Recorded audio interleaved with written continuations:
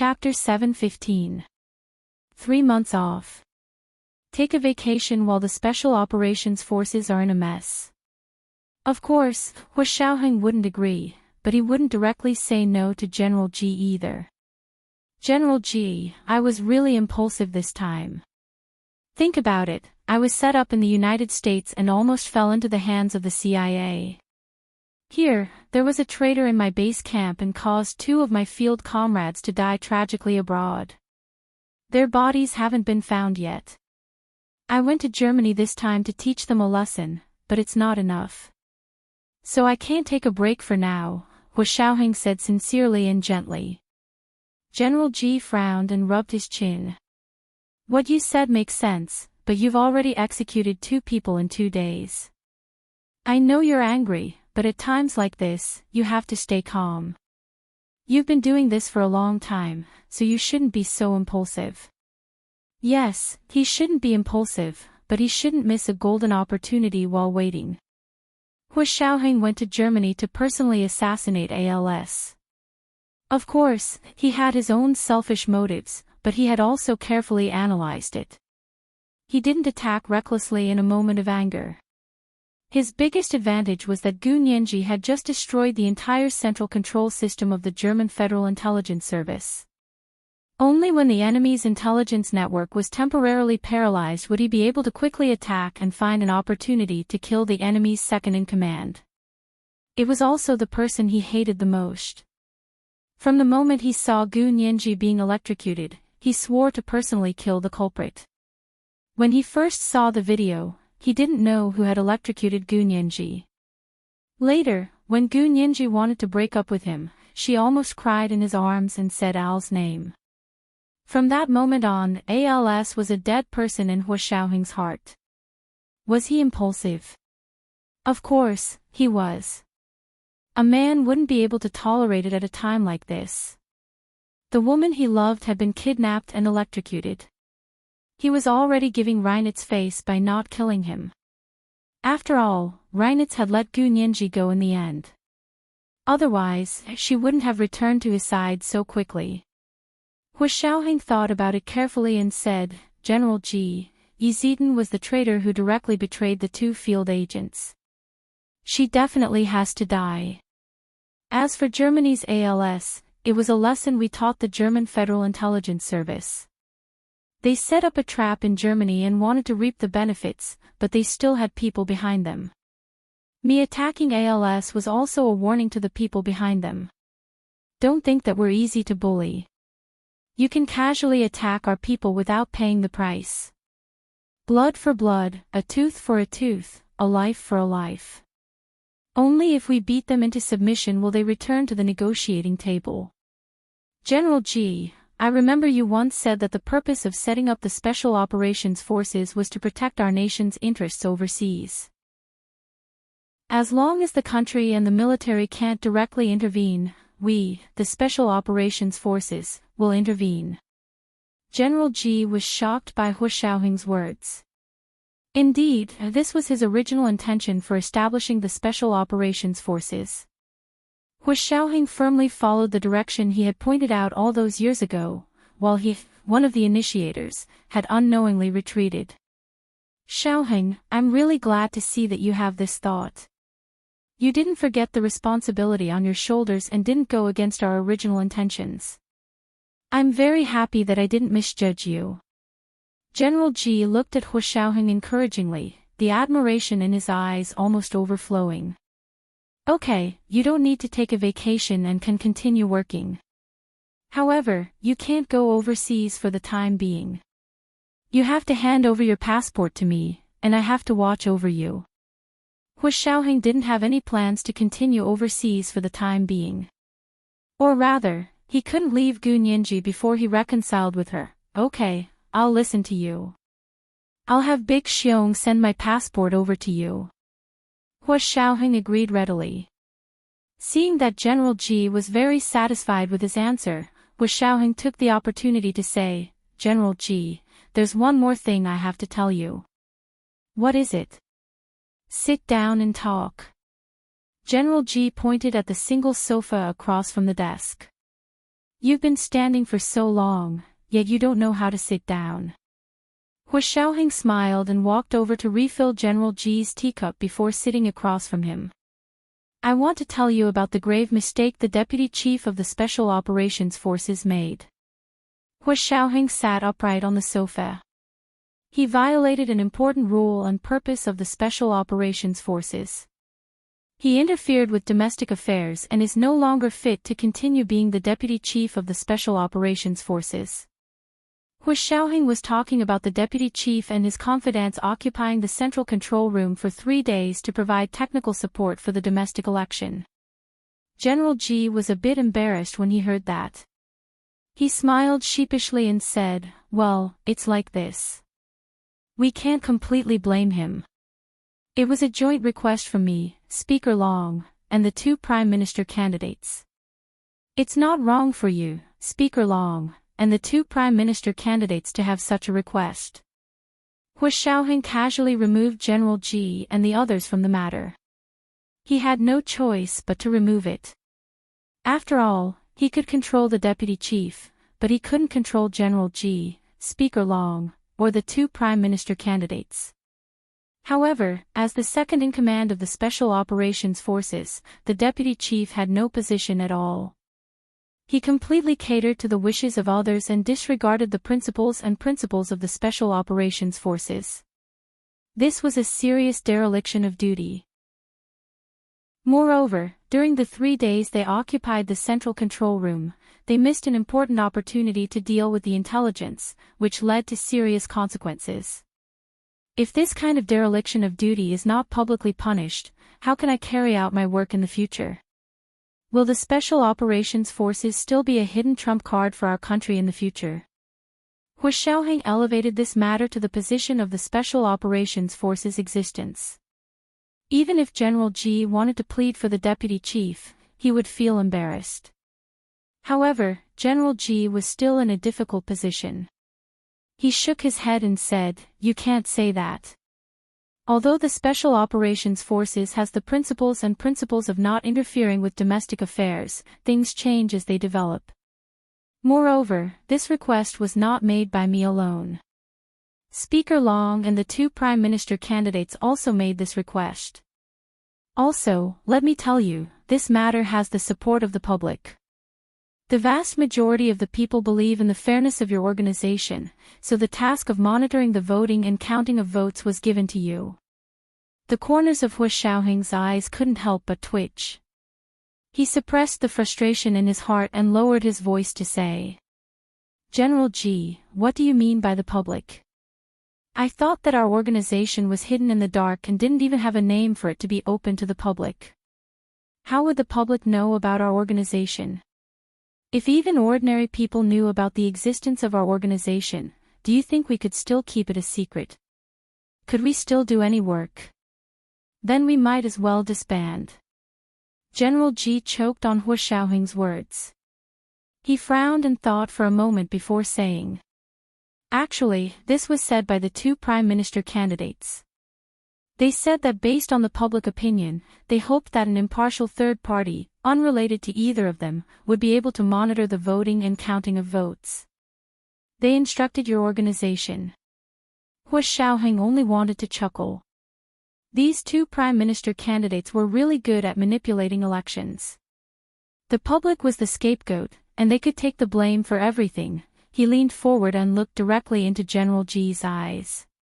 He said word by word, "General Ji, I think that you and Speaker Long had good intentions, but these 2 Prime Minister candidates took advantage of your good intentions.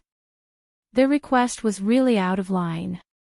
If they really guided the public to choose the Special Operations Forces as their escort for the election, then they committed a serious act of leaking information.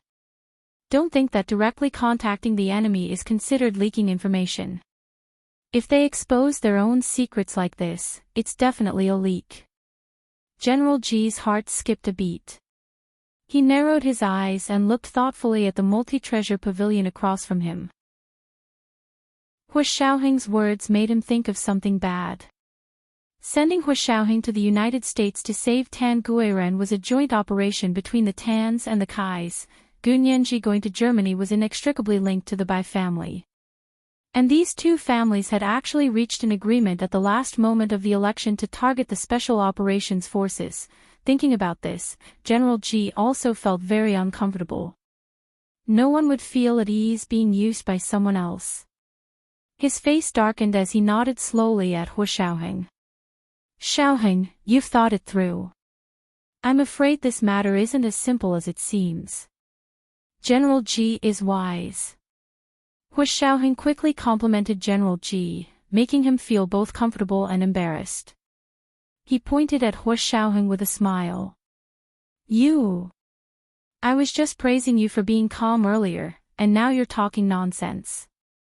What status do you have now? Aren't you afraid people will laugh at you for talking like that? Hu Xiaoheng smiled. I'll always be your subordinate in front of you. Without your wise leadership, my work wouldn't have progressed so smoothly. He wasn't completely sucking up to General Ji, because General Ji had indeed provided the greatest support to the Special Operations Forces. He was also their greatest backing. Whatever Hu Xiaoheng wanted to do, he could achieve twice the results with half the effort if he had General Ji's support. General Ji was finally satisfied with Hu Xiaoheng's words and waved his hand. Speak. What do you want to do? I'll be on your side. Chief is wise. Hu Xiaoheng stood up and saluted General Ji. I'm relieved to hear that. It's like this. Since you've spoken up for the deputy chief's mistake, I won't punish him severely. Originally, he was guilty of dereliction of duty and should have been imprisoned for life, but for your sake, I'll just remove him from his position as deputy chief. General Ji pointed at Hu Xiaoheng and smiled knowingly. Tricks. It's all tricks. Tell me, who do you want to promote? I think it's better to have two deputy chiefs. That way, there won't be a situation like this, Hu Xiaoheng said calmly. Big Xiong and Little Zhe are also very capable. They've been my personal secretaries for so many years, and they've never made any mistakes. I think they're both qualified to be deputy chiefs. This way, they can better assist me in carrying out my work. It was the second watch. I have to remind everyone of your recommendation votes. There would be 3 watch tomorrow, and the first watch would be very early. You can watch the next watch at 12:30 tonight, if you haven't slept yet. It would be Monday after 12 o'clock, so don't forget your recommendation votes for the new week. Mwah. Chapter 7:16. You want to promote Big Xiong and Little Zhe. General Ji had a hard time holding it in and almost couldn't help but laugh out loud. Xiaoheng, you really don't shy away from family. Ha ha ha ha, Hu Xiaoheng was speechless. He waited for General Ji to finish laughing before saying with a smile, You're making fun of me, Chief. Big Xiong and Little Zhe aren't my relatives, so it's not appropriate to say that I don't shy away from family. But they're your personal secretaries. Yes, I was your follower back then. Hu Xiaoheng raised his brows calmly. You promoted me so vigorously. Did anyone say that you don't shy away from family? Haha, well said. Actually, when we promote talents, the key word is talent. As long as we know he's talented and hasn't made any mistakes, why can't we promote him? That's the way you should be. As long as you have a clear conscience and it's for the benefit of the nation, you don't have to be restricted or afraid of gossip. I'm the least afraid of gossip. Hu Xiaoheng nodded with a half-smile. Also, in our line of work, we don't need fame.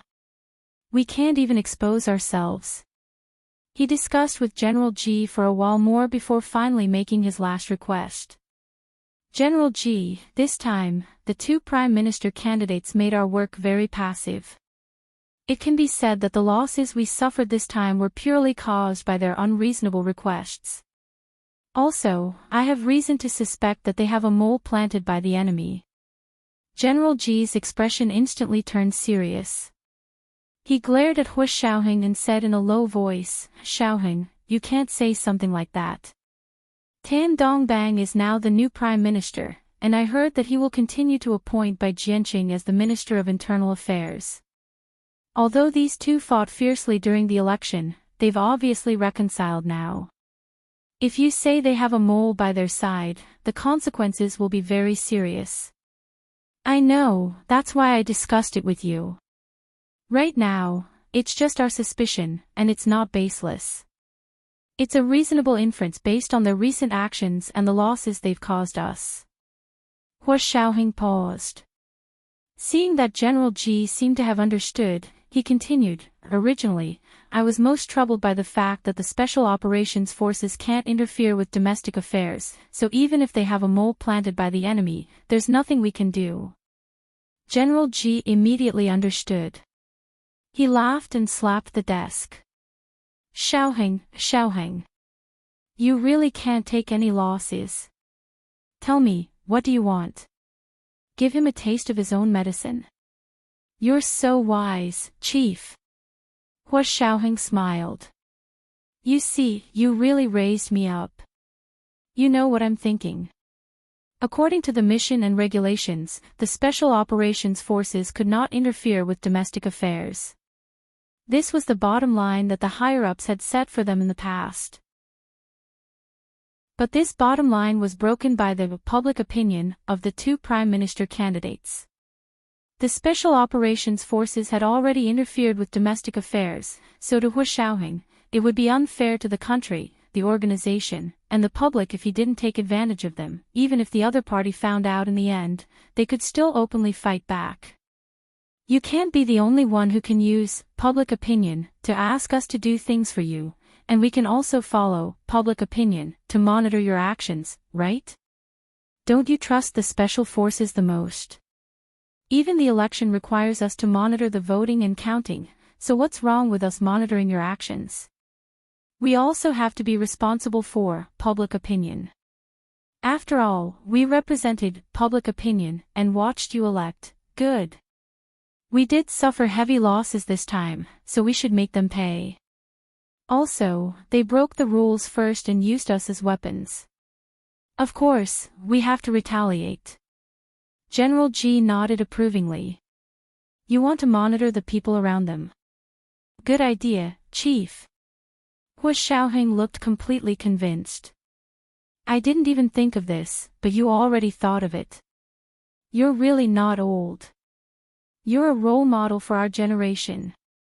General Ji was delighted by Hua Xiaoheng's words. He looked up and laughed for a while. Okay, do what you want.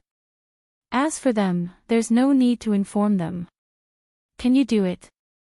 This was to allow Hua Xiaoheng to monitor the people in the cabinet, but before he had concrete evidence, he couldn't let them find out. Otherwise, General Ji wouldn't be able to take the blame. Hua Xiaoheng had monitored foreign intelligence agencies for many years. This time, he had no choice but to deal with a domestic agency. All signs pointed to the fact that the mastermind with ulterior motives towards Gu Nianji was in the Xia Empire. If he still rigidly adhered to the original operational rules and objectives of the Special Operations Forces and refused to respond to domestic affairs, what awaited him in Gu Nianji would be even fiercer follow-up attacks and hunts. He couldn't just sit and wait for death, and he couldn't just watch Gu Nianji fall into the enemy's trap. The enemy also misjudged him and thought that people like Hua Xiaoheng would never interfere with domestic affairs, so they hid in the domestic agencies. However, nothing was absolute in this world, and now it was time for the enemy to not think. It was already dawn when Hua Xiaoheng left General Ji's house. He hadn't slept for 2 days and 2 nights, but he was still full of energy and didn't feel sleepy at all. When he returned to the headquarters of the Special Operations Forces, Hua Xiaoheng quickly called for a special meeting to calm everyone's unease. At the same time, he announced that because the deputy chief had violated the operational rules and objectives of the Special Operations Forces by interfering with domestic affairs, he should be sent to the military court to be punished. However, because he had the joint guarantee of the 2 prime minister candidates, he wouldn't be sent to the military court. He would only be dismissed on the spot and transferred to the logistics office as the office director. The deputy chief was still being held in the detention center by the Department of Discipline. His dismissal didn't require anyone's approval because Hu Xiaoheng had complete personnel rights. However, for a position like the deputy chief, even if he could make decisions on his own, he definitely couldn't make decisions on his own. Therefore, he pulled General Ji to support him. With General Ji's support, he had a good reason to take action. Also, after the Department of Discipline's thunderous attack, everyone was mentally prepared for the deputy chief's dismissal, so it didn't cause too much trouble. However, Hu Xiaoheng's subsequent announcement of appointing Zhao Liangze and Yin Shixiang as the new deputy chief surprised everyone. These two people had much more experience in the Special Operations Forces than the deputy chief who had been dropped in. Also, these two people were especially popular, so their promotions were almost expected by everyone. Congratulations. Big Xiong. Treat. Treat. Little Zay. You're in high spirits because of a happy occasion. The conference room instantly fell into a joyous atmosphere. The low pressure that had enveloped the Special Operations Forces headquarters these past few days was swept away. Everyone's morale was high again, and they felt like they had a pillar to work towards. Yin Shixiang and Zhao Liangze were also pleasantly surprised. They didn't expect Hu Xiaoheng to fight for such a high position and such good treatment for them. After all, once they were promoted to deputy chief, they would immediately be promoted to colonel. Soon, senior colonel wouldn't be out of reach. Hu Xiaoheng smiled as he watched everyone in the conference room cheering. He gave Yin Shixiang and Zhao Liangze a look and quietly left the conference room alone. Without him present, everyone was even more excited.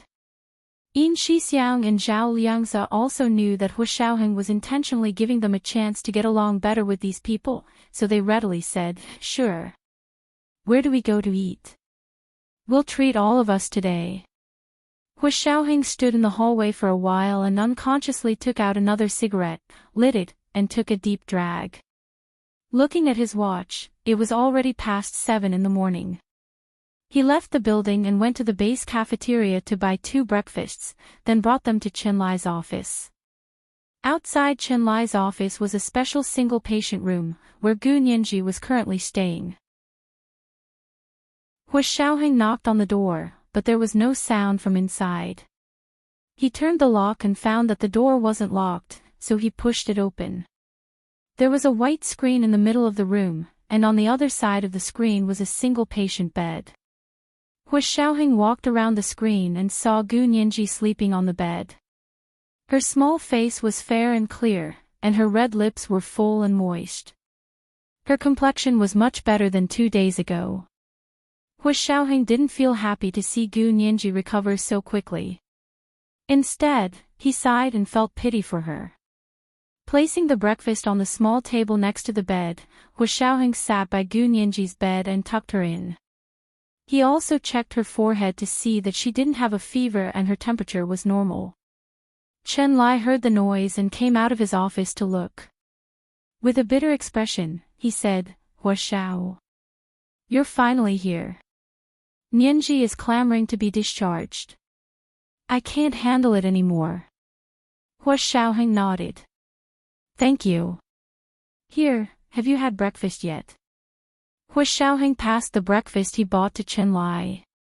Beef buns, millet porridge, boiled egg, and milk tea. Chen Lai took it without hesitation. "I stayed up all night last night, so I'm hungry." "Stayed up all night? What are you doing?" Hu Xiaoheng saw that Gu Nianji was still sleeping, so he didn't wake her up. He followed Chen Lai into his office and sat down. Chen Lai ate the beef buns as he said to Hu Xiaoheng, "I'm reading the medical papers I found from Dr. Yi." Hu Xiaoheng understood. Those people gave her bait. Chen Lai nodded and praised, "Those people are also stupid. They should have just given such a good paper to me. They didn't have to bribe Dr. Yi." Hu Xiaoheng snorted. "Don't talk nonsense. Is it really that good?" Chen Lai stopped smiling and said sternly, "Luckily you found Dr. Yi. Otherwise, Nianji wouldn't have survived. The paper has something to do with Nianji. Hua Xiaoheng was even more surprised. He hadn't looked at the material yet.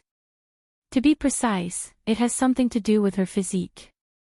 The data in the paper that those people gave Dr. Yi was frontier research on rapid cell repair. Chen Lai picked up a pen and tapped on the paper. Don't worry, I'll burn it after reading it. To be honest, although it's very advanced, it's not as advanced as Dr. Yi thinks. Chen Lai smiled. He was already very calm when talking about Yi Zidin. We're also conducting a lot of research. Dr. Yi is indeed a bit lacking in talent. Otherwise, our research team would have accepted her. This was the first watch. It was the third watch today. Oh, intersection. Oh. It was Monday, and I forgot the recommendation ticket list. The second watch was at 1 p.m., and it was for the $50,000 that Alliance leader Ji Yu had tipped on the last day of December last year. I almost forgot, and only remembered when I flipped through my notebook yesterday. I hope the Alliance leader won't blame me. There was the third watch at 7 p.m. Chapter 7:17. Hua Xiaoheng expressionlessly took the thesis from Chen Lai's hands and skimmed through it. After reading it, he agreed with Chen Lai. It's definitely something, but not as good as Yi Zidin said. However, I think they didn't bring out the real thing. These are just bait to get Yi Zidin's interest. The potential displayed by Gu Nianji's physique was many times greater than the data provided in the thesis. Although Chen Lai really coveted Gu Nianji's special constitution, he wasn't like Yi Zidin, who would do anything for the sake of scientific research. Moreover, he had watched Gu Nianji grow up. Not many people would be willing to let their own cats and dogs be experimented on, let alone a living person. Chen Lai completely agreed with Hua Xiaoheng and said bitterly, "You're thinking the same thing as me. But after reading this, I feel a lot more at ease. Otherwise, they would really think they're so capable and leave us far behind. That would be terrible." Hua Xiaoheng nodded and threw the paper into the stainless steel bin. He then took out the Zippo lighter Gu Nianji had given him and lit it up. Of course, Zhao Liangzi had already deleted the original copy in the mailbox. It was best not to let people know about these things. Chen Lai shook his head and asked Hua Xiaoheng, "You've been out on another mission for the past 2 days, haven't you? You're already a major general and the leader of the Special Operations Forces. Why do you still have to do everything yourself? Don't tell me you don't understand the logic of a rich man sitting in a chair." Hua Xiaoheng put one hand in his pocket and the other on Chen Lai's desk. He stretched his long legs and said calmly, "Some things have to be done personally to be at ease." Chen Lai looked at him nervously. "Where did you go? Don't tell me you went to Germany." "I went." Hua Xiaoheng's voice turned cold. "They dared to touch our people. How can I not teach them a lesson?" Chen Lai stared at him for a long time before leaning over and whispering, "Don't talk so sanctimoniously to me. Tell me honestly, was it because of Nianji that you went to vent your anger?" "Why should I vent my anger?" Hua Xiaoheng calmly denied it. "I did it for the benefit of the country and to avenge our field personnel. That's why I asked Mr. ALS to take a bullet." "Who is ALS?" "The director of Germany's Federal Intelligence Agency." Hua Xiaoheng expressionlessly raised his right hand and gestured a pistol. One shot to the forehead. The super micro precision bullet will only explode in the skull. It will definitely not pollute the environment. Chen Lai sucked in a sharp breath. "You're too King cruel. What did ALS do to incur the wrath of the heavens? Aren't those bullets banned?" 2 field agents died in their hands, and he electrocuted Nianji, Hua Xiaoheng said coldly. "You deserve it. Serves you right. You should have given him a few more supermicro precision bombs." Chen Lai was furious. "Are you even human? Nianji wasn't a secret agent. An innocent little girl. He's crazy. You asked me to pick Nianji up at the airport that day because of this. Hu Xiaoheng nodded, and a trace of darkness flashed across his eyes. Ha, and you still say it wasn't for Nianji.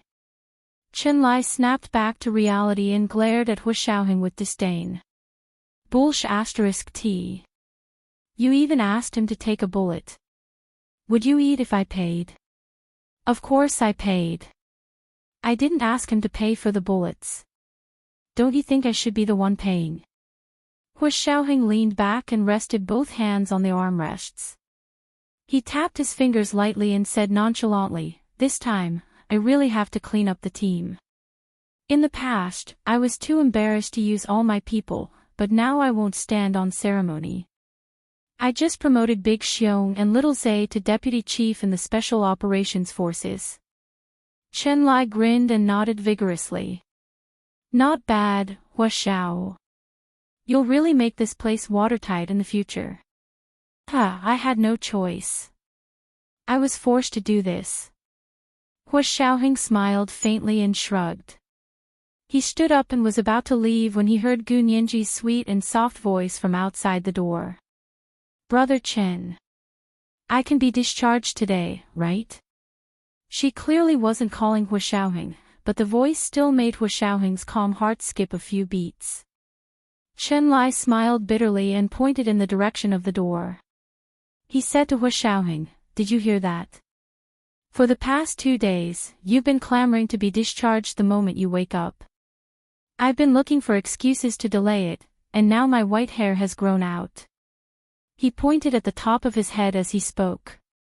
Hu Xiaoheng glanced at it and said coolly, I don't see any white hair, but I seem to have gone bald again. Qianlai was furious and threw the documents on the desk at Hu Xiaoheng. Get out. Hu Xiaoheng easily dodged it and turned to walk out of the room. He said quietly, don't come out later. Pfft. I want to come out. I'll be the big third wheel. What are you going to do about it? Qianlai grabbed the mirror angrily and looked at the top of his head carefully. Was he really bald again? ===. Gu Nianji opened her eyes and began to harass Qianlai. She really wanted to be discharged. Staying here meant she couldn't do many of the things she had planned. Also, she wanted to go back to school and especially missed Machichi. She couldn't be discharged for the next 2 days, so she kept thinking about things. She thought about how he Jichu and Hu Xiaoheng were able to find her location in time because of Machichi's help. When Gu Nianji was in trouble, the only people she could contact were Machichi and Qianlai. Because of Yi Zidan, Qianlai must not have gotten the news. Then Machichi was the only one who had really helped. Gu Nianji was extremely grateful to her. Hu Xiaoheng came out of Qianlai's office and walked around the screen to Gu Nianji's bed. He saw that she had already changed into a patient's gown and was lying on the bed, bored. One of her long legs was raised high in the air, and she was doing some kicking exercises on the bed. Her snow-white toes were pink and tender, round and plump, and her toenails shone like pearls. The corners of Hu Xiaoheng's mouth twitched. He looked away as if nothing had happened and said calmly, You're awake. Are you feeling better? Gu Nianji finally saw that it was Hu Xiaoheng coming out of Qianlai's office. Her brows furrowed imperceptibly, and she quickly put down her legs and covered herself with the blanket. She said unhappily, Mr. Hu, this is a female ward. Didn't you knock when you came in? Hu Xiaoheng was speechless. Qianlai heard it from the office and couldn't stop smiling. He secretly gave Gu Nianji a thumbs up. He looked in the mirror and counted the hair on the top of his head as he listened to the 2 people arguing in the ward outside. Gu Nianji glanced at the half-closed door and rolled up the blanket to cover herself tightly. She said to Hu Xiaoheng, Mr. Hu, I'm going to get up and wash up. Can you go out for a while? Hu Xiaoheng took out a pack of cigarettes from his pocket and put one in his mouth. He nodded. Okay, go ahead. He turned to leave but didn't hear Gu Nianji's voice telling him not to smoke. Gu Nianji only looked at his back. Her eyes dimmed, and she finally swallowed the words that were on the tip of her tongue. She lay quietly on the bed for a while before lifting the blanket and getting out of bed. She put on her slippers and didn't go to the bathroom to wash up. Instead, she went to knock on Chen Lai's office door. "Brother Chen, are you inside?" Chen Lai froze in the office. "Nianji. Are you alone?" "Yeah, Mr. Huo went out." Gu Nianji pushed open the unlatched door and went in. Chen Lai quickly pushed the mirror down and said uncomfortably, "Nianji, what's the matter?" Gu Nianji crossed her arms and leaned against the door of Chen Lai's office. She said unhappily, "I asked Brother Chen when I can be discharged. If you don't let me out, I'm going to sue you for illegal confinement." Chen Lai quickly raised his hands. "Calm down, little lady. Your brother Chen is timid and can't take your scares. Fine, you can be discharged. You can be discharged today." "Really?" Gu Nianji's mood improved instantly. She smiled and put down her arms. "Can I really leave now?" "Of course. But you should change your clothes." Chen Lai nodded at her and waved at her. Gu Nianji walked to his desk. "What's the matter?" "Brother Chen." "Nianji, let Brother Chen give you a piece of advice. There should be a limit to how spoiled you can be. Hu Xiao isn't a very patient person, and he really is very busy. He just went to Germany 2 days ago and personally killed the director of the German Federal Intelligence Service, ALS. He hasn't slept for 2 days and 2 nights. Stop messing around. Look at the bruises under his eyes."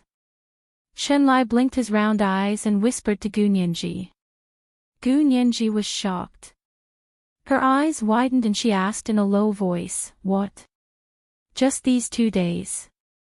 You killed ALS?" "Yeah, you know this person, right?" Chen Lai moved closer. "Was this person the one who electrocuted you?" Gu Nianji remembered the pain she felt that day. She instinctively grasped the fingers of her left hand and nodded lightly. "Yeah, he electrocuted my fingers." When Chen Lai heard this, he felt a burning pain in his fingers. ALS was such a pervert. Electrocuting was one thing, but he chose the most painful spot to electrocute. The fingers were connected to the heart, didn't he understand? What a bastard. Chen Lai quickly comforted Gu Nianji. "Nianji, look, Hu Xiao has already avenged you. Don't be so hard on him, okay?" Gu Nianji didn't like hearing Chen Lai say that, but she also knew that almost everyone who knew her and Hu Xiaoheng would think that she didn't know what was good for her, that she was arrogant, and that she was unreasonable. But did they ever think that regardless of whether ALS was killed or not, the pain she felt couldn't be ignored? She would rather be chased to death than disturb Hu Xiaoheng. What was he doing? So it was too late. But she was still grateful to Hu Xiaoheng for killing ALS and avenging the blood debt of the other 2 field agents. This was a separate matter. Gu Nianji nodded calmly. "Brother Chen, you don't have to worry about what happened between him and me. He killed ALS, so of course I'm grateful to him. But ALS also killed 2 of our field agents. With his personality, he will definitely return the favor. So you must say that he killed ALS because of me. You are belittling him. But don't worry, I won't argue with him." They broke up peacefully. Why would they argue? This was the second update. It was an update for the 50,000 Chidian dollars that Alliance leader Yu had rewarded on the last day of December last year. Today was the third update. Oh, intersection. Oh. It's been too long. I hope Alliance leader Yu won't blame me also. Today is Monday. Everyone, remember to vote for the recommendation. Chapter 7:18. Chen Lai chuckled and tilted his head. Who's him? Who is he? Nianji, I don't understand why you keep saying him and him. Gu Nianji rolled her eyes at Chen Lai. Brother Chen, if you don't understand, then so be it. I'm not in charge of teaching. Coming out of Chen Lai's office, Gu Nianji went to the bathroom to wash up and change out of her hospital gown. She changed into the clean hoodie, yoga pants, and a pair of RA1PH Lauren flats. She came out of the bathroom looking refreshed. She then packed her belongings into a large cloth bag and carried it out the door. In the hallway, Hu Xiaoheng's tall figure almost blocked the sunlight coming in through the window. Gu Nianji lowered her eyes and really wanted to sneak away from Hu Xiaoheng. But Hu Xiaoheng heard the door open and turned in time to see Gu Nianji dressed freshly with lowered eyelashes. He called out to her. Nianji, where are you going?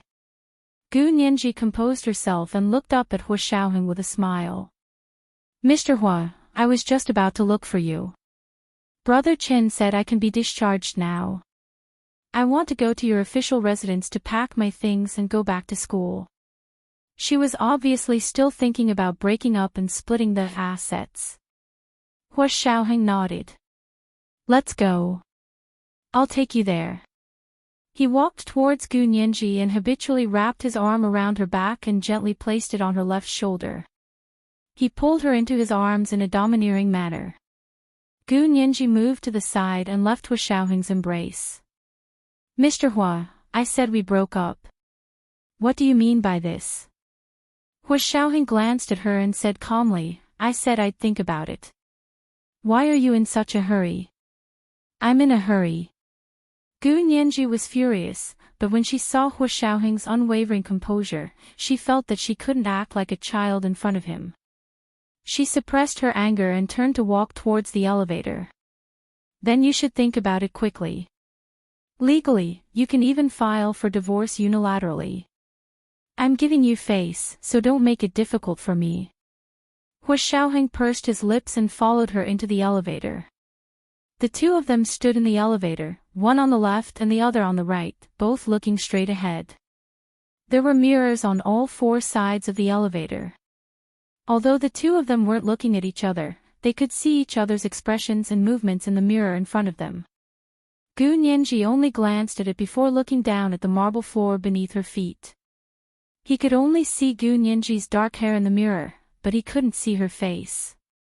Hu Xiaoheng sighed internally and reached out to take the cloth bag from Gu Nianji's hand. Gu Nianji originally didn't want to, but Hu Xiaoheng was too strong, and she didn't want to struggle with him in the elevator. It was too embarrassing, so she struggled for a while and finally let go. Hu Xiaoheng took the bag and glanced at it. He saw a small Hermes leather bag that he had never seen before. Did you buy this bag yourself? Hu Xiaoheng couldn't help but ask. He thought of the birthday present he had sent her, but he couldn't ask in the elevator. Gu Nianji nodded and said calmly, the bucket bag you gave me, I threw it away when I was running for my life in the Alps. Hu Xiaoheng was speechless. Gu Nianji glanced at him and explained, they sent fake police to catch me, so I escaped by wading in the river. The bag sank like a rock once it entered the water, yeah. Hu Xiaoheng nodded.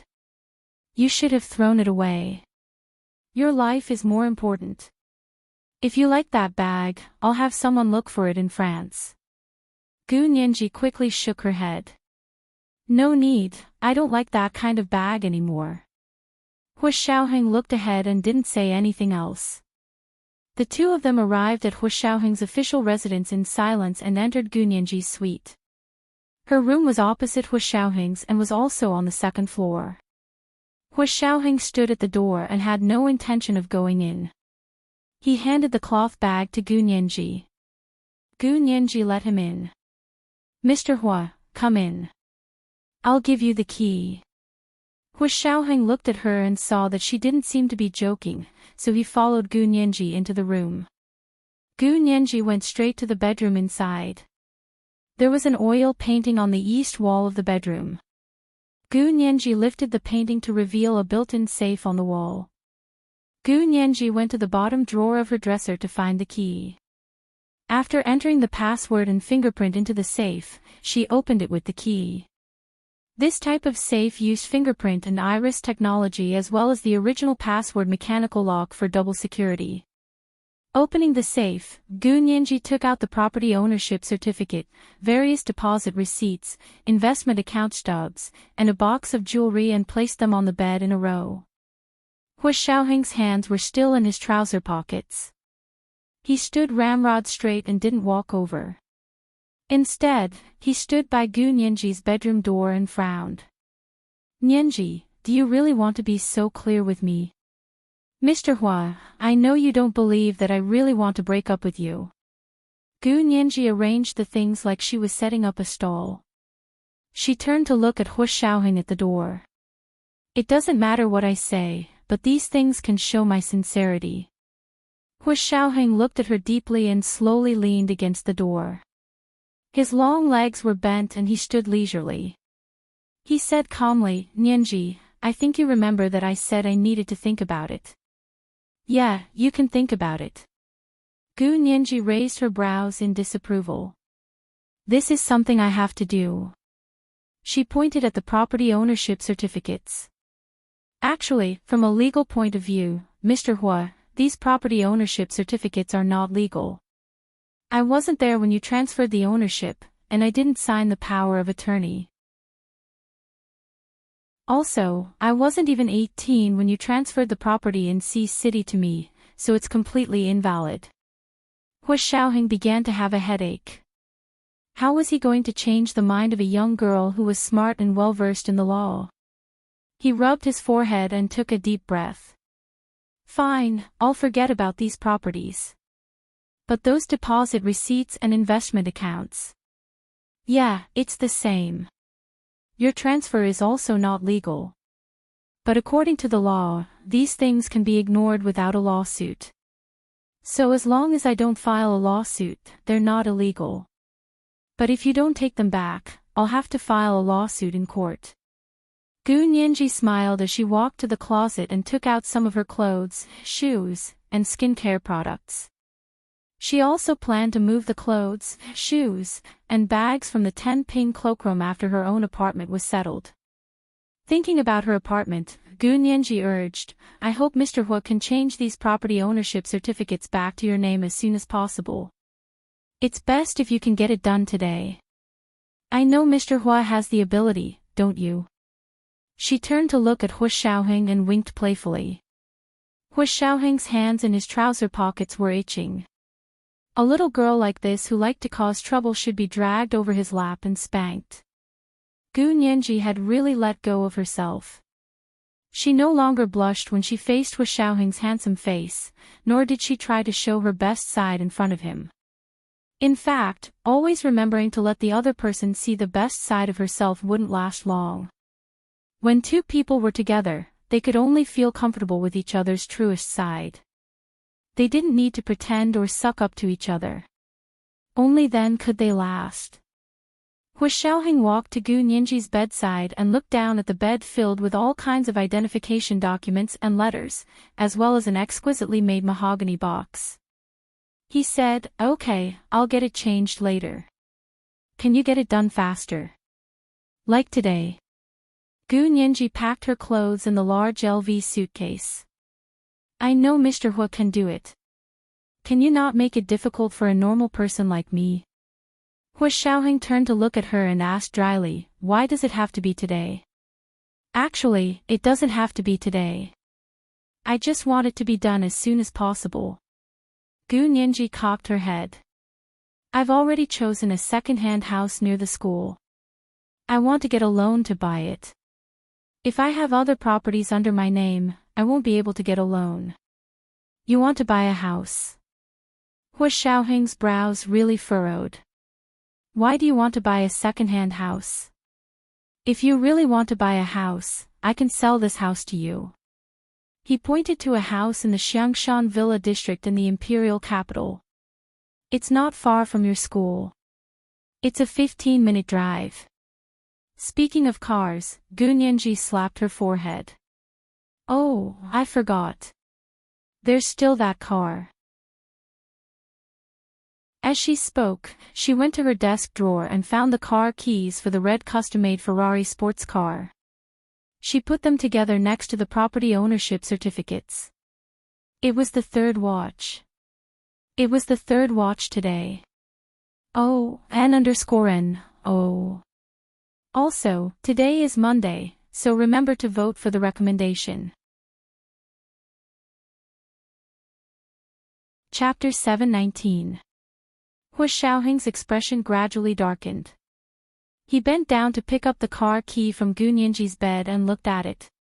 This is a Valentine's Day gift for you. It's fine if you return the other things to me, but you're returning this too. Do you think I'm the kind of B*TCH who would take back all the gifts after breaking up with my girlfriend? Gu Nianji was speechless. She suddenly blushed. Indeed, this gift was different from the others. This was the first and last Valentine's Day gift Hu Xiaoheng had given her after they confirmed their relationship. Gu Nianji bit her lower lip and spread her hands at Hu Xiaoheng. It's my fault.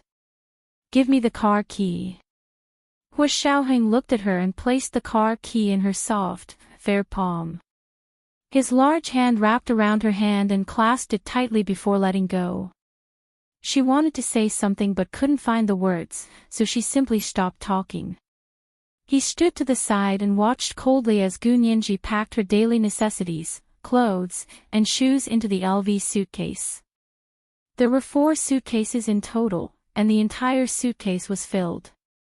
Gu Nianji looked at the remaining clothes in the closet and closed the closet door. I'll leave these here for now. I'll come and move when I'm done with the house. She then looked at Hu Xiaoheng. Mr. Hu, can you keep this room for a few days? When I'm done with the house and move my things, can I let someone else live in it? Hu Xiaoheng nodded. This is your room. If you don't live in it, it'll be empty. You don't have to do that. Isn't it a waste to leave such a large room empty? Gu Nianji shook her head. Really, that's fine. When your things are moved out, I'll move in. Hu Xiaoheng only wanted to shut Gu Nianji up. To others, her words might not sound like a normal breakup between a boyfriend and a girlfriend, but to Hu Xiaoheng, it was exceptionally heart-wrenching. Gu Nianji looked at him and hesitated to speak.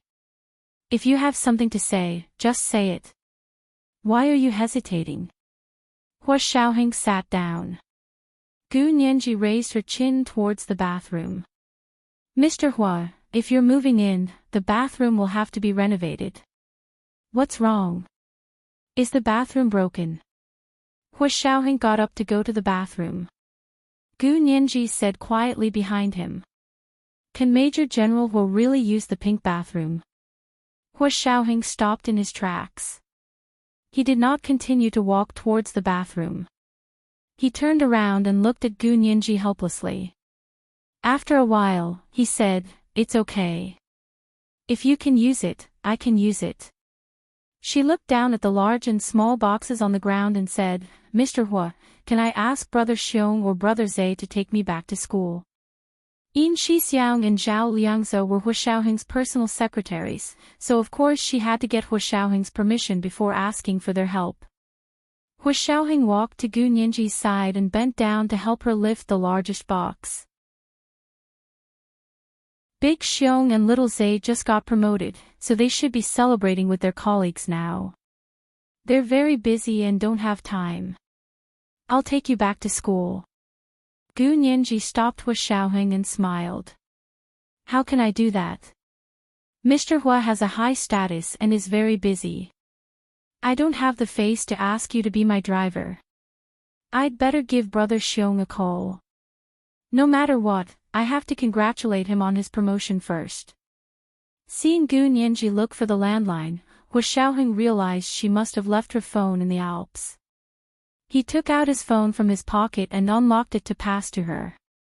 Use mine. Gu Nianji thought Hu Xiaoheng did not want her to use their landline, so she took the phone and said, Thank you. She looked down to open Hu Xiaoheng's contact book and entered Yin Shixiang's number. The phone had just rung when Yin Shixiang picked up and said with a smile, "Hua Shao. Do you want to join us?" Gu Nianji laughed. "Brother Xiong, congratulations on your promotion." Yin Shixiang finally realized it was not Hua Shaoheng calling him, but Gu Nianji using Hua Shaoheng's phone. He smiled even more happily and said loudly, "Nianji. Come and have fun with Hua Shao. There are a lot of people here, and you know them all. Little Zay, and a few colleagues who used to work for you. We have barbecue, a seafood buffet, and karaoke." Gu Nianji heard the commotion on the other end and realized there were indeed a lot of people. She smiled widely and said, "Thank you, Brother Xiong, but it's okay. I just wanted to congratulate you. And Brother Zay, help me get it." Yin Shixiang was high from the alcohol and snapped his fingers. "No problem." Gu Nianji hung up and thought about it before asking Hua Shaoheng, "Mr. Hua, can I use your phone to make another call?" Hua Shaoheng raised his hand. "Go ahead." Gu Nianji recalled He Zhichu's phone number and the B University Professor's Building's landline number. She was debating which one to call when Hua Shaoheng's phone suddenly rang. Gu Nianji instinctively thought it was Yin Shixiang calling again, so she answered. The operator's voice came from the phone. "Hua Shao, Prime Minister Tan Dongbang's office is calling. Do you want to take it?" Gu Nianji's smile faded as she handed the phone back to Hua Shaoheng without saying anything. Hua Shaoheng was speechless.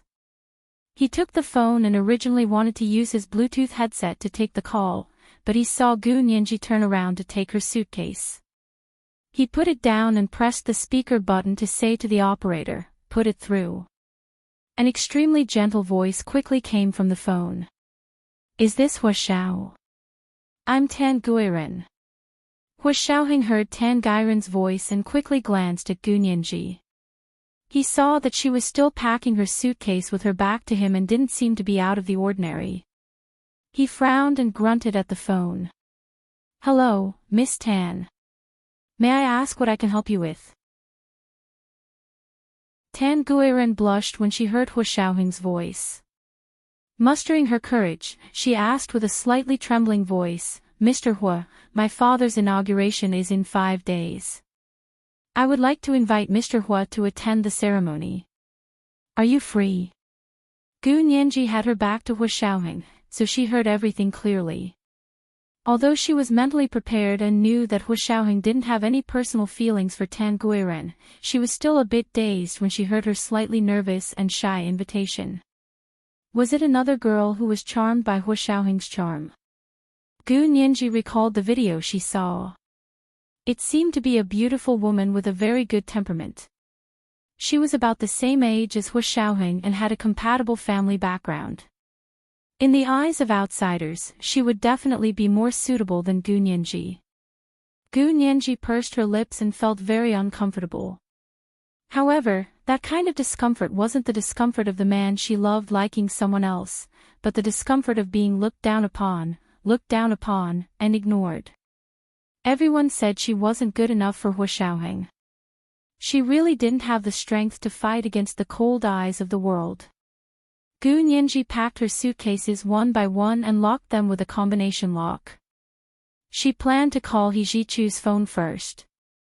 If she couldn't get through, she would call his landline at the B University Professor's Building. She didn't know what He Zhichu had been doing for the past 2 days. He hadn't contacted her, and she was locked in the hospital room by Chen Lai. She had almost no contact with the outside world. Meanwhile, Hua Shaoheng politely declined Tan Guiren's invitation on the phone. "Miss Tan, I've been overseas for a few months and have accumulated a lot of unfinished work. I won't be free for the next few months.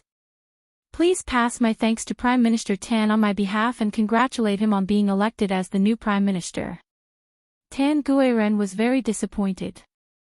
Biting her lower lip, she hesitated for a while before asking, "Hua Shao, you attending my father's inauguration is also part of your job, right?" After all, Hua Shaoheng was also a general in the military and a member of the government. When Tan Dongbang was inaugurated as the new prime minister, senior officials from the government, the military, and the Senate would all attend. Those who couldn't attend either weren't invited or were too sick to get out of bed. Tan Guiren really didn't expect Hu Xiaoheng to reject her outright and couldn't help trying to persuade him in a low voice. Once Hu Xiaoheng had made up his mind, no one could persuade him otherwise. He smiled perfunctorily and said, "Miss Tan, may I ask if you are a government employee in the cabinet? Or are you Prime Minister Tan's personal assistant?" Tan Guiren was taken aback and shook her head. "Neither. I just came back from abroad, and my body is still a little weak. My mommy said that I need to take care of myself." Before she could finish, Hu Xiaoheng already said politely, "In that case, you have no right to invite me to attend the Prime Minister's inauguration. All right, I'm very busy right now. If there's anything, ask Prime Minister Tan's office to call my secretary." He hung up after speaking. Tan Guiren's face burned from Hu Xiaoheng's words. Tears welled up in her eyes, and she almost couldn't hold it in anymore. Her mother, Kai Song-yin, came in from outside and knocked on the door. She asked with a smile, "How did it go? Did Hu Xiao agree?" Tan Guiren said shamefully, "I was too rash. Hu Xiao is a senior military general, and I'm nothing. I called to invite him, but of course he wouldn't come." "He wouldn't come? That's impossible, right?" Kai Song-yin was very confused. "Are you sure you're not mistaken? No matter who invited him, this is your father's inauguration. How could he refuse? Also, you're your father's only daughter, so you'll have to stand with your father when the time comes. How could he give up this opportunity to show his face?" Tan Guiren's heart was in a mess and she was very embarrassed. She quickly said, "Mommy, I have no other choice. I'll go back first." Tan Guiren hurried back to her home and closed the door. Gu Nianji saw that Hu Xiaoheng had finished his call, so she turned around and said, "Mr. Hu was invited to attend the inauguration. Why didn't you go? This is really part of your job, right?" Hu Xiaoheng weighed the largest suitcase in his hands and said, "No, my job doesn't include attending the Prime Minister's inauguration." Gu Nianji smiled and said, "But what if she sprains her ankle during the inauguration?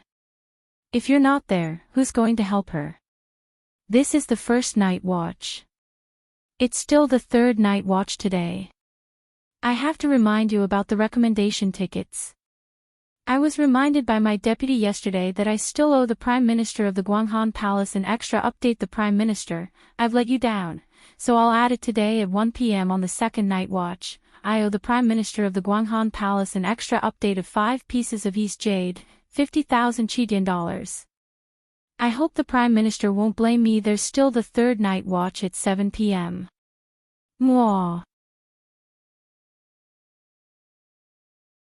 Chapter 720. Hu Xiaoheng, he looked at Gu Nianji deeply. There seemed to be some jealousy, but the faint mockery made the jealousy water. It wasn't as strong as he had hoped.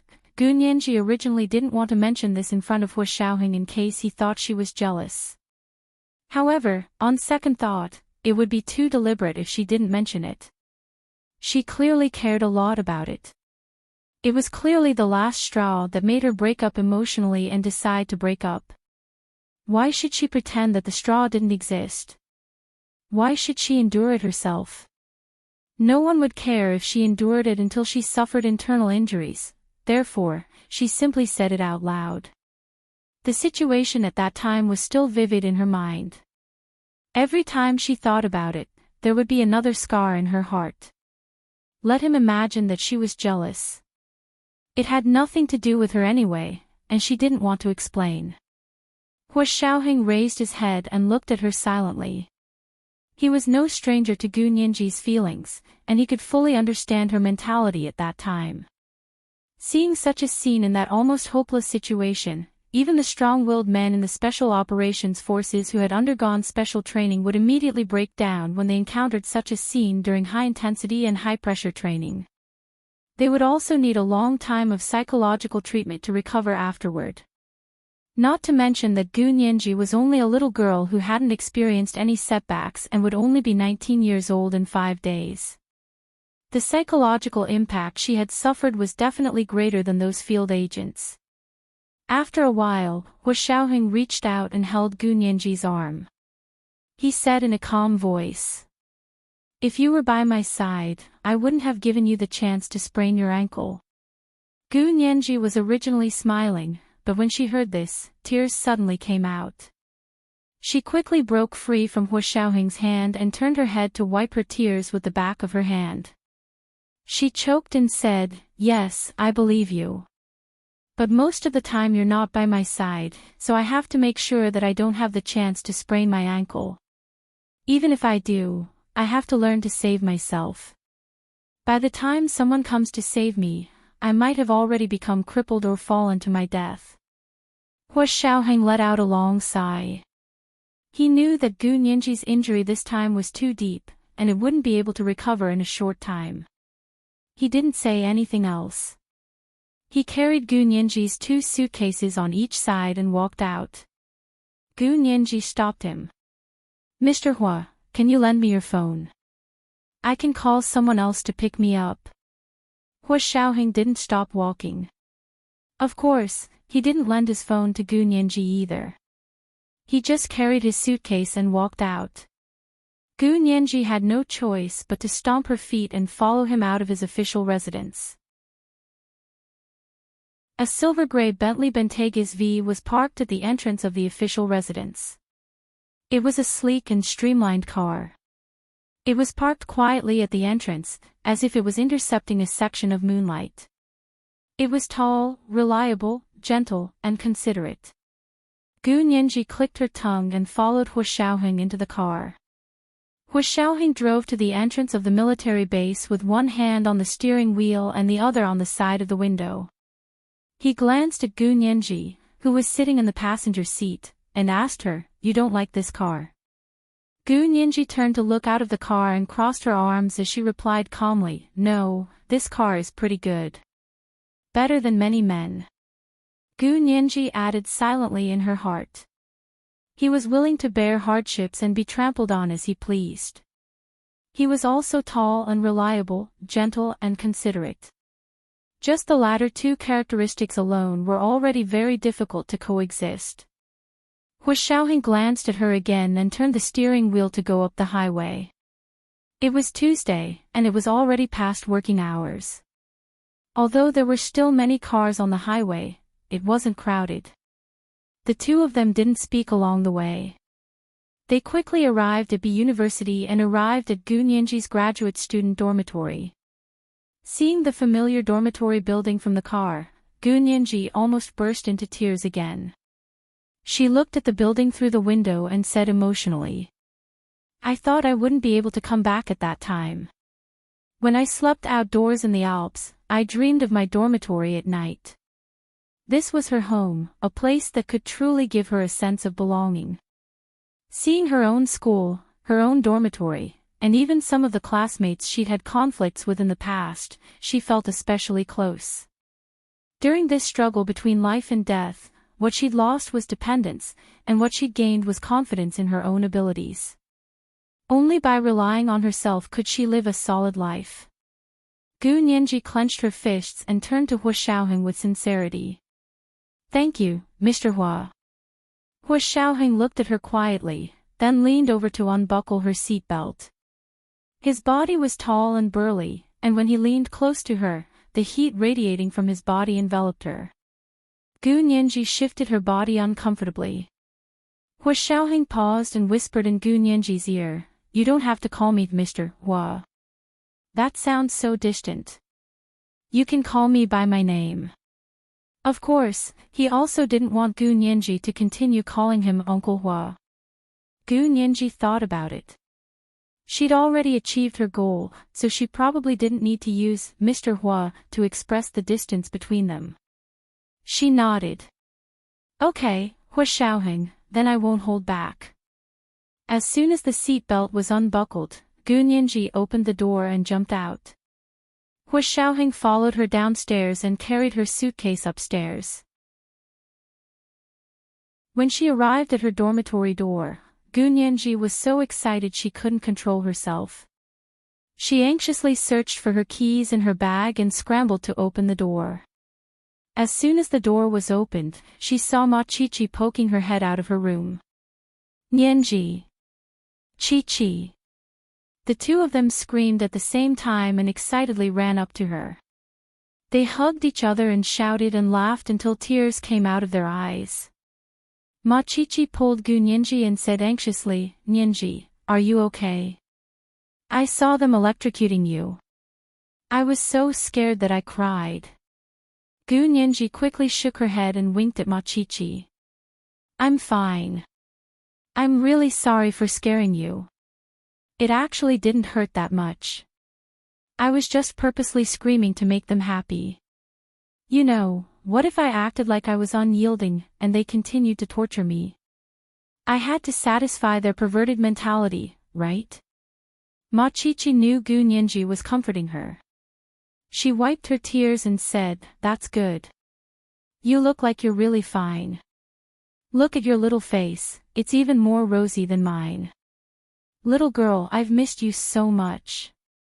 As she spoke, she hugged Gu Nianji and rubbed her head with all her might. Hua Xiaoheng watched from the side as the two roommates were so affectionate and smiled slightly. It was great that Gu Nianji was in a good mood. Ma Qiqi finally calmed down and saw that there was someone else in the room. She looked closely. Oh my!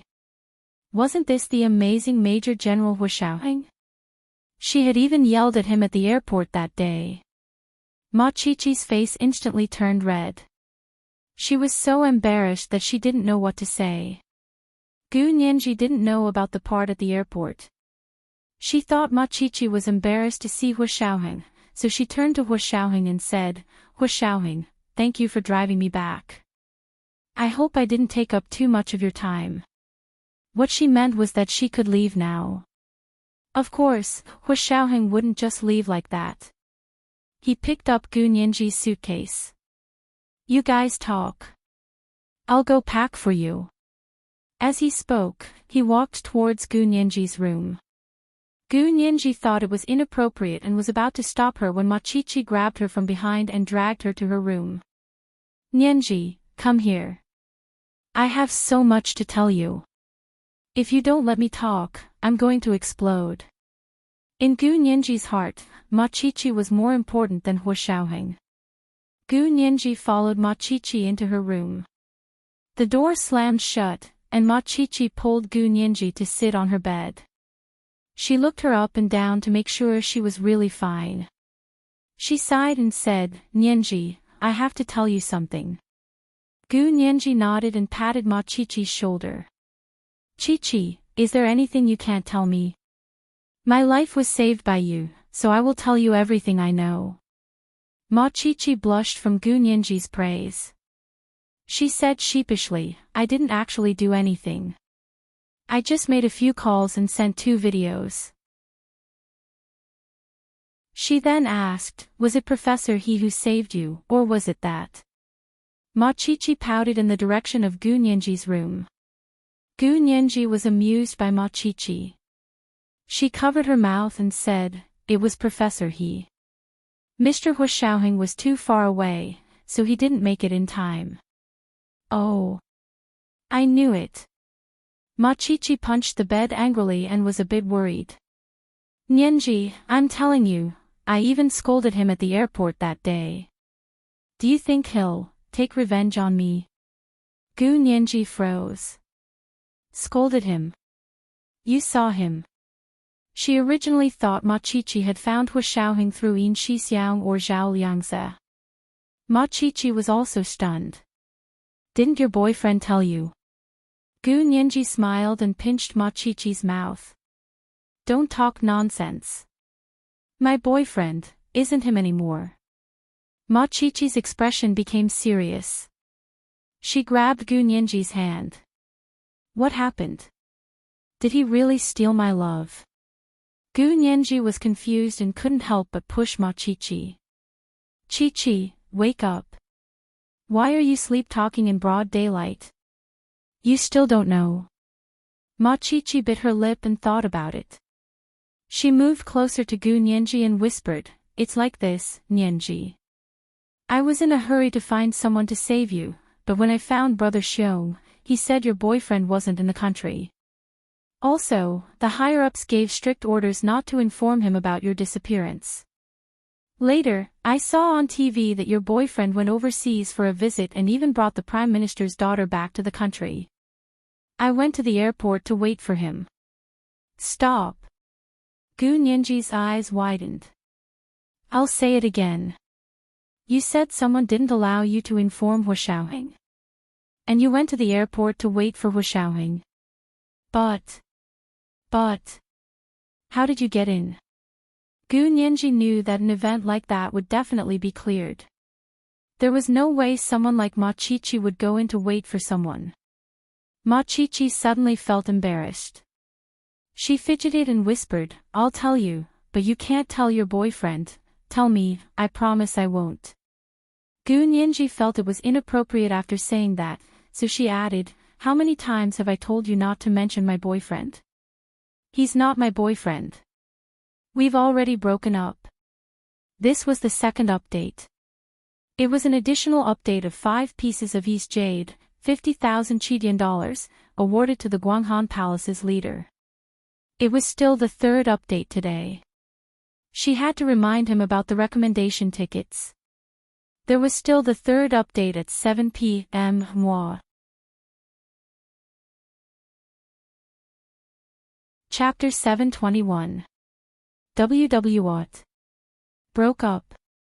Ma Chi-Chi jumped up from the bed in shock. You're not kidding me, are you? No, don't be so surprised. Gu Nianji quickly pulled her to sit down. Tell me first, then I'll tell you why we broke up. Ma Chi-Chi patted her chest and said with lingering fear, "Okay, it's like this. That day, Brother Xiong told me he was going to the airport to pick you up. That's Hu Xiao, so I went to the airport to stop him, but you know I couldn't get in. Brother Xiong purposely let me in." Gu Nianji's heart warmed as she squeezed Ma Chi-Chi's hand. Ma Chi-Chi was encouraged and continued to tell the whole story like a storyteller, including what Yin Shixiang told her and how anxious she was when she couldn't get help. Finally, she said, "When I got to the place where Hu Xiao and that tan something had arrived, I happened to see them get off the plane. Guess what I saw? I saw your Hu Xiao become that tan something's flower protector. I was furious and rushed up to yell at him. Hu Xiao, your girlfriend was kidnapped and tortured with electrocution. How could you still be in the mood to be a flower protector? Nianji must be blind. You scum. You'll get what you deserve." Gu Nianji's heart trembled. She didn't see what Ma Chi-Chi said later on in the video. "Chi-Chi, you're saying that you saw them get off the plane, saw Hu Xiao help that Tan Guiren, and even took the flower from her, and then you rushed out to yell at him?" Gu Nianji asked in detail. Like a jigsaw puzzle with a missing picture, she had to work hard to restore the whole picture. Ma Chi-Chi nodded. "Yeah, you know it too. It was a live broadcast on TV, but the director cut it off. After that, I didn't see the part where I scolded people on the internet." She giggled and poked Gu Nianji. "Nianji, you won't blame me, right?" Gu Nianji snapped back to reality and shook her head. Of course not. How could she blame Ma Chi-Chi for helping her like that? She couldn't even thank her enough. It felt so good to have someone support her and speak up for her. She hugged Ma Chi-Chi and rested her head on her shoulder. "But you said you guys broke up. Don't tell me he really fell in love with someone else." Ma Chi-Chi wondered. What's going on? Gu Nianji suddenly felt very complicated. Her feelings and her decision couldn't be explained in a few words. However, she also took Ma Chi-Chi's concern seriously. She thought about it and said concisely, "No, Hu Xiaoheng didn't fall in love with someone else. It's my own problem." This time, I've gone through fire and water, and I've come to terms with many things. I won't force things. This way, everyone will be comfortable. Hua Xiaoheng couldn't be changed, and she didn't want him to change for her. So the best outcome was to break up peacefully. She didn't want to break up after their feelings were completely worn out. That would be too ugly. Ma Qiqi didn't really understand, but she still nodded. Yeah, it's good that you know what you're doing. But Nianji, you're still young. Even if you're in a relationship, there's no need to be stubborn. Take me for example. I've already hung from many trees. Not only did I not die, but I've also become stronger. Gu Nianji couldn't help but giggle at her teasing. The unwillingness and resentment in her heart slowly dissipated in Ma Qiqi's hearty laughter.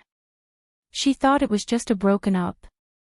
Just like Ma Qiqi said, she was still young. The most important thing now was to complete her studies and start her own career. She would be able to truly be independent in this society and not have to worry about being abandoned.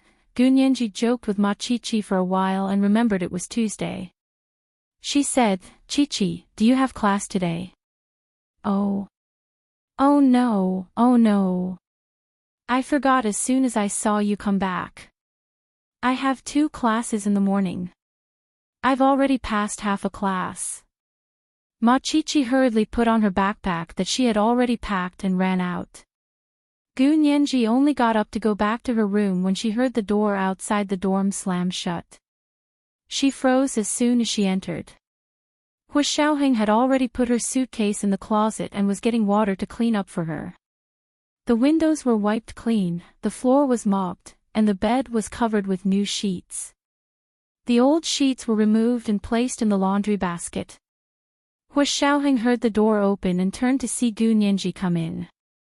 He straightened up and asked, "Ma Qiqi went out?" He had just heard the door open and close outside. Gu Nianji nodded.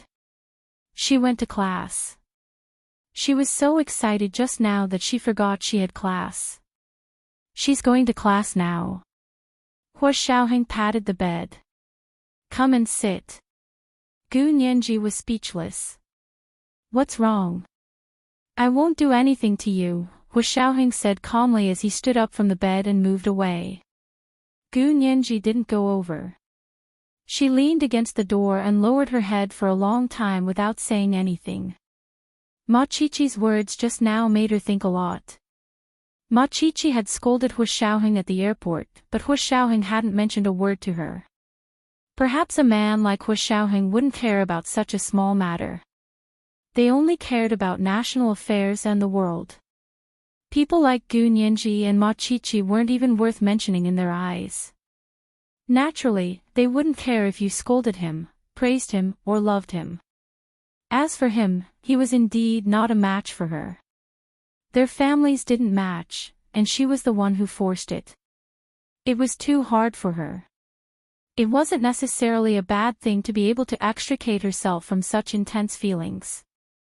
Gu Nianji said calmly, Hua Xiaoheng, I apologize for my attitude before. I really felt very uncomfortable and wasn't in a good state of mind. I hope you can be magnanimous and don't take it to heart. Hua Xiaoheng froze and narrowed his eyes at Gu Nianji. He didn't feel happy about her calm attitude. Instead, he felt even more depressed. I know you had your difficulties, but you also know that I really couldn't be that magnanimous in that kind of situation. I'm very tired. Gu Nianji looked down and brushed away a strand of hair that had fallen. I know. You don't have to apologize. Hua Xiaoheng walked to her and held her shoulders. I'm the one who needs to apologize. I don't blame you. Gu Nianji quickly shook her head. I know, I don't blame you. Although I'm really sad, I know I shouldn't blame you. You can blame me. Hua Xiaoheng felt even worse. It was worse than when Gu Nianji argued with him and when she stabbed him with her words. He leaned forward and pulled Gu Nianji into his arms. He patted her back. Nianji, you're not angry anymore, right? Gu Nianji smiled and gently pushed Hua Xiaoheng away. Hua Xiaoheng, I said I'm not angry anymore. Then are we still breaking up? Of course, we're breaking up. Why? Hua Xiaoheng was silent for a long time before asking. No reason. If you really want a reason, you can say that Cheetah is not a match. Gu Nianji raised her head, and the sparkling light in her eyes instantly disappeared. You think I'm old? Hua Xiaoheng let go of Gu Nianji's shoulders and took a step back. He looked at Gu Nianji's face and clenched his fists behind his back. Gu Nianji was slightly sullen. Hua Xiaoheng, is that how you explain Cheetah is not a match? You know it's not like that. Hua Xiaoheng didn't dwell on the topic anymore. He looked away and looked around the room. I'll take you to buy a phone and some daily necessities. Your fridge is empty. I can buy it myself. Hua Xiaoheng, thank you for today. Goodbye. Gu Nianji opened the door and was already about to leave. Hua Xiaoheng suddenly smiled at her. It was like a spring breeze blowing through a sleeping valley. Everything was awakened and full of life. Gu Nianji only felt that her eyes were dazzling and full of prosperity. Let's go. I'm free today. Hua Xiaoheng took her hand and naturally led her out of the dormitory just like before. Gu Nianji was immersed in the shock of that beautiful smile. After a while, she came back to her senses and broke free from Hua Xiaoheng's hand. However, they were already in the car. He was too cunning, Gu Nianji's lips twitched. She silently followed Hua Xiaoheng to buy a phone. She used her bank card when she paid the bill. Hua Xiaoheng didn't say anything. He only helped her turn on the phone to look at the contents. He didn't say anything before putting it down. Gu Nianji bought the phone and installed the SIM card. Hua Xiaoheng was the first to call. He took the phone from Gu Nianji's hand and saved his number as A.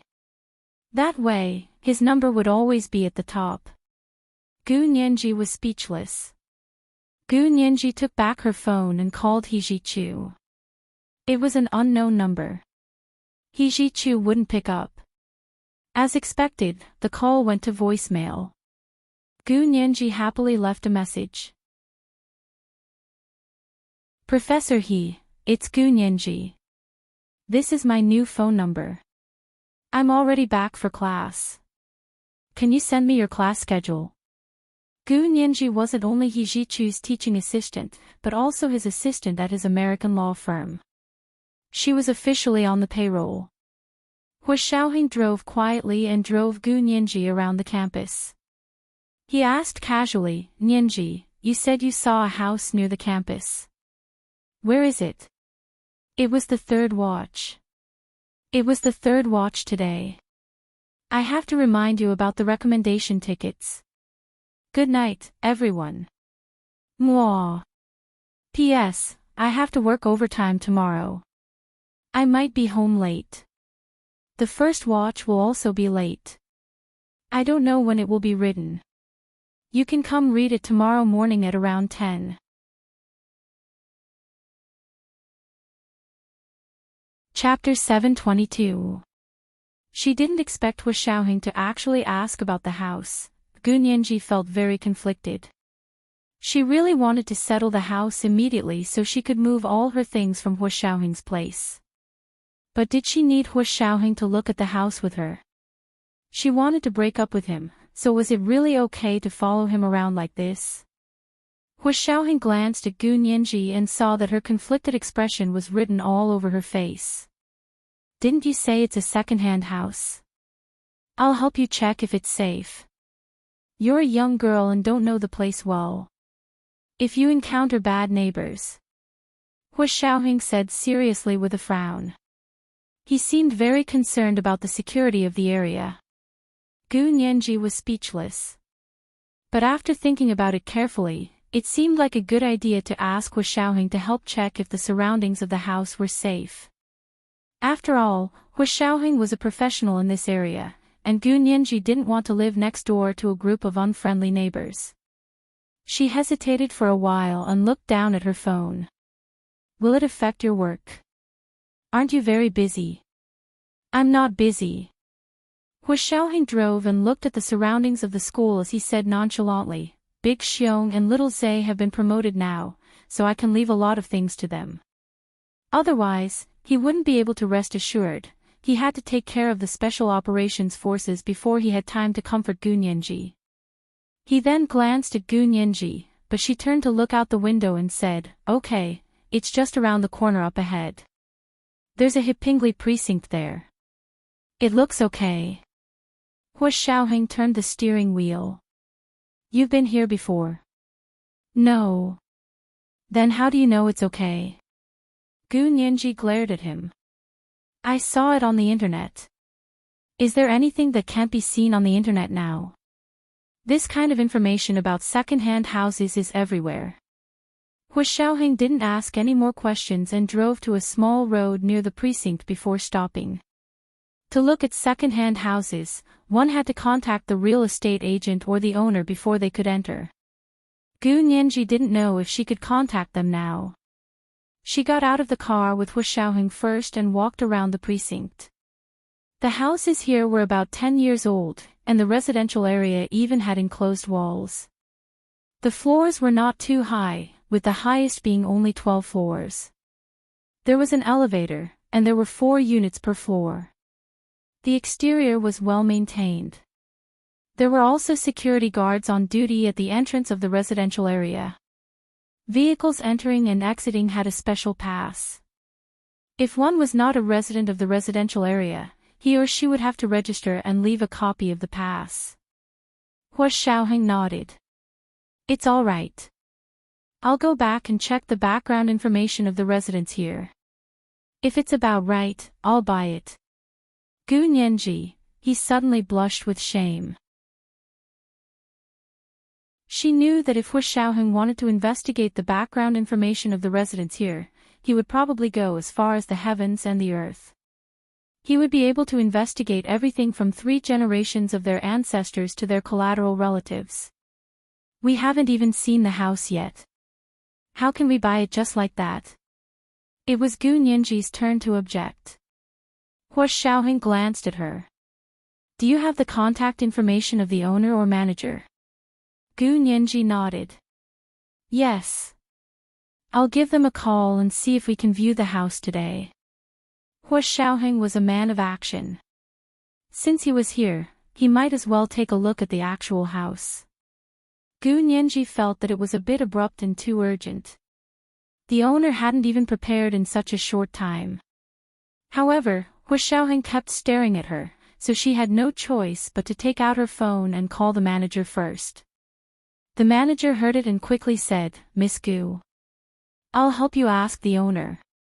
If they don't mind, I'll take you to view the house. Gu Nianji breathed a sigh of relief and smiled. Thank you for the trouble. The manager acted very quickly and called her 5 minutes later. She said with a smile, what a coincidence. The owner is at home cleaning up the house. You can go up and see for yourself. I've already told them your name. That's great. Thank you. Gu Nianji hung up with a smile and said to Hu Xiaoheng, the owner is at home cleaning up the house. Let's go take a look. Hu Xiaoheng nodded and walked in with her. The security guard at the entrance had already received a call from the owner and knew that Gu Nianji was there to view the house. After asking her to make a copy of her identification, he let her and Hu Xiaoheng in. The two of them went to Unit 602 of Block A in Hipingli Precinct and rang the doorbell. A woman in her 30s opened the door and looked at them. She asked with a smile, You're Gu Nianji. Gu Nianji nodded. May I ask if you're the owner of the house? Mr. Zhao asked us to come. Mr. Zhao was the manager. The woman stepped aside to let them in. Come in. We're packing up and we'll be moving soon. Gu Nianji and Hu Xiaoheng casually looked around the house.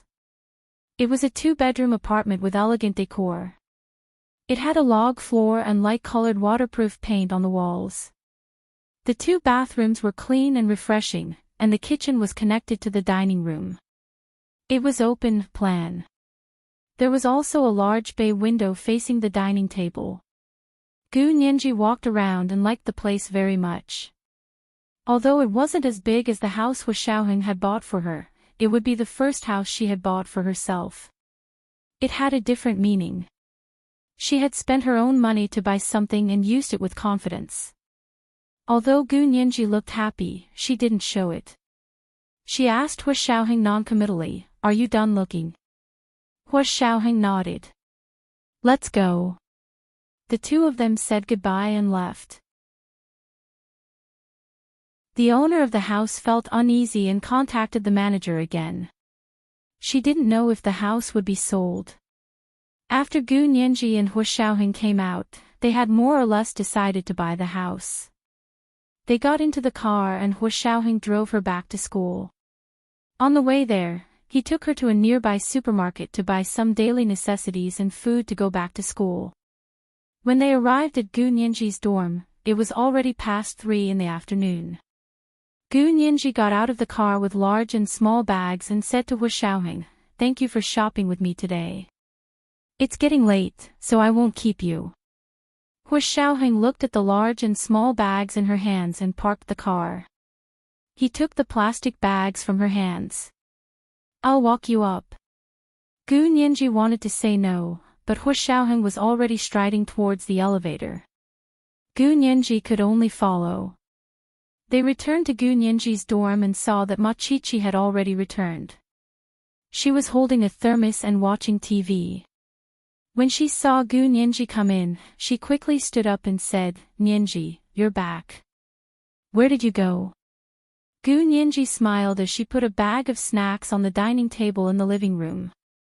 "Here, Qiqi, it's my treat." Ma Qiqi cheered and took out a bag of shrimp crackers from the plastic bag to eat. Hu Xiaoheng helped Gu Nianji take the rest of the things to her room. Ma Qiqi winked at Gu Nianji, and Gu Nianji smiled and hit her before going in. "Hu Xiaoheng, don't bother. I can clean up myself." Gu Nianji took the plastic bag from Hu Xiaoheng's hands firmly and stubbornly. Hu Xiaoheng let go and watched as Gu Nianji skillfully sorted the things she bought and put them in the appropriate places. He stood there for a while and saw that Gu Nianji was still ignoring him. He took out a cigarette from his trouser pocket and lit it twice on his palm. He said to Gu Nianji, "Then I'll go back first. You can sign the contract and pay the deposit after I finish the background check."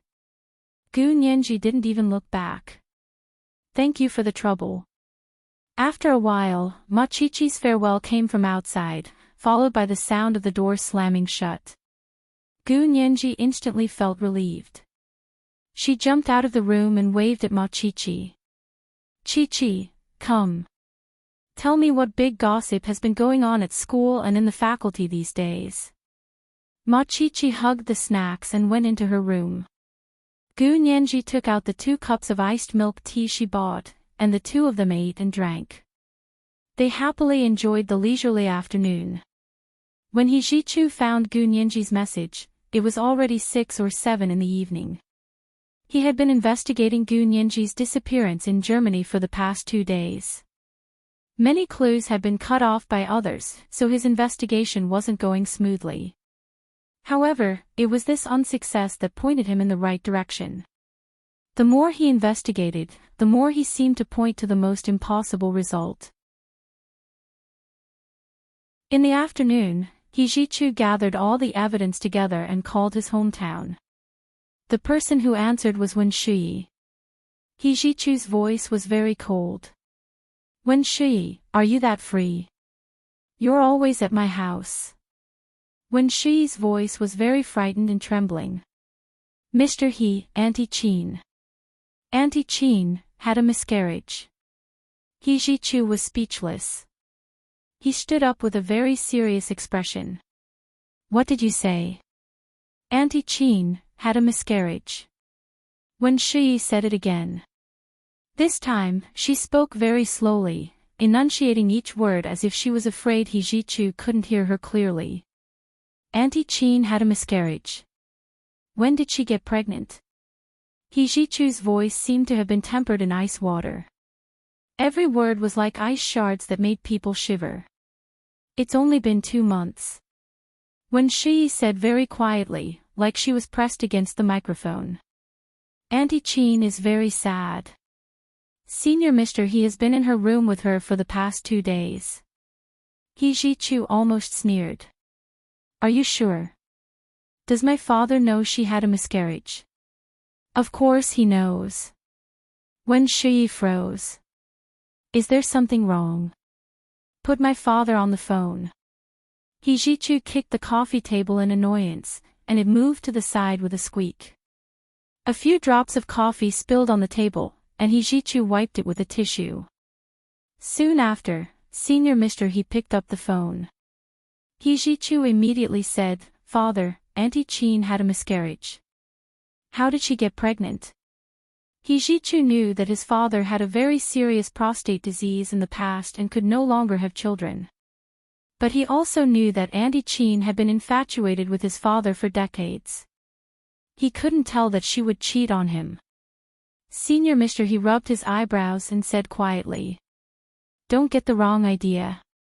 Your Auntie Chin used my frozen sperm as a test tube baby. He Ji-chu was speechless. This was the first night watch. The monthly votes were over 3,600, and it was still the third night watch today. Let me remind you about the recommendation tickets. There were 3,600 monthly votes at 1:00 in the afternoon. There was still the third night watch at 7:00 in the evening. P.S. Thank you to Bagel16 for the 10,000 Chidian coins yesterday. Mwah.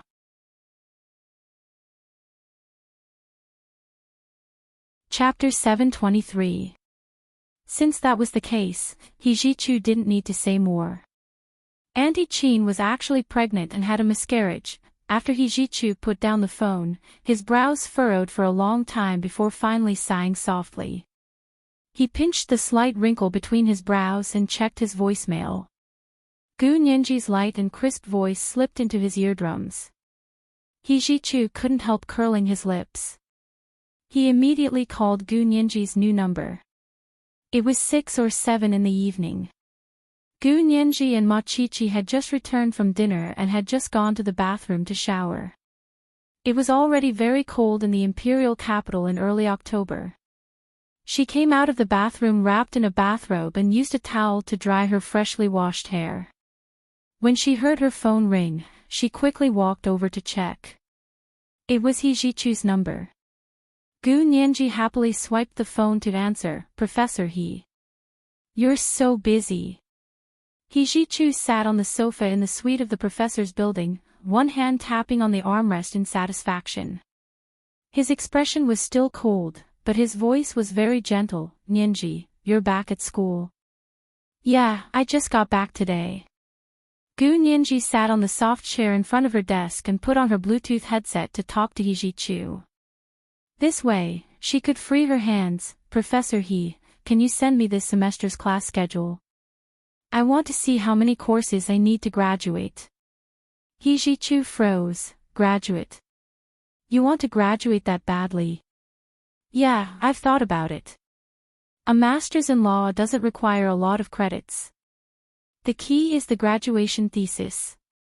As long as I can finish the credits and complete the thesis, the faculty should be able to allow me to graduate early, right? Gu Nianji spoke and used a pitiful voice to beg He Ji-chu. Professor He, you're my mentor. You won't allow me to graduate early, right?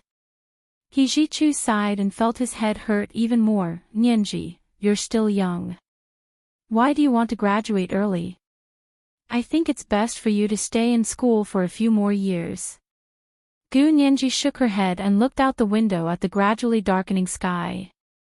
She suddenly wanted to talk to someone. Professor He, I know I'm young, but who says I have to be old to enter society? All these years, I've been protected by Hua.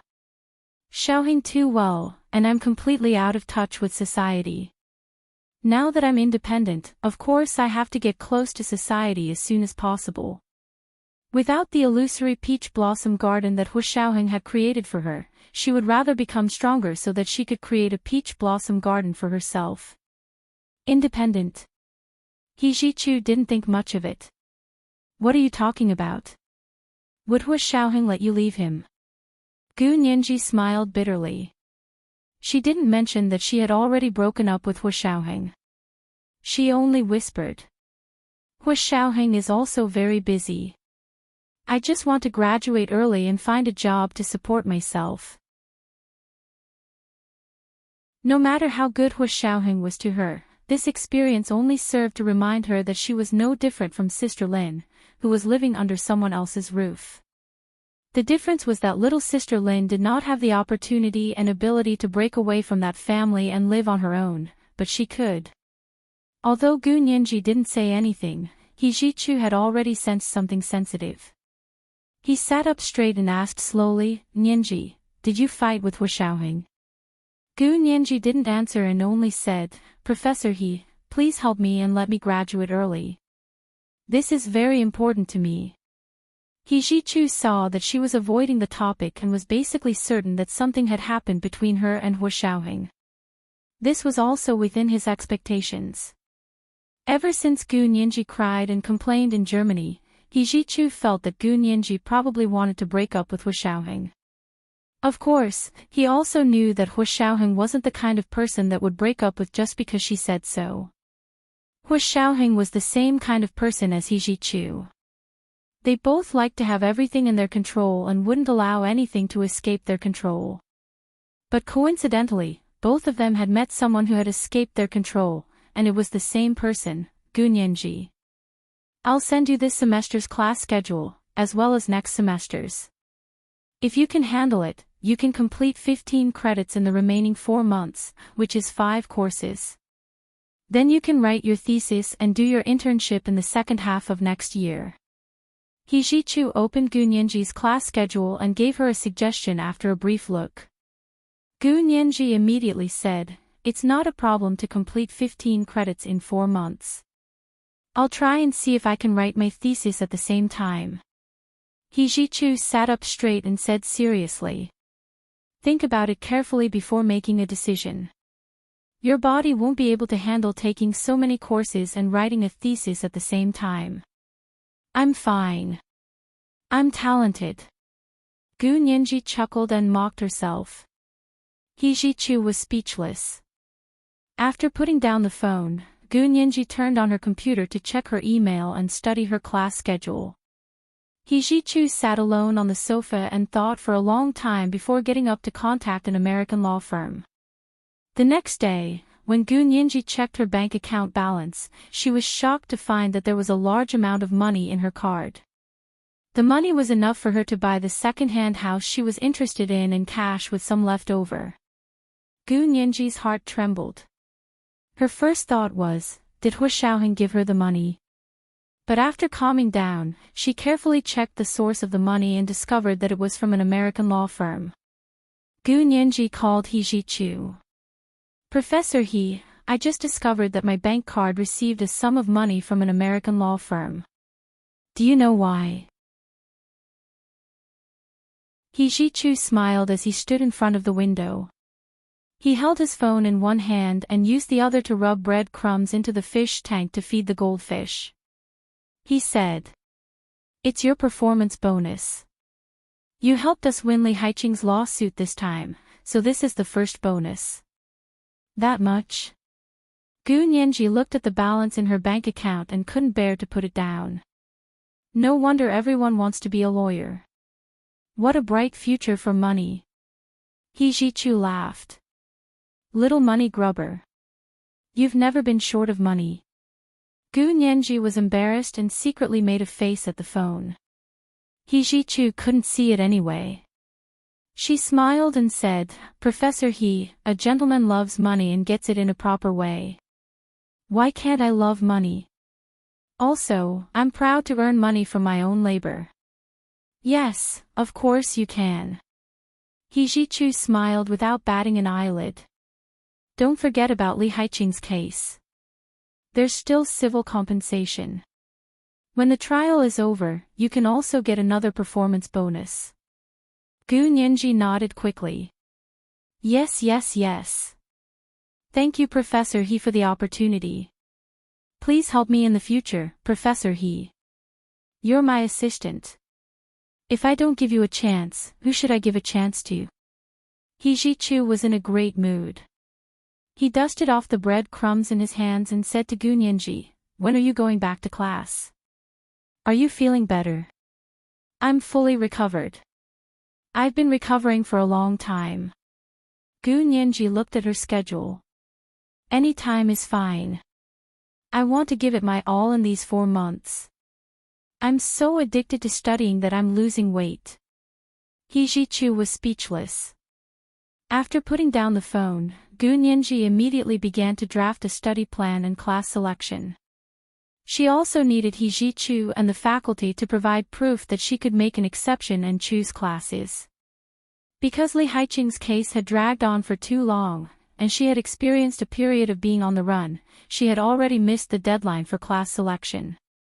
If she wanted to choose these classes now, she would have to make special arrangements. She would definitely need proof from the instructor and faculty. Then she would have to personally beg the instructors of those classes to allow her to choose classes. By the time she had registered for all 5 courses and successfully started her thesis, it was already Thursday night. Gu Nianji returned from the library and saw the familiar silver Bentley Bentayga SUV in front of the dormitory building. It was Hua Xiaoheng's new car. She took a few steps forward and saw Hua Xiaoheng smoking under the streetlight next to the car. He was tall and wore a general's uniform. His sleeves were rolled up, and he leaned against the hood of the car with his back facing her. Gu Nianji coughed lightly. Hua Xiaoheng turned to look at her. Gu Nianji smiled and nodded. Waiting for someone. Hua Xiaoheng threw away the cigarette in his hand and said calmly, yes, waiting for you. What's the matter? Gu Nianji held up a stack of reference books. I'm very busy. Hua Xiaoheng didn't know what to feel. He suppressed his surging emotions and said with a smile, I've checked the background of the people in Hepingli district and the owner of the second-hand house. Not bad. They don't have any bad records. Gu Nianji was speechless. It wasn't a criminal record. Hua Xiaoheng was making a mountain out of a molehill. Gu Nianji pouted inwardly and said politely, thank you. I was planning to sign the contract and transfer the ownership tomorrow. Hua Xiaoheng nodded. I'll go with you. Chi will go with me. Gu Nianji declined politely. You're too busy. Our home is small and can't accommodate a great Buddha like you. He was so polite and had a slightly sarcastic tone. Hua Xiaoheng's eyes dimmed. He shook his head. It's okay. I'm happy to. But I'm not happy, Gu Nianji almost blurted out. But looking at Hua Xiaoheng's serious expression, she wondered if he was used to caring for her, or did he treat her like a child. She couldn't buy her own house, drive her own car, or drink alcohol. Gu Nianji looked up and took 2 deep breaths to suppress the unspeakable depression. She knew that no one could stop Hua Xiaoheng from doing what he said he was going to do. She didn't want to waste her energy. Okay, whatever you want. Gu Nianji nodded at Hua Xiaoheng and turned to go upstairs. Hua Xiaoheng didn't follow her this time. Instead, he leaned against the hood of the car and took out a cigarette from his trouser pocket. He twisted it and watched Gu Nianji's figure disappear from his sight expressionlessly.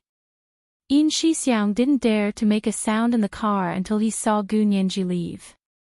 He then poked his head out of the car and asked quietly, Hua Xiao, you guys really broke up?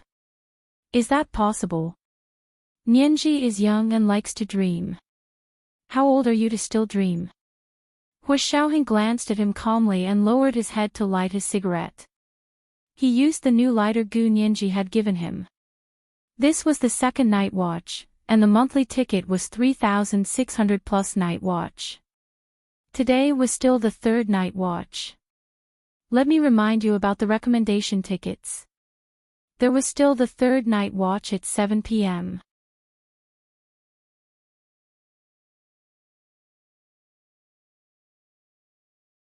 Chapter 724. Yin Shixiang almost spat blood at Hu Shaoheng's words. Am I very old? Very old. Very old. We're the same age, Hu Shao. Yin Shixiang only dared to scream in his heart. He retracted his head and sat in the driver's seat, bored to death, and almost wanted to honk the horn. Hu Shaoheng didn't say anything to get in the car. He just leaned against the hood and smoked in silence. The dim yellow light from the street lamps cast a silhouette in front of him. His handsome back and long legs made people want to do something wrong. All of this in the imperial capital's October night exuded a deep sense of loneliness. Yin Shixiang didn't dare disturb Hu Shaoheng or urge him to get in the car. After waiting for a while, Yin Shixiang had an idea and secretly called Ma Qiqi's phone. Ma Qiqi had just finished chatting with Gu Nianji and returned to her room to sleep. When she heard her phone ring, and it was Brother Xiong's exclusive ringtone, she was so happy that she immediately grabbed the phone and swiped it open. Brother Xiong. Qiqi, it's me. Yin Shixiang heard Ma Qiqi's clear and crisp voice and his mood instantly improved. He snuck a glance at Hu Shaoheng, who was silently smoking diagonally in front of him. Yin Shixiang lowered his voice and asked Ma Qiqi, Qiqi, did Nianji go back? She did. I just finished talking to her and she went to shower. I'm going to sleep. Ma Qiqi said as she lifted the duvet and got into bed. It was already very cold in the imperial capital at this time of the year. Because it wasn't time for heating, a thick and soft duvet was a must. Was Nianji unhappy or unhappy? Or did she complain to you about something?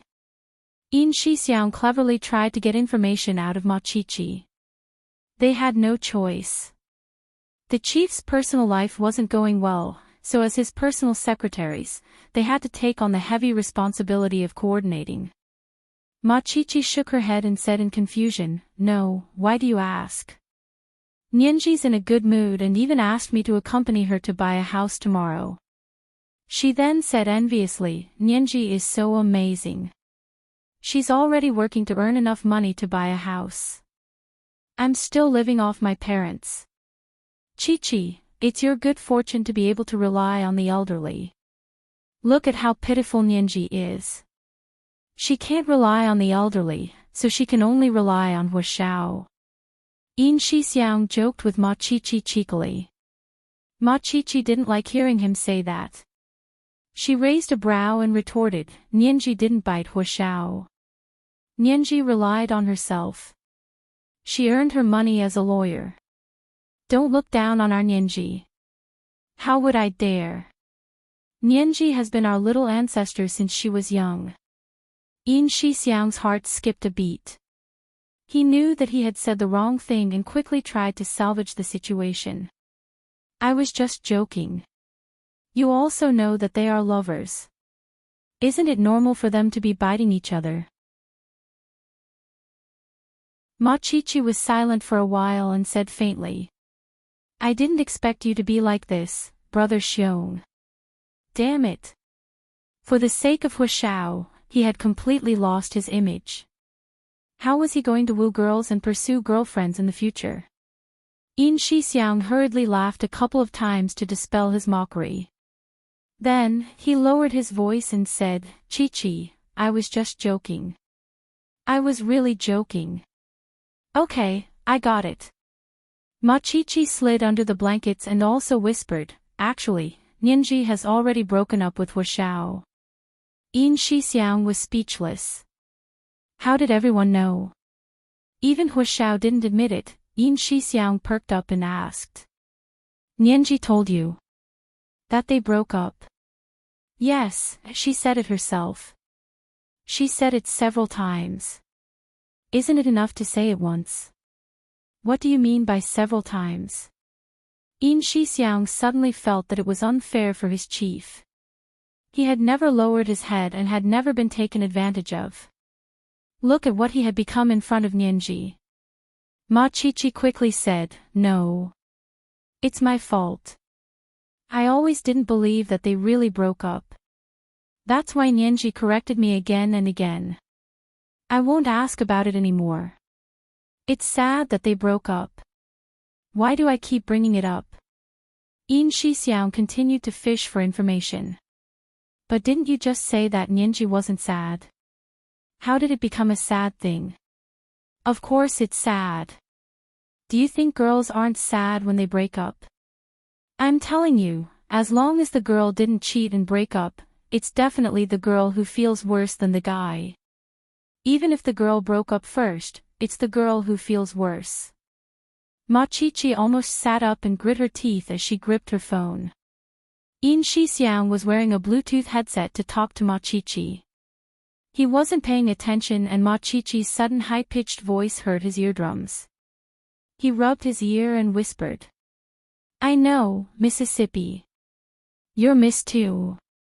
No wonder you're Nianji's best friend. Birds of a feather really do flock together." "What? We're good friends with the same values." Ma Qiqi teased Yin Shixiang with a smile. "Are you jealous?" "I'm jealous. I'm so jealous I'm about to vomit blood." Yin Shixiang smiled as he leaned against the car seat. He glanced in the direction of Gu Nianji's dorm and saw that the lights in her room had just gone out. She was probably asleep. Hua Xiaoheng also saw it. He threw away the almost burnt cigarette butt and turned to get into the car. Yin Shixiang quickly said to Ma Qiqi, "All right, let's not talk anymore. Go to sleep, I'm leaving. Bye, Brother Xiong." Ma Qiqi didn't ask much and went to sleep after saying goodbye. Hua Xiaoheng got into the car and glanced at Yin Shixiang. "Who are you talking to?" "Ma Qiqi, Nianji's roommate." Yin Shixiang started the car. She said Nianji wasn't in a bad mood. She even made plans with her to buy a house and sign the transfer papers tomorrow. Hua Xiaoheng didn't say anything. He propped up his chin with one hand and rested his elbow on the side of the window.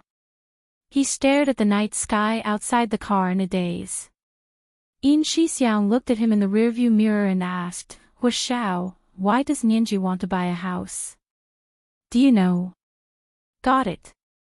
I'll accompany her tomorrow." He glanced at Yin Shixiang and said, "Drive properly and don't get distracted by talking.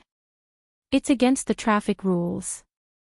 Yin Shixiang knew that she was telling him to shut up. He didn't dare to speak again, let alone ask this question. This was clearly Hua Xiao's reverse scale. Whoever touched it would die. Gu Nianji still had 2 classes on Friday morning. After class, she hurriedly went to the cafeteria to buy fried rice and ate it. Then, she went straight to the real estate bureau in the Hipingli district with Ma Qiqi.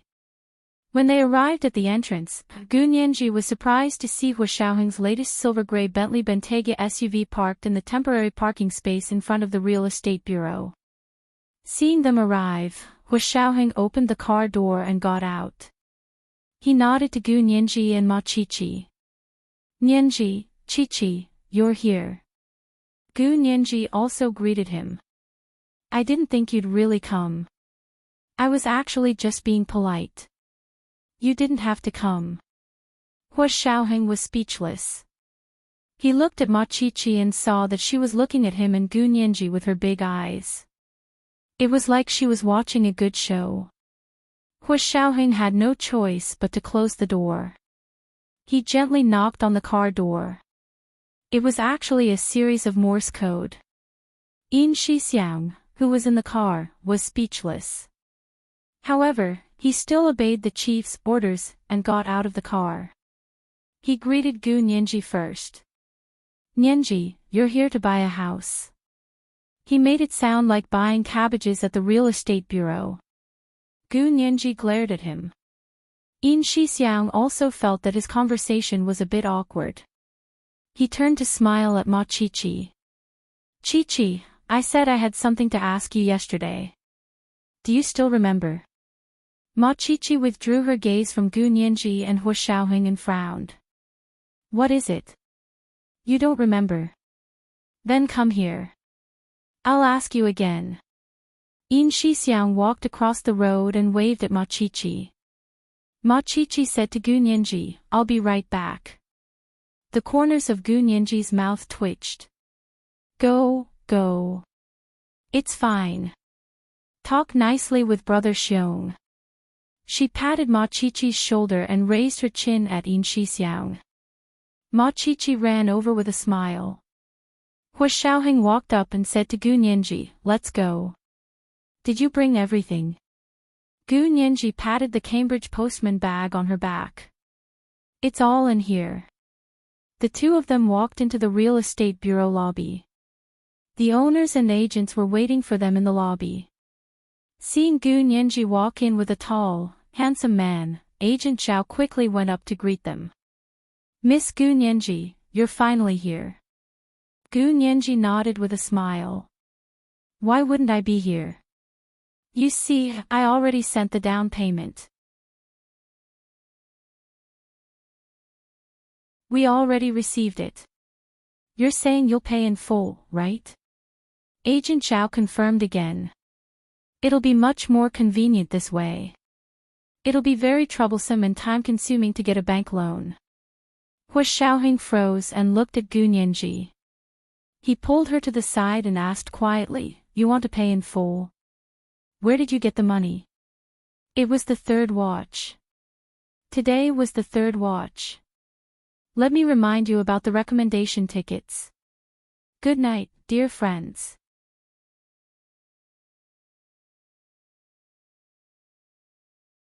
Chapter 725. Where did she get the money? Yes, she didn't have parents and was a poor student. Where did she get the money to buy a house? And she was being looked down upon by the person she once loved deeply. Gu Nianji's eyes stung, and she almost cried. But she held it in and smiled faintly. I earned the money from my work. I went to Germany to help Li Haiqing with her lawsuit. I won the case, and the institute gave me a bonus. Hua Xiaoheng was still suspicious. What kind of lawsuit would have such a high bonus? Although the house Gu Nianji wanted to buy was a second-hand house, it was still in the school district. It had one of the best elementary school districts in the entire imperial capital. If it weren't for the average elementary and high school districts, Gu Nianji wouldn't have been able to afford it even if it was a second-hand house. Even a small two-bedroom house cost nearly 2 million. 2 million was nothing to Hua Xiaoheng. He had spent more than that on Hermes bags for Gu Nianji in the past. But to Gu Nianji, especially since she was determined to draw a line with Hua Xiaoheng and return all her bank cards and investment accounts to him, this was a huge sum of money. Seeing that Hua Xiaoheng still didn't believe her despite her explanation, Gu Nianji grew angry. She laughed coldly and flung Hua Xiaoheng's hand away. Then where did Mr. Hua think I got the money? Illegal income. Hua Xiaoheng was silent. Nianji, that's not what I meant. I don't care what you mean. My money is legal income. I paid taxes and was on the payroll. I can't help it if you don't believe me. Now please move aside. Don't stop me from buying the house. Gu Nianji's eyes were almost filled with tears.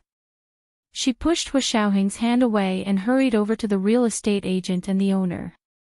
Hua Xiaoheng moved very quickly. As soon as Gu Nianji flung his hand away, he took a step forward and quickly grabbed her.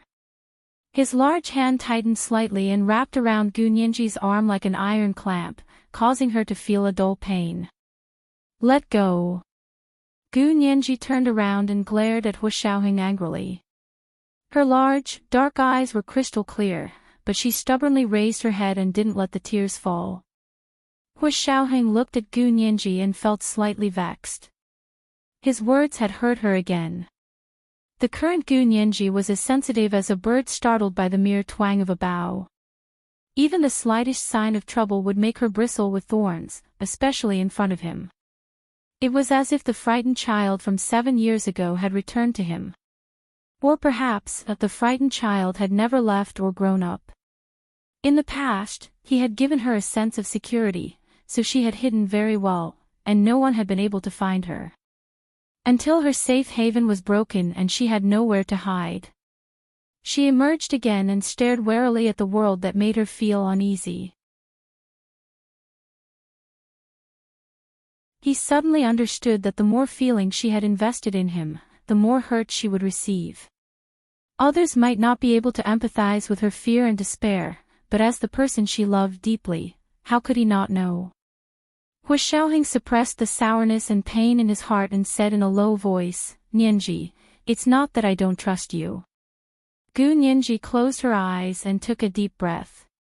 Her full, perky chest rose and fell. Hu Xiaoheng glanced at the people next to him who were already staring at them. He was displeased and extended his long arm to pull Gu Nianji into his embrace. He used his broad back to block the people's view, then turned around to look at them. His gaze was piercingly cold and full of pressure. With one glance, the people hurriedly looked away and didn't dare to stare at Gu Nianji again. Gu Nianji didn't appreciate it. She whispered to Hu Xiaoheng, I've said it before. You can't hug me whenever you want. You're harassing me." Hu Xiaoheng was speechless. He looked down at Gu Nianji in his arms and slowly let go. "I'm sorry." Gu Nianji took a step back and walked out of his warm embrace. "Hu Xiaoheng, I'm going to buy the house and transfer the ownership. I hope you won't follow me." Her gaze was vigilant and guarded. It was like an arrow piercing Hu Xiaoheng's heart. Hu Xiaoheng nodded and didn't move. He just watched her walk away step by step to the side of the real estate agent and the owner of the house. The few of them went to the real estate bureau to complete the paperwork. People came and went in the hall. They were all busy with their own things. Only Hu Xiaoheng stood there alone. Although he was in the middle of a bustling city, it was like he was in an uninhabited valley. The people coming and going were no different from plants in his eyes. He could only see Gu Nianji. Her every frown, every smile, every move, even though they were so far apart, to him, it was as if she was by his side. As long as he could see her from afar, he would be happy and willing to endure hardship.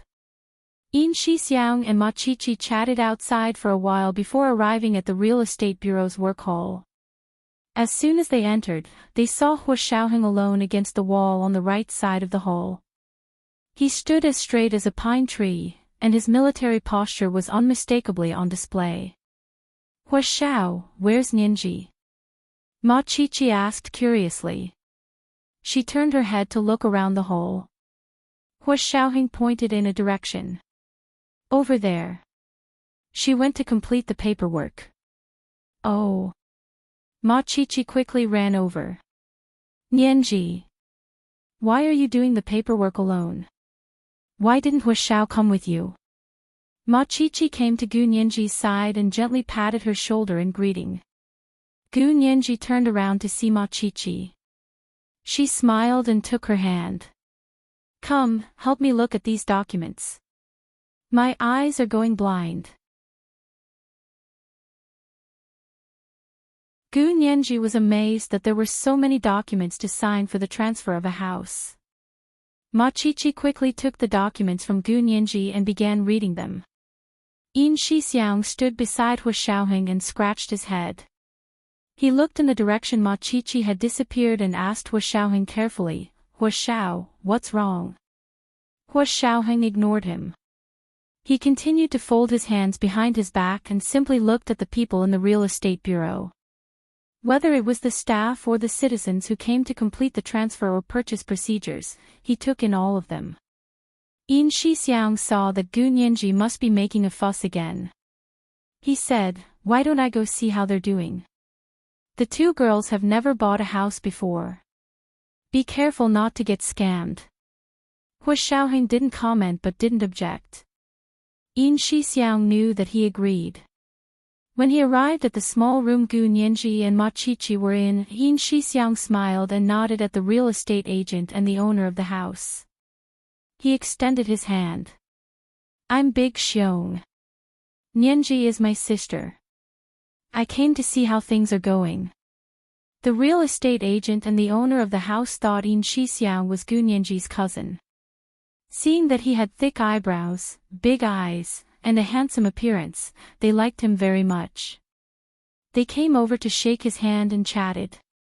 Yin Shixiang observed their expressions as he spoke to them. He was relieved to see that they were all decent people. After Yin Shixiang arrived, Gu Nianji and the others obviously sped up. Not long after, all the necessary documents were signed, and the procedures at the real estate bureau were also completed. The sale would be complete once Gu Nianji transferred the balance of the house payment. Of course, it would take at least a month to complete all the procedures, but the main procedures were completed. The owner of the house received the balance and immediately gave the keys to Gu Nianji. She could totally move in now that she had taken the house. Thank you, Miss Gu. You can look for me again if you need anything in the future. The real estate agent gave Gu Nianji a business card before leaving. Gu Nianji nodded and smiled. It was a pleasure working with you. Gu Nianji took the keys to the lobby and immediately saw Hua Xiaoheng standing out like a sore thumb. He was already extraordinarily handsome to begin with, and with the addition of his military uniform, he was so handsome that even God would be enraged. Many women in the lobby looked at him, intentionally or unintentionally, and used the opportunity to borrow a pen or ask for directions to strike up a conversation. Hua Xiaoheng didn't speak much, but he wasn't as cold as ice. He was mildly polite and distant, making it even more irresistible. Seeing Gu Nianji, Yin Shixiang, and Ma Qiqi walk over, Hua Xiaoheng went to greet them. It's all done. He looked at Gu Nianji as he spoke. His voice was rare and gentle, and his pleasant voice had the effect of soothing people's hearts. Gu Nianji had just become part of the propertied class, so she was happy. Once she was in a good mood, she became much more magnanimous. She didn't mind Hua Xiaoheng's lack of trust in her just now. She nodded with a smile and carried a large envelope full of documents. It's all done. I'm going over there to take a look now. If you guys are busy, you can go back first. Looking outside the real estate bureau, it was already getting late. Hua Xiaoheng shook his head. I'm free today. He then said, since you've already bought it, let's go take a look together. Gu Nianji didn't object and got into Hua Xiaoheng's new car with Ma Qiqi. They headed in the direction of the Hepingli district. When they arrived at the entrance of the district, Gu Nianji took out the key card from the large envelope and swiped it at Yin Shixiang's car entrance. The bar in front slowly rose, and they drove all the way to the underground parking lot. From there, they went up to the 6th floor. Gu Nianji bought Unit 602. It was one of the 2 units facing south on this floor, and it was the larger one. Opening the door, she saw that everything inside had been moved out. The house was very clean, and it seemed to be more spacious than the last time she saw it. Ma Qiqi walked through all the rooms inside and out inside. This house is really nice. The key is that it's well renovated. It's grand, and the materials look authentic. Although it's a second-hand house, it's been maintained very well. Gu Nianji nodded in agreement. Yes, I liked this apartment the first time I saw it online. Later, when I saw it in person, I also thought it was very nice. Hua Xiaoheng also looked through it, but he and Yin Shixiang saw it from a different angle than Ma Qiqi. The 2 of them walked around the house, then Hua Xiaoheng said to Gu Nianji, we need to change the locks first. Nianji, I'll help you install some security measures in this house. The things Hua Xiaoheng and his men installed were definitely life-saving items. Gu Nianji didn't refuse pretentiously and said sincerely, sure, thank you very much. I originally wanted to find a security company to install a security system. I'll be more at ease if you guys install it. Yin Shixiang smiled and patted her head. You know what's good for you. Of course we're better than a security company. Gu Nianji pursed her lips and smiled. She suddenly remembered something and stopped smiling. She said to Hu Xiaoheng seriously, "You're not allowed to install bugs and pinhole cameras in my house." Hu Xiaoheng was speechless. This was the first watch. He had to remind them about the recommendation tickets. There was a second watch at 7 p.m.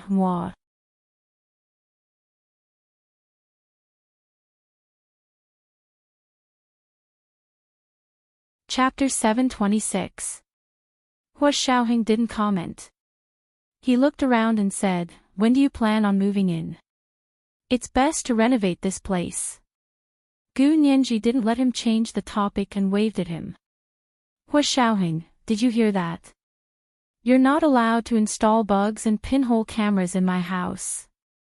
Hu Xiaoheng looked at Gu Nianji seriously and asked calmly, "Am I that low?" Gu Nianji was speechless. She looked away and muttered, "I was just reminding you." "Do I need you to remind me? You're questioning my professional ability." Hu Xiaoheng spread his hands at Gu Nianji. "Give me the key. I'll install it for you before you move in. Then remember, you can't let me install bugs and pinhole cameras in the house. You promised." Gu Nianji took out the key and shook it.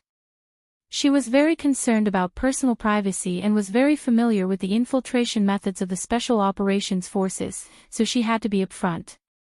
Hu Xiaoheng was willing to provide her with security measures, of course, but he couldn't cross her bottom line. "Okay, when do you plan on moving in?" Gu Nianji wasn't in a hurry. She just needed to finish the house before she graduated. However, she didn't tell Hu Xiaoheng and only said, "The sooner the better. Otherwise, I won't have anywhere to go during winter break." Hu Xiaoheng glanced at her and took the key. He turned to call Yin Shixiang. "Big Xiong, come out for a second." Yin Shixiang quickly ran over and the two of them went to the door to discuss installing security measures. "Hu Xiao, you're really not going to install it?" Yin Shixiang asked in a very low voice. But he knew that it had to be installed. Hu Xiaoheng looked up at Gu Nianji and continued to say calmly, "Of course. But not in the house. Install it at the door, in the hallway, in the elevator, at the entrance to the residential area, on the walls, and in the underground parking lot. All the windows here have cords that are connected to our alarm system." He looked around the house again. "Redecorate everything here. Find the best renovation company. Get someone to keep an eye on it and tear it down from the inside out. Otherwise, they wouldn't be at ease. This was their occupational disease." Yin Shixiang laughed and gave Hu Xiaoheng a thumbs up. "Brilliant. It's too high. If that was the case, there would be no pinhole cameras or wiretaps in the house, but the entire apartment would still be under surveillance. Even if a bird stopped outside the window, they would know. Even if Gu Nianji found out about it in the future, it wouldn't make Hu Xiao look low. Because he didn't break his promise to Gu Nianji, he wouldn't pretend in the house. Key point, inside the house." Gu Nianji watched Hu Xiaoheng and Yin Shixiang discuss something at the door. Both of them had serious expressions on their faces. She blinked, turned around, and pulled Ma Chichi to look at the balcony. The balcony of this apartment was enclosed. The previous owner had built a small tatami there. It was very comfortable to step on it barefoot. The large floor-to-ceiling windows were covered with a dark green bamboo curtain that could be rolled up. Then, the primrose yellow soft gauze curtains on both sides of the window would be lowered. Facing the melting moonlight outside the window, the artistic conception would be very beautiful. Ma Chichi pointed at the tatami and said with a smile, "I'll give you a set of tatami furniture, a small cabinet, 2 cushions, a small coffee table, and an imperial concubine recliner. Put them here. On the weekends, you and I can drink tea, chat, and watch dramas here. Oh right, we can put a large LCD TV here. Gu Nianji crossed her arms and listened with interest as Machichi imagined the beautiful future. She couldn't help but be fascinated by it. Okay, hang a pot of spider plants here, preferably the ones that have already bloomed. Also put a row of succulents on the windowsill. Machichi nodded vigorously. Succulents are good. I can only raise succulents, the other flowers and plants are all dead in my hands. Gu Nianji laughed. What a coincidence. Me too. We really have something in common now. When Hu Xiaoheng and Yin Shixiang finished talking, it was already past 6 o'clock. Let's go have dinner and then send them back. Hu Xiaoheng raised his chin towards the house. Yin Shixiang happily agreed and entered the house to say loudly, "Ladies, please do us the honor of having dinner with us." Before Gu Nianji could refuse, Machichi already burst out laughing. She pointed at Yin Shixiang and said, "Okay. Brother Xiong, you better be prepared to pay the bill. Be careful we don't eat you broke." Yin Shixiang waved at them. "Okay, no problem. As long as you can afford it, I'll even take out a loan for you." "Brother Xiong, you're too much. You want to take out a loan just to have dinner with you? Do you want to go Dutch?" Gu Nianji smiled ambiguously and patted Machichi's shoulder. "Today is my big day to buy a house. It's my treat. Tell me, where do you want to eat?" Machichi immediately said, "It's great that Nianji is treating. Our school's #1 cafeteria is pretty good. I really like the chili stir-fry. Let's go to #1. Yin Shixiang knew Machichi was trying to help Gu Nianji save money, so he couldn't help but nod. He felt that although this girl appeared to be careless, she was actually quite meticulous and considerate. He liked her even more. Hu Xiaoheng checked on his phone at the door and walked in. "There's a Cantonese restaurant nearby. Let's go check it out. It's my treat." Machichi immediately clasped her hands together and said to Hu Xiaoheng, "Hu Xiao is treating. Then I'll definitely bother you." Gu Nianji was speechless. Hu Xiaoheng and Yin Shixiang turned to go downstairs. Gu Nianji and Machichi followed behind them. Gu Nianji glared at Machichi. "Are you looking down on me? I wouldn't dare to look down on you." Machichi was about to cry injustice. "That's because I've never eaten Hu Xiao's treat before. Just let me satisfy you this once. I can brag about it for a year if I eat a treat from a national high-ranking official." Gu Nianji was amused by her and patted her lightly. "Look at how capable you are. I'm warning you, don't talk nonsense to other people. Be careful of getting into trouble." "I know. I won't say who did it. But you have to satisfy my normal citizen mentality." Machichi pulled on Gu Nianji's arm and whispered in her ear. "I offended him before. I'm trying my best to please him now. I hope he can forget that scene and doesn't think about messing with me in the future." Gu Nianji thought to herself, why would someone like Hu Xiaoheng care about something like that? However, she could understand Machichi's worries. If she hadn't been lucky enough to meet Hu Xiaoheng when she was young, her mentality now would be even worse than Machichi's. She would probably have to avoid people like Hu Xiaoheng. They got into Hu Xiaoheng's car and went to a nearby Cantonese restaurant for dinner. Cantonese cuisine was particular about fragrant, soft, tender, thick, and loose. Soup was a must-have. Machichi also liked Cantonese cuisine. She took the menu and didn't hesitate to order steamed ribs in black bean sauce, peony stuffed with 100 flowers, crab roast stewed with snake soup, and crab balls in clear broth. Yin Shixiang saw this and ordered a white-cut chicken and seafood marinated platter. Gu Nianji looked at it and thought it was enough, so she only ordered a basket of shrimp dumplings as an appetizer. Hu Xiaoheng looked at the menu and ordered the most famous duck soup with winter melon and barley rice. The weather was getting cold, so Gu Nianji needed nourishment. Both the host and guests enjoyed the dinner. Ma Qiqi even drank some wine. Her little face was flushed, and her large, watery eyes were very attractive.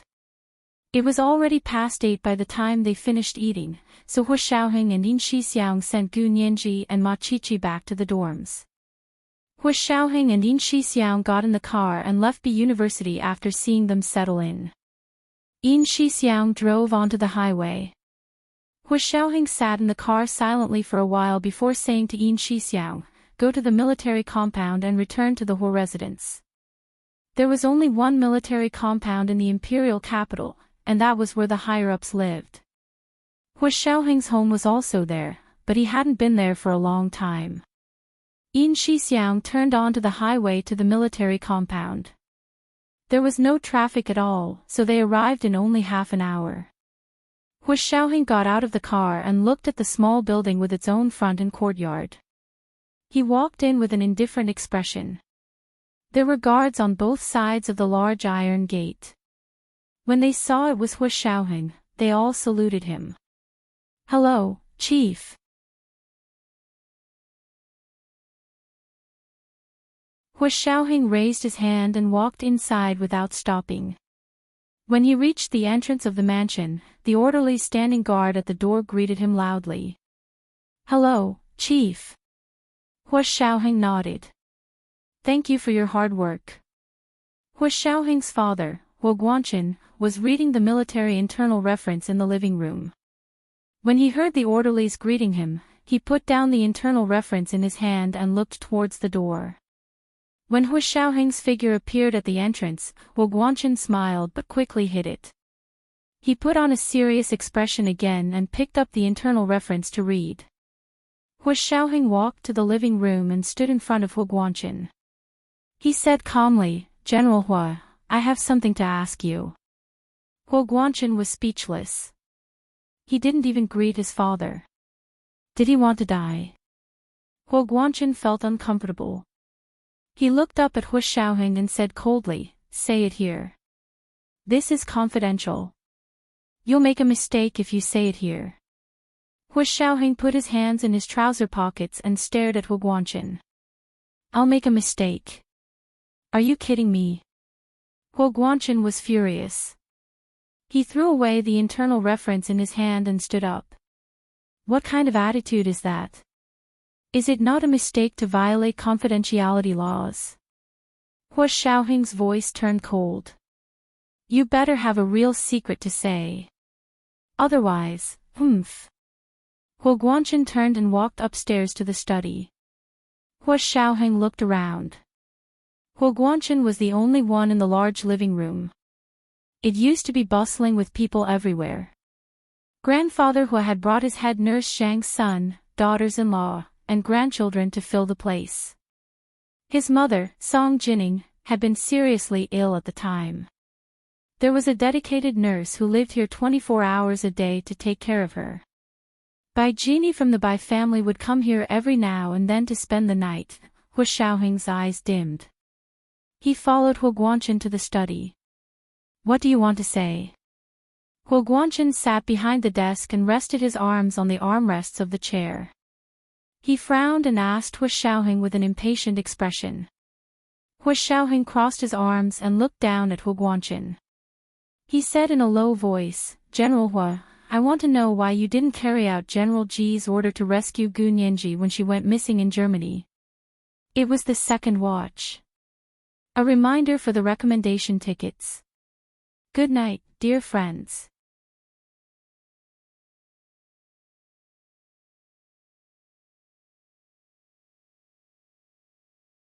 Chapter 727. What do you mean? You haven't been home for so long and you're blaming me the moment you get home. Do you still recognize me as your father? Hu Guanchen was furious at Hu Xiaoheng's attitude. The son he was so proud of had always been at odds with him. "General Hu, we're talking about official matters. Please don't change the subject. Hu Xiaoheng knocked on the table to signal for Hu Guangchen to calm down. The corners of Hu Guangchen's eyes twitched. He took several deep breaths to calm himself down. Someone knocked on the door and eased the tense atmosphere in the room. An orderly had come to deliver tea and snacks. Hu Guangchen called out, "Come in." An orderly placed the tea and snacks on Hu Guangchen's desk. Hu Xiaoheng didn't make a sound. He waited for the orderly to leave before calmly asking, "The Special Operations Forces has already started an investigation into this matter. General Hua, if you have any difficulties, you can tell me. This is the best I can do for you as your son. If you have no difficulties, then wait for the higher-ups to deal with it." "Are you threatening me?" Hu Guangchen narrowed his eyes.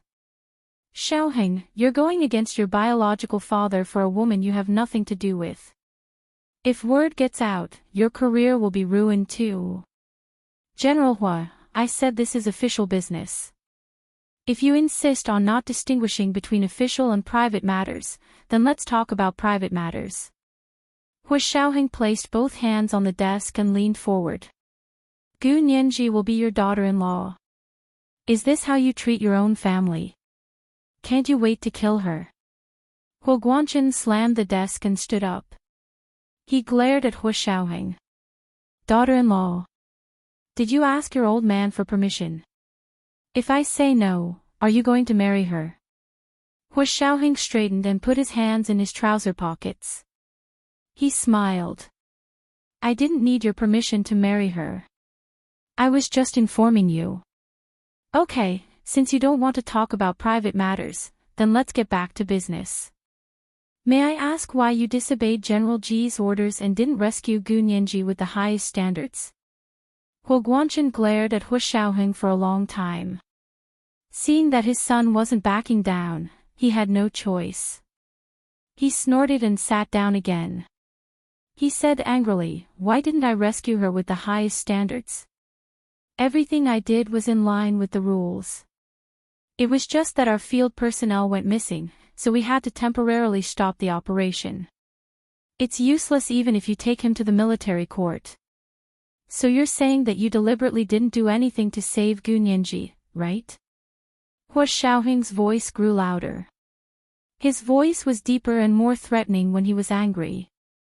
Of course, Hu Guangchen wasn't intimidated by Hu Xiaoheng, but he was shocked by Hu Xiaoheng's obsession with Gu Nianji. "Xiaoheng, how could you do this? You really don't care about anything else. You just want to marry Gu Nianji." Hu Guangchen was so heartbroken that he almost begged Hu Xiaoheng. "Wake up. You're not suitable for her. His good son was going to be ruined because of this relationship that should not have appeared. What a sin. How sinful." Hu Guangchen sat down and propped his head on the desk. "Xiaoheng, think about it carefully. You were once her guardian. She's been with you since she was 12. Do you know what people will say about you? Just thinking about it makes me blush for you." Hu Xiaoheng snorted and said slowly, "General Hu, what you did in the past is even more embarrassing. Since you don't even blush, why would I blush over such a small thing? This is a family tradition. If word gets out, it'll be a great story. You're still blaming me for divorcing your mother, aren't you?" Hu Guangchen looked up from the desk and looked at Hu Xiaoheng. His eyes were red. "It's not like you don't know what happened back then. When I saw the letters between your mother and uncle, I almost went crazy. I'm human. I'm a man. I can't stand it if I'm a man." Hu Xiaoheng didn't sympathize with him at all. He said coldly, "You believe whatever people say. Did you grow a brain just to listen to slander?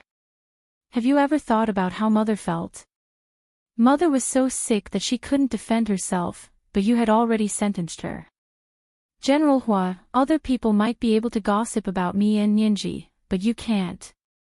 You could even abandon your sick wife, and you still have the cheek to criticize me. I've never given up on your mother.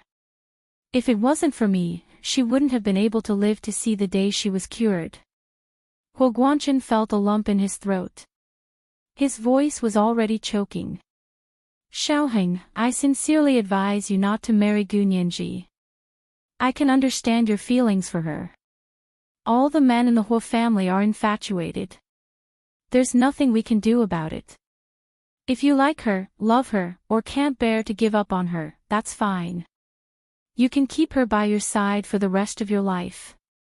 I won't interfere. When she has a child in the future, I'll allow him to have the Huo surname. He'll still be my grandson. But you have to promise me that you won't marry her. You need to marry a girl from a respectable family, not someone like Gu Nianji. Even though she was Gu Xiangwen's adopted daughter, Huo Guangchen didn't like her. Not to mention the fact that an adopted daughter couldn't be compared to a biological daughter. One only had to look for her when she disappeared at the age of 12 to know her status in the Gu family. Those people in the military disregarded your future and tried their best to get you and Gu Nianji together just for Gu Xiangwen's patent. Do you think they're doing it for your own good? Have you ever thought that as long as you marry Gu Nianji, your future will stop at the rank of a major general? They'll also have one less strong competitor. Huo Guangchen's eyes were red. Only I would truly consider for you. Only biological parents would disregard their own personal gains and losses to consider your future. Huo Xiaoheng frowned. General Huo, don't add to the drama. I came back to ask you questions, not to listen to your nonsense. I'm not talking nonsense. I'm telling you the truth. Huo Guangchen slammed the table. I won't let Gu Nianji become the only stain on your political career. Then you're indirectly admitting that you were slacking on rescuing Gu Nianji because you wanted to get someone else to do your dirty work. You wanted those people to get rid of Gu Nianji for you, right? Huo Xiaoheng's expression grew even colder. His gaze cut into Huo Guangchen's conscience like a knife. Huo Guangchen gritted his teeth and forced himself to say, "Don't talk nonsense. I never wanted Gu Nianji to die, and I would never get someone else to do my dirty work." He only hoped that Gu Nianji would leave Huo Xiaoheng and never come back. General Huo, you have a subjective motive and an objective action. It's hard for me to cover for you. When the higher-ups come to investigate, I can only tell them the truth. Huo Xiaoheng saluted Huo Guangchen. Goodbye. Stop right there. Huo Guangchen wasn't worried about the military's investigation at all. He called out to Huo Xiaoheng. Your grandfather and Jialan will be returning to the country in 2 days to attend the new Prime Minister's inauguration. Remember to pick them up at the airport. Huo Xiaoheng left the Huo residence without looking back. Huo Guangchen didn't even know if he heard him. Huo Xiaoheng returned to the car. His mind was a mess, and he couldn't help but open all the windows. The cold wind of the late autumn night in the imperial capital finally calmed down his slightly agitated emotions. Huo Xiaoheng propped his chin on the car door and looked at the night view outside. His mind kept thinking about the next step. In Germany, ALS, the person who directly abused Gu Nianji, had already been executed. Reinitz was a bit strange. Although Gu Nianji was indebted to him, he was the one who set up the entire trap. He didn't know why he let Nianji go at the last moment. That was a mystery for now. Also, his rank was too high, so they couldn't do anything to him for now. In the United States, the director of the CIA's Asian Intelligence Division, James, had become his spy. As long as someone from their side contacted the United States, Huo Xiaoheng believed that he would receive clues soon. In the Hua Xia Empire, Huo Xiaoheng had already set up all sorts of listening devices. As long as the other party had the intention of making a move again, he would be able to catch them red-handed. He had already decided that when the time came, he must kill them on the spot. He couldn't leave anyone alive. So before that, he had to quietly observe and see who would be the first to lose control. When the tide went down, he would know who was swimming naked. After going through all the plans in his mind and making sure he didn't miss anything, Hu Xiaoheng finally closed his eyes and rubbed his temples. He couldn't get Gu Nianji's figure out of his mind. He longed for her immensely, but she was so close, yet he couldn't take a step closer to her. Hu Xiaoheng's eyes darkened when he thought about how Gu Nianji was so resistant to his embrace in the real estate bureau's lobby today. Like an eternal night, not a single star could be seen. After returning to the official residence at the headquarters of the Special Operations Forces, Zhao Liangzi came to see him with the invitation that General Ji had sent. Hu Xiao, General Ji wants you to attend the inauguration of the new Prime Minister. It's in 2 days. Zhao Liangzi placed the invitation on Hu Xiaoheng's desk. Big Xiong and I also received the invitation. Hu Xiaoheng took it and looked at it before setting it aside. He said to Zhao Liangzi, "You can attend on behalf of the Special Operations Forces. Big Xiong and I have other things to do." "Yes, Chief." Zhao Liangzi accepted the order and said, "What should I say if General Ji asks about you and Big Xiong?" He originally thought Hu Xiaoheng would say he was busy with work or had an urgent mission. He only wanted confirmation from Hu Xiaoheng so he could reply to General Ji. However, Hu Xiaoheng thought about it for a while and crossed his arms in front of his chest. He said calmly, "Yes, I'll have a fever in 2 days and Big Xiong will have diarrhea. Just say it." Zhao Liangzi was speechless. Was it really okay to be so willful?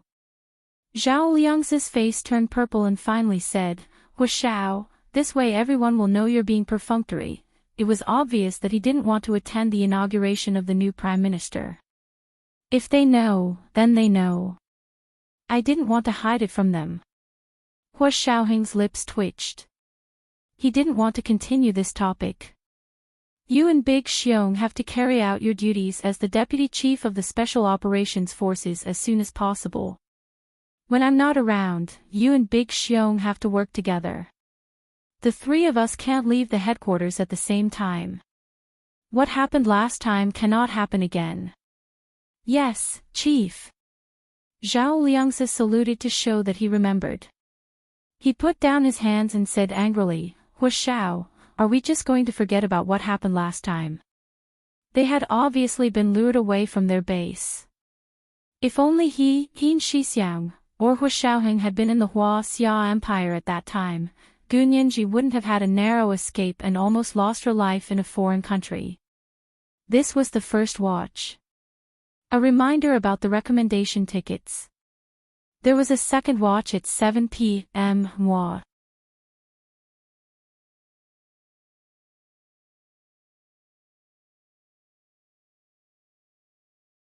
Chapter 728. Hu Xiaoheng didn't reply to Zhao Liangzi's question at all.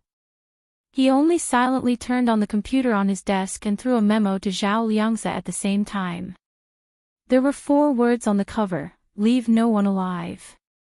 Zhao Liangzi nodded heavily and sighed softly. He clenched his fist and punched the palm of his other hand.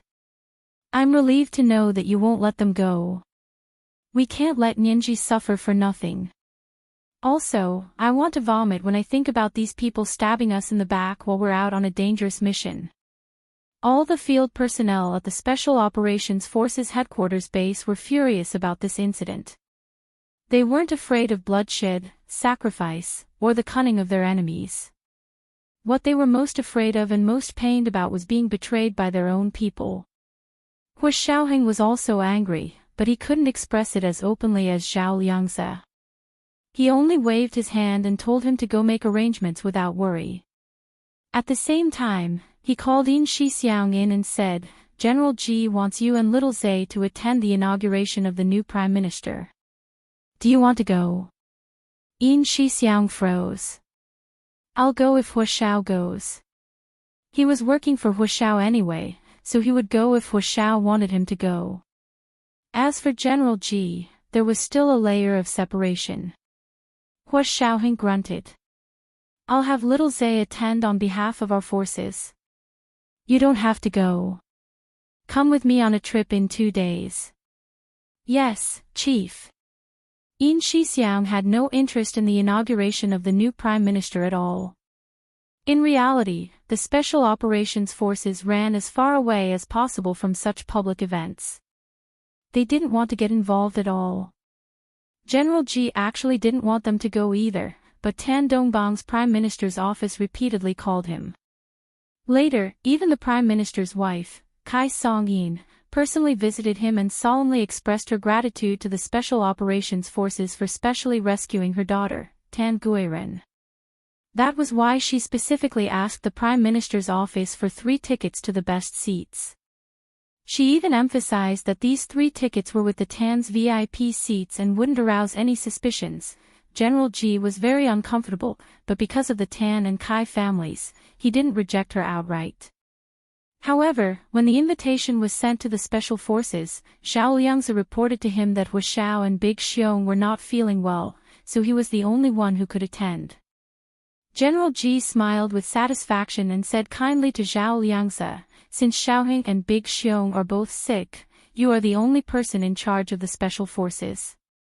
It wouldn't be good to transfer you away to attend the inauguration, so you have to stay. How about this? I'll help you tell Mrs. Tan that we appreciate their good intentions, but it's a pity that the heavens don't follow our wishes. We have no other choice, ah ha ha ha ha." Zhao Liangzi was speechless.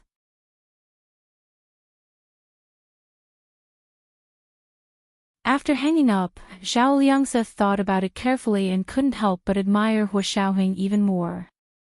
If they could win General Ji over to their side, it would be convenient for them to do anything. This was the convenience of using the tiger's skin as a flag. On Saturday night, General Ji personally called Prime Minister Tan Dongbang's wife, Kai Song-yin. "Mrs. Tan, what a coincidence. Xiaoheng and Big Xiong are both sick. One has a fever, and the other has diarrhea. They won't be able to attend Prime Minister Tan's inauguration tomorrow. Please apologize to Prime Minister Tan on our behalf. And little Zay, because Xiaoheng and Big Xiong are both sick, little Zay can't leave. This is confidential, so please understand." Kai Song-yin frowned. "General Ji, Hu Xiao is sick. What illness? How come 2 people are sick at once? Is there anything serious? Do you want me to bring a doctor to take a look at him? Dr. Kai from the Imperial Capital Harmony Hospital is my cousin. Her medical skills are very good." The corners of General Ji's mouth twitched. He couldn't stand Kai Song-yin's overbearing attitude anymore. Things in politics were all about a tacit understanding. Basically, they wouldn't openly fall out with each other. Hu Xiaoheng was using such an obvious excuse to not attend the inauguration to express his dissatisfaction with the Tans, so he wouldn't help them. Ever since Hu Xiaoheng's conversation with General Ji that night, General Ji had accepted his point of view. He believed that someone was indeed trying to drive a wedge between him and Hu Xiaoheng. Therefore, he was even more dissatisfied with the Tans. He was even more unwilling for his own general to be their bearer. Most importantly, one was the military, and the other was the cabinet. They needed to avoid suspicion, and it was best not to get involved if possible. Hu Xiaoheng was General Ji's designated successor. He absolutely didn't want Hu Xiaoheng to leave the impression that he was currying favor everywhere. He was a soldier, and he relied on his own abilities and risked his life for his future. He was completely different from the Tans, who relied on their glib tongues and tricks to get elected. Mrs. Tan, are you saying this because you don't trust the doctors from the Military 314 General Hospital? You might not know, but our national miracle doctor, Little Chin, is currently working as a resident doctor at Xiaoheng's base, General Ji said sarcastically before hanging up. Kai Song-yin hadn't reacted yet when she realized General Ji had already hung up. She couldn't help but be very unhappy. That's so rude. As expected, soldiers are all uncouth. Kai Song-yin secretly criticized General Ji. Of course, she wouldn't dare to say it out loud even if she had 10 times the courage. She went to the study to find her husband, Tan Dongbang. Dongbang, Huashao, and the other two won't be coming tomorrow. What do you think is going on?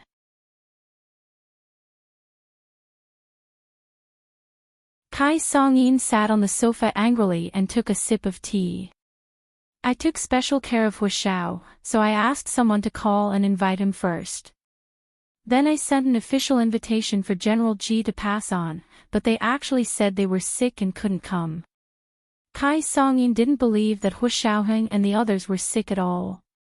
She thought it was an excuse. Huashao didn't waste any effort to find an excuse. He wanted to express his attitude and let them know that he didn't want to come. Why didn't they want to come? Figure it out yourself. Tan Dongbang was nervously preparing for his speech at the inauguration tomorrow. When he heard Kai Songyin's complaints, he felt that she was going overboard. He coughed and said, "Forget it. It's reasonable that they don't want to come. Think about it, they're a subordinate organization of the military. General Ji and the others are already here, so why do you need Huashao and the others to come?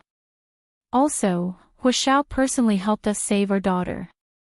We can't thank him enough, so don't be so calculative." Kai Songyin was feeling very unhappy.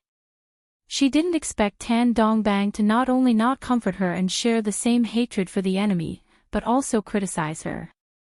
She twisted her body and said unhappily, "How can you say that? Am I doing it for my own pride? I'm doing it for our baby daughter." Someone. Tan Dongbang frowned. What's wrong with her? Is she sick? I haven't seen her come out for meals for the past 2 days. She's sick. Kai Songyin beamed at the mention of her daughter. That's why I'm looking for medicine for her. What's wrong with her? Tan Dongbang was nervous. Although he only had one daughter, he loved her dearly and had truly raised her like a princess. Of course, Tan Guiren was also very sensible and obedient, so she never caused trouble for her parents. This time, she had suffered greatly in the United States, so Tan Dongbang pitied her even more. His fatherly heart didn't know how to dote on her. What's wrong with her? Of course it's mental illness and lovesickness. Kai Songyin picked up the small round fan on the coffee table and waved it. Your daughter has fallen for you, but you won't help her as a father, so I have to do it. Tan Dongbang raised his head and stared at Kai Songyin for a long time before saying, "You say she really likes Huashao. How could it be fake? Our daughter really has good taste." Kai Songyin clapped her hands together.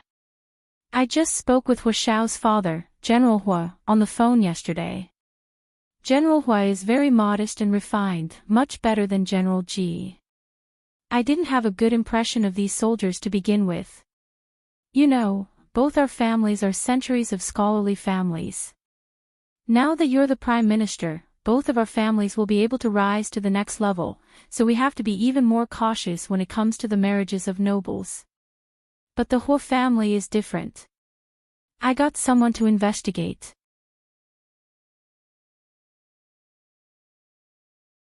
Did you know?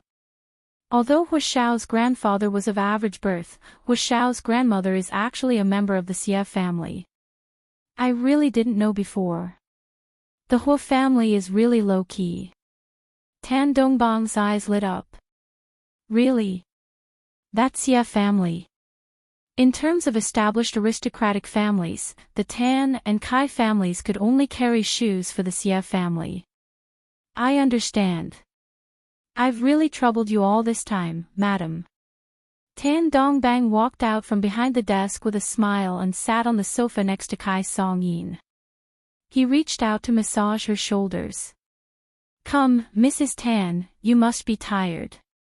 Your husband will help you loosen up. The couple had been childhood sweethearts since they were young, and their families were well matched. When they grew up, they naturally got married and had a good relationship. Kai Songyin was full of smiles as she patted the back of Tan Dongbang's hand. It's good that you understand me. This time, I originally wanted Huashao to stand together with the nobles like a family. That way, if we broadcast it live on national television, it'll basically be a done deal. Who would have thought that Huashao would completely ignore such a great honor? Tan Dongbang thought about it for a while and said after careful consideration. Your idea is good, but Huashao is probably not someone who is willing to use his wife's connections. Also, think about it, his grandmother is the daughter of the Xia family, so why would he need to use our connections?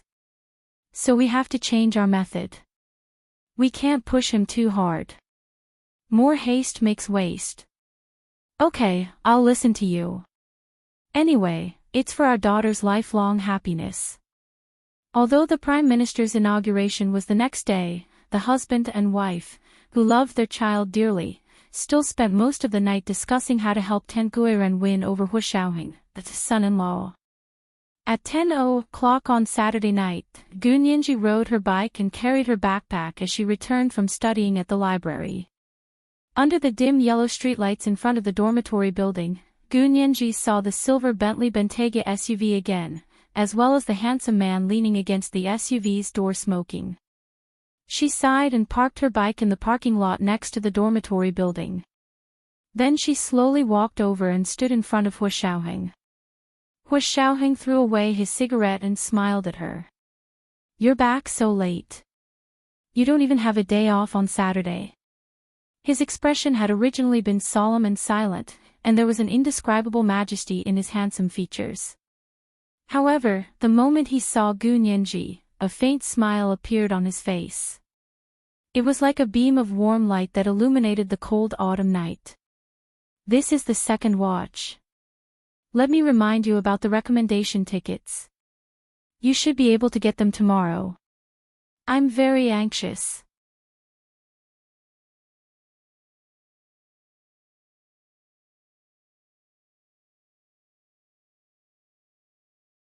Chapter 729. I told you on the phone that I'll be studying late. Gu Nianji considered her tone and words helplessly. Huashao had called her around 5 in the afternoon to say that he would pick her up for dinner and to celebrate her birthday at his official residence. Gu Nianji declined. She hadn't expected Huashao to still come and wait for her. She couldn't help wondering if he was worried about her or if he thought she was lying and had come to stop her. Either way, Gu Nianji didn't think she could bear it. She was also puzzled as to why she used to have the courage and ruthlessness to put all her heart on Huashao. Now it was like a dream. When she woke up, she was still familiar and close to him, but she no longer felt that she could only love him. The smile on Huashao's face didn't fade because of Gu Nianji's alienation. He took a step forward and reached out to her. Nianji, don't work too hard. Tomorrow. Gu Nianji interrupted him and looked up. Her expression was calmer than ever. Huashao, don't be like this. Don't waste any more time with me. Huashao's hand froze in midair and didn't land on Gu Nianji. Gu Nianji looked at his hand. His slender fingers were almost seductive. She remembered the temperature of his palm. It was dry and warm, but she didn't want to stay. Huashao, I know you can't let go of me right now. Believe me, you're just used to it. After so many years, you're used to taking care of me and protecting me. I was a mission given to you by the military. You completed it well. Really, you can retire now. I have to walk my own path in the future. You should have your own life and not revolve around me. Perhaps it was because she was young, but Gu Nianji's voice still had a tinge of innocence. The words that came out of her mouth were blunt and cruel, like a child who didn't know the ways of the world. Huashao slowly put down his hand and looked at her deeply. Gu Nianji also stared at Huashao. This was the first time she could clearly see what he looked like. As soon as she saw him, she didn't feel her heart beat faster and her eyes glaze over. She found that the shape of his eyes was really nice. His pupils were full and dark, bottomless, and the corners of his eyes were straight and firm. They did not slanted upwards, but they were very long, making his eyes look even deeper. When he looked at you quietly, there was a different kind of charm. Perhaps to him, this kind of posture was just out of politeness, but in the eyes of women, they couldn't wait to take this kind of charming eyes for themselves and not let him look at others. As Gu Nianji thought about this, the corners of her lips curled up into a relieved and mischievous smile. Hu Xiaoheng pursed his lips and acted like he hadn't heard what Gu Nianji had said. He continued what she had just interrupted. Tomorrow is your birthday. How do you want to celebrate it? Gu Nianji shook her head. I haven't decided yet. But I want to be alone. Are you really going to be so heartless? Hu Xiaoheng watched as Gu Nianji moved further and further away from him. It was very likely that he would only be able to look at her up close through satellites in the future. His eyes darkened, and the tumbling emotions were hidden in his dark eyes, like all the things on his mind that no one knew. Gu Nianji looked down. Let go. I know how painful it is to let go, because that's how I got here. But it's better to get the pain over with. After the pain, you'll know that it's no big deal. In this world, there's no such thing as a person who can't live without another person. Hu Xiaoheng quietly stared at Gu Nianji, from the top of her dark hair to her lowered neck. She was slender and charming, like a white swan. Her shoulders were slanted, which was commonly known as a beauty's shoulders. She was tall and slender, with a slender waist and long legs. She was one day away from turning 19, the age where she was as fresh as a flower. You really want to break up? Hu Xiaoheng narrowed his eyes, which had already turned dark. Are you sure? Yes. Gu Nianji nodded firmly. I'm very sure, very sure. I want to break up. Hu Xiaoheng sighed deeply and stared at Gu Nianji. Fine, if you promise me one thing, I'll break up with you. Otherwise, don't even think about leaving me for the rest of my life. Gu Nianji was speechless. She slowly looked up into Hu Xiaoheng's eyes. They were pitch black, like a pitch black night. She couldn't tell what he was thinking. Promise you one thing. Yes, as long as you promise me one thing, I'll break up with you. I'm a man of my word. Hu Xiaoheng knocked on the window as he spoke. His posture was cold and stern. Chen Lai, you testify. Chen Lai, who had been huddled in the car, felt a chill from the bottom of his heart when he heard Hu Xiaoheng's voice and tone. Hu Xiao was going to make a big move and dig a big hole for Nianji to jump into. Was he going to pray for himself? Or was he going to risk his life to warn Nianji? Chen Lai slowly poked his head out of the window and gave Gu Nianji a smile that was uglier than crying. Nianji, hello. Gu Nianji couldn't bear to look at Chen Lai like this. She only glanced at him before looking away. Brother Qin, you're here too. She muttered to herself and blushed. She was very embarrassed. Hu Xiaoheng had come to see her and brought Chen Lai with him. Wasn't he here to pester her like she thought? After all, who would bring a friend to do something like this? Even normal men wouldn't do something like this, let alone a man like Hu Xiaoheng. Could she have been wrong? Was what she said just now just an unrequited love? Gu Nianji was speechless and nodded slightly. Hello, Brother Qin. Hu Xiaoheng took a step back. Nianji, as long as you promise me one thing, we'll break up. Chen Lai will be the witness.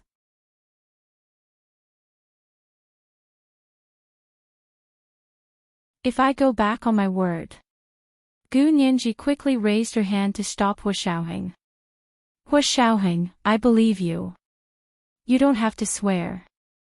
In her heart, Hu Xiaoheng had always been a good man who kept his word. Of course, whether a good man was a good boyfriend or not was a different matter. Although she didn't love him anymore, she didn't want him to swear such an uncomfortable oath. Okay, what about you? Do you promise? Promise me one thing, and we'll break up. Hu Xiaoheng said slowly and calmly as he leaned against the car door. Chen Lai's round head poked out of the car window and looked at Gu Nianji worriedly. However, Hu Xiaoheng was standing right next to her. He wouldn't dare warn Gu Nianji even if he was beaten to death. Gu Nianji was a bit hesitant.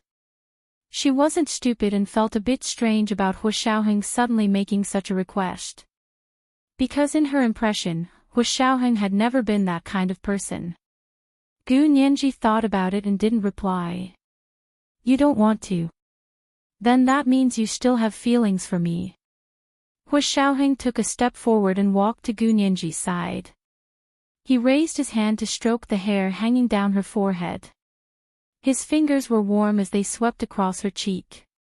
It was like a breeze blowing across the surface of the water, causing ripples. Let's not break up. It's your birthday tomorrow.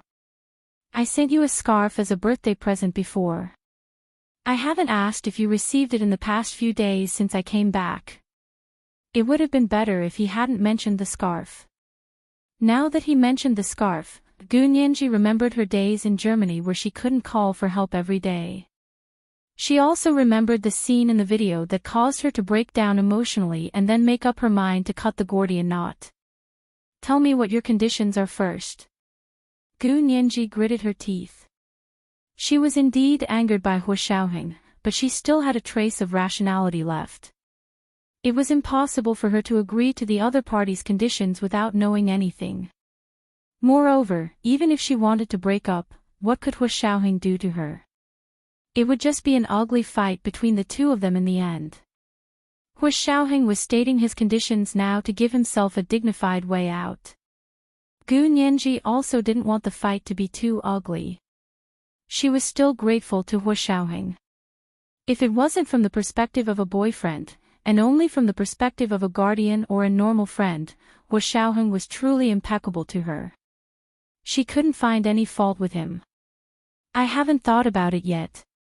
Hu Xiaoheng's voice was slow like the murmuring of a mountain stream. It had the power to cleanse people's hearts. I'll go back and think about it. I'll tell you tomorrow morning. Is that okay? He looked at Gu Nianji with a pleading look in his deep eyes. Gu Nianji couldn't help nodding. Okay.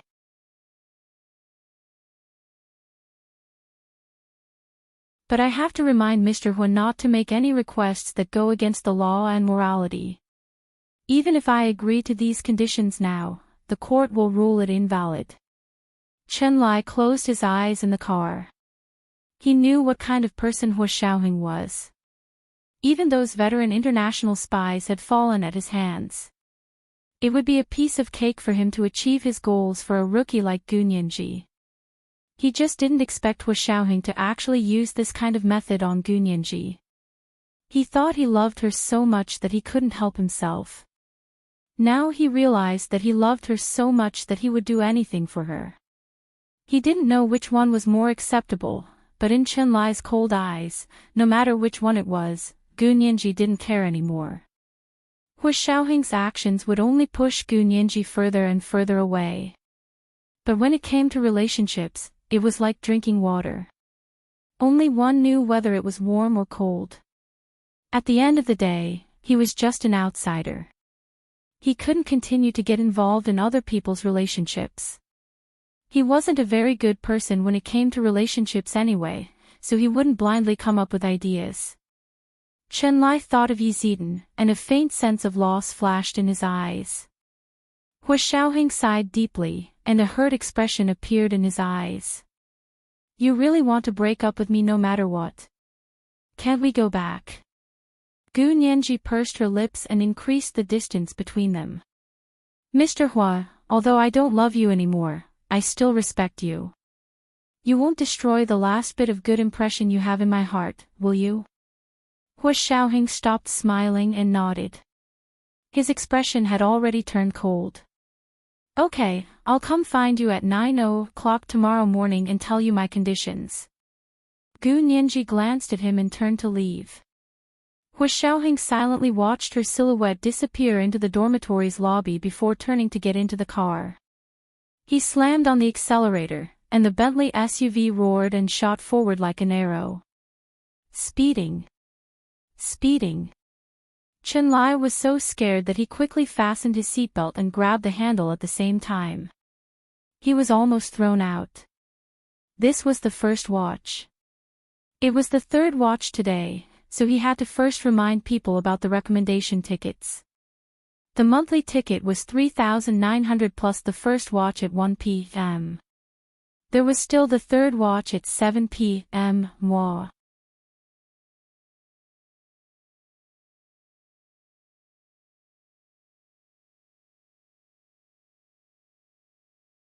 Chapter 730. Hu Xiaoheng's expression was grim as he sped the entire way, even running several red lights.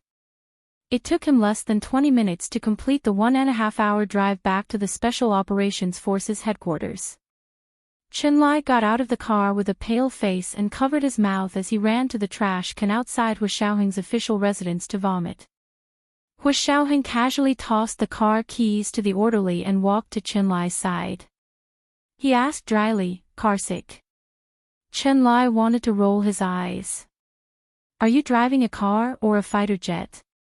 Even a roller coaster isn't as fast as you." Chenlai vomited for a while before taking a tissue from his pocket to wipe his mouth and follow Hu Xiaoheng into his official residence. They sat down in Hu Xiaoheng's study. Hu Xiaoheng looked at Chenlai's expression and asked the orderly to make him a cup of black tea. Black tea warmed the stomach and could also relieve the nausea from carsickness. Chenlai drank a cup of black tea and slowly recovered. He slumped on the sofa and said weakly to Hu Xiaoheng, "Hu Xiao, please spare my life. I think I'll be the first to die in this relationship of yours." Hu Xiaoheng was speechless. He quietly turned on the computer and sent out orders. The person who received the orders immediately contacted the relevant personnel. Hu Xiaoheng lit a cigarette as he waited for a reply. He looked down and asked Chenlai, "How do you think Nianji's mental state is? Does she need counseling?" He had brought Chenlai to see Gu Nianji today because he wanted Chenlai to do a preliminary psychological evaluation of her and then decide on a treatment plan. Gu Nianji's experience in Germany had a huge psychological impact on her. Hu Xiaoheng would never forget that Gu Nianji had even had autistic tendencies when she was 12. However, because of her unusual trust and dependence on him, she hadn't completely closed her heart. Chenlai recalled seeing Gu Nianji outside the graduate student dormitory today and mused, "From her complexion, I really can't see any psychological problems." "You can see psychological problems from her complexion."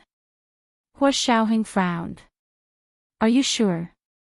"Hu Xiao, you don't understand. Psychological problems are also a type of illness. They definitely don't only manifest on the mental level. People with mental illnesses have different pupils, white of the eyes, skin color, and body movements from normal people. They can be diagnosed by looking, listening, questioning, and feeling the pulse." Chenlai sat up straight, one hand on his knee, the other waving in the air, talking non-stop. These words were somewhat meaningful. "Go on." Hu Xiaoheng listened intently, deep in thought. "Nianji's pupils are round, the whites of her eyes are clear, and her skin is rosy and delicate. She has strong control over her own body. Although she is still very sad, it is not to the point of being out of control. In short, she has already gotten rid of her feelings for you. Hu Xiao, are you sure you want to stay with her?" Chenlai asked carefully. Hu Xiaoheng had been his best friend for more than a decade, and he had watched Gu Nianji grow up. He had taken good care of her. Chenlai didn't know who to persuade. What could he do? He was also in despair. Hu Xiaoheng replied calmly. His slender fingers flew across the keyboard as he typed out a series of commands. "You really won't let go?" Chenlai stood up from the sofa and walked to the soft chair in front of Hu Xiaoheng's desk to sit down. He supported his head with one hand and slammed the table with the other. He frowned and said to Hu Xiaoheng, "You have to think this through. I'm afraid Nianji won't love you like before. Or rather, she doesn't love you at all. You still want to be with her. You can't force it to be sweet. Hua Xiaoheng's hand paused. He didn't know what program was running on the computer screen, but the flickering light reflected on his face. Chen Lai found that he couldn't see Hua Xiaoheng's expression at such a close distance. After a long time, Hua Xiaoheng glanced at Chen Lai and smiled faintly. Deep love doesn't last long. It doesn't matter if Nianji loves me less. That way, she can always be with me. Her pain and the knot in her heart were all because of him. If he didn't let her untie the knot, she would never be happy in this life. Emotions that were too intense and intelligence that were too sharp were like double-edged swords that hurt others and oneself. But Hua Xiaoheng felt that he was a man and so much older than her. In order to prevent her from hurting herself, he would rather be stabbed by her. As long as she was by his side, it was fine. Chen Lai was speechless. He suddenly felt like crying and pretended not to care as he looked up at the ceiling of the study. Fine then. What do you want me to do? Hua Xiaoheng continued tapping away on the keyboard as he said, Are you going to the Prime Minister's inauguration tomorrow? They sent me an invitation, but I've already rejected it. Chen Lai was also a person who didn't like to show his face in public. In the past, his favorite hobby was medical research, and his second favorite was Yi Zidan. But Yi Zidan's actions had disappointed him immensely. At the same time, he began to doubt his own taste. So now, his favorite and second favorite were medical research. He had even made up his mind not to get married for the rest of his life. Hua Xiaoheng nodded. Yeah, I'll wait for you tomorrow. I have something to talk to you about. Hua Xiaoheng didn't say what it was, and Chen Lai didn't ask. He and Hua Xiaoheng's friendship didn't require too many words to understand each other. Gu Nianji returned to the dormitory. She wasn't in a good mood, but she also felt an indescribable sense of relief. This was her first love, and it was actually going to end on her 19th birthday. She thought that she would never celebrate her birthday for the rest of her life. After taking a shower, Gu Nianji wrapped a damp towel around her hair and turned on her computer to continue working on the outline of her thesis. She had to complete 5 courses in 4 months and also write her master's thesis. She didn't have enough time. Ma Qiqi knocked on her door. Nianji. Are you free? Gu Nianji looked at the outline that was halfway done and closed the document. She raised her voice to say, Yeah, Qiqi. Come in. Ma Qiqi opened the door to see Gu Nianji in her pink coral velvet pajamas and fluffy white wool slippers. She turned around in front of her desk in her computer chair and smiled at her. Ma Qiqi suddenly felt that Gu Nianji was like a cute, pink doll. She went up to hug her and rub her body. Gu Nianji laughed so hard that tears came out. She quickly pushed Ma Qiqi away. Qiqi, don't touch me. My hair isn't dry yet. Ma Qiqi smiled and pinched her small, fair face.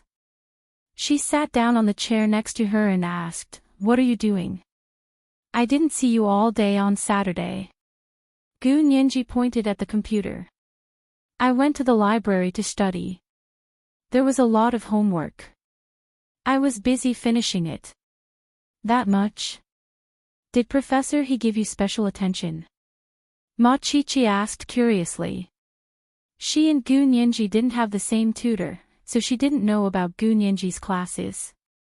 Gu Nianji hesitated before telling Ma Qiqi the truth.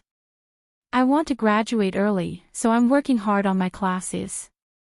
You still want to graduate early? Ma Qiqi couldn't help but pat her shoulder. Nianji, I feel more and more inferior living with you. What do you mean I'm better looking than you, younger than you, smarter than you, and more hardworking than you? That's exactly what you're like. Gu Nianji was amused by Ma Qiqi. She hugged her arm and shook it. Qiqi, you're too good with words. I'm not that great. I just want to graduate quickly and find a full-time job so I can support myself. Machichi knew what Gu Nianji was worried about, so she considerately avoided touching her sore spot. She said to Gu Nianji, "Nianji, it's your birthday tomorrow. Do you have any plans?" Gu Nianji looked at Machichi. "You know." Machichi giggled. "Of course I know. The counselors have all our classmates' birthdays." "Oh, I see." Gu Nianji tapped her cheek with her finger. "Tomorrow. I'm actually planning on studying." She didn't want to celebrate her birthday. Not in this lifetime. Come on. You want to study on your birthday? Can't you graduate early if you don't study for a day? Machichi was unhappy. "Come on, Nianji. It looks like you don't have any plans tomorrow. Come to my house. I told my parents that it's your birthday tomorrow. They said if you don't have any plans, you can come to my house. My mom makes delicious longevity noodles." "Really?" Gu Nianji hesitated. Machichi was special to her, so it was hard to refuse her invitation.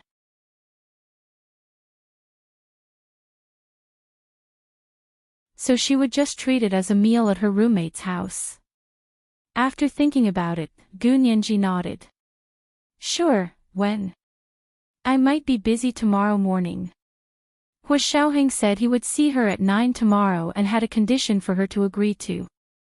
She had already promised to wait for him at 9, so she couldn't go back on her word.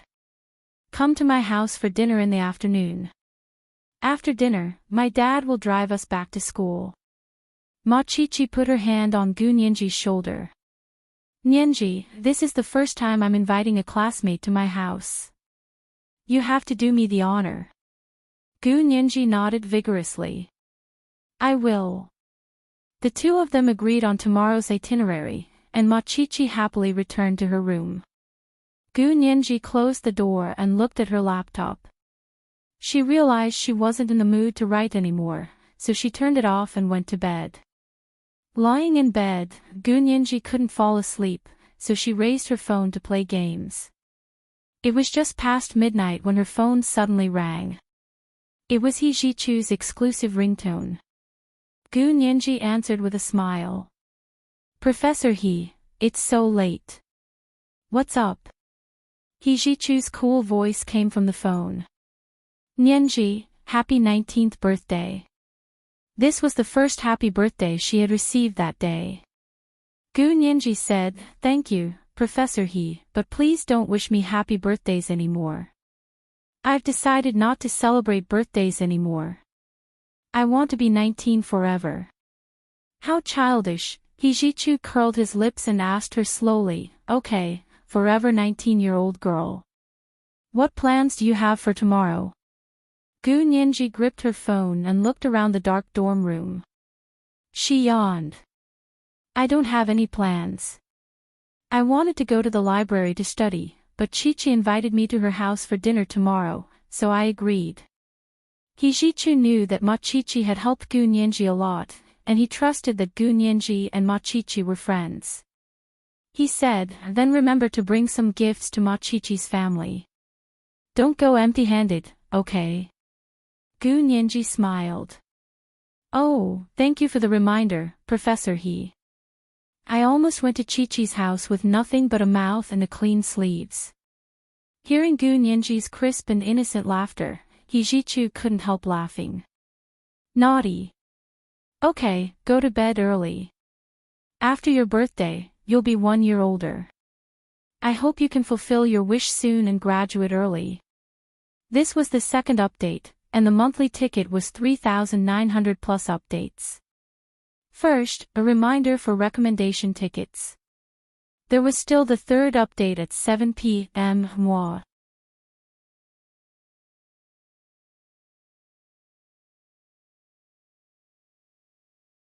Chapter 731. Putting down the phone, He Jichu sat in front of the window with a glass of red wine and looked out at the endless night sky. He was unexpectedly relaxed. Finally, the day he had been waiting for had arrived. He didn't need to take out his preparations anymore. Subduing the enemy without a fight was the best strategy. He raised his glass to the night sky. Happy birthday to you, my princess. Gu Nianji fell asleep after hanging up. She didn't sleep very well. She didn't dream, but she didn't feel very comfortable either. Her heart was hanging in midair, and she felt unreal, as if she couldn't reach the sky or the ground. When she woke up in the middle of the night thirsty, she suddenly remembered that Hu Xiaoheng said he would break up with her if she agreed to one condition. So why did she agree? She was the one who suggested breaking up. It didn't really matter if Hu Xiaoheng agreed or not. She only agreed to his request because she wanted to end things peacefully and put an end to his years of careful parenting.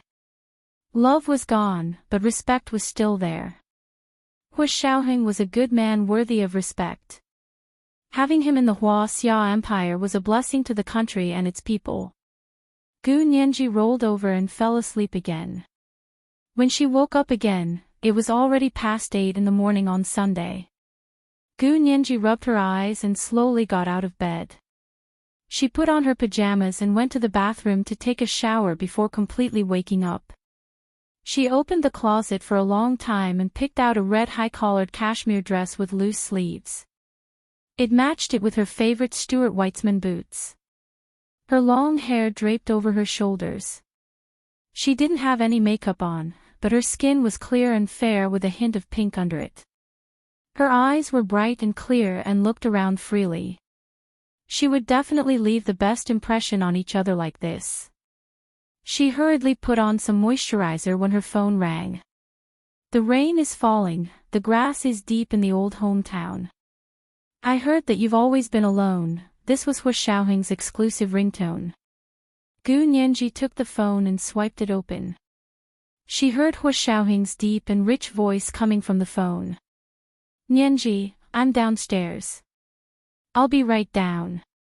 Gu Nianji quickly put on the Hermes Vera bag she bought in Germany and pushed the door open. Ma Qiqi was eating breakfast in the living room when she saw Gu Nianji come out in red. She quickly covered her eyes and pretended to scream, "My eyes! My eyes!" Gu Nianji kicked her lightly with a smile and hurried out the door. When she arrived downstairs, she saw Hu Xiaoheng standing ramrod straight next to his silver-gray Bentley SUV. He wasn't wearing a general's uniform, but a proper military uniform. The stars on her shoulders almost blinded Gu Nianji.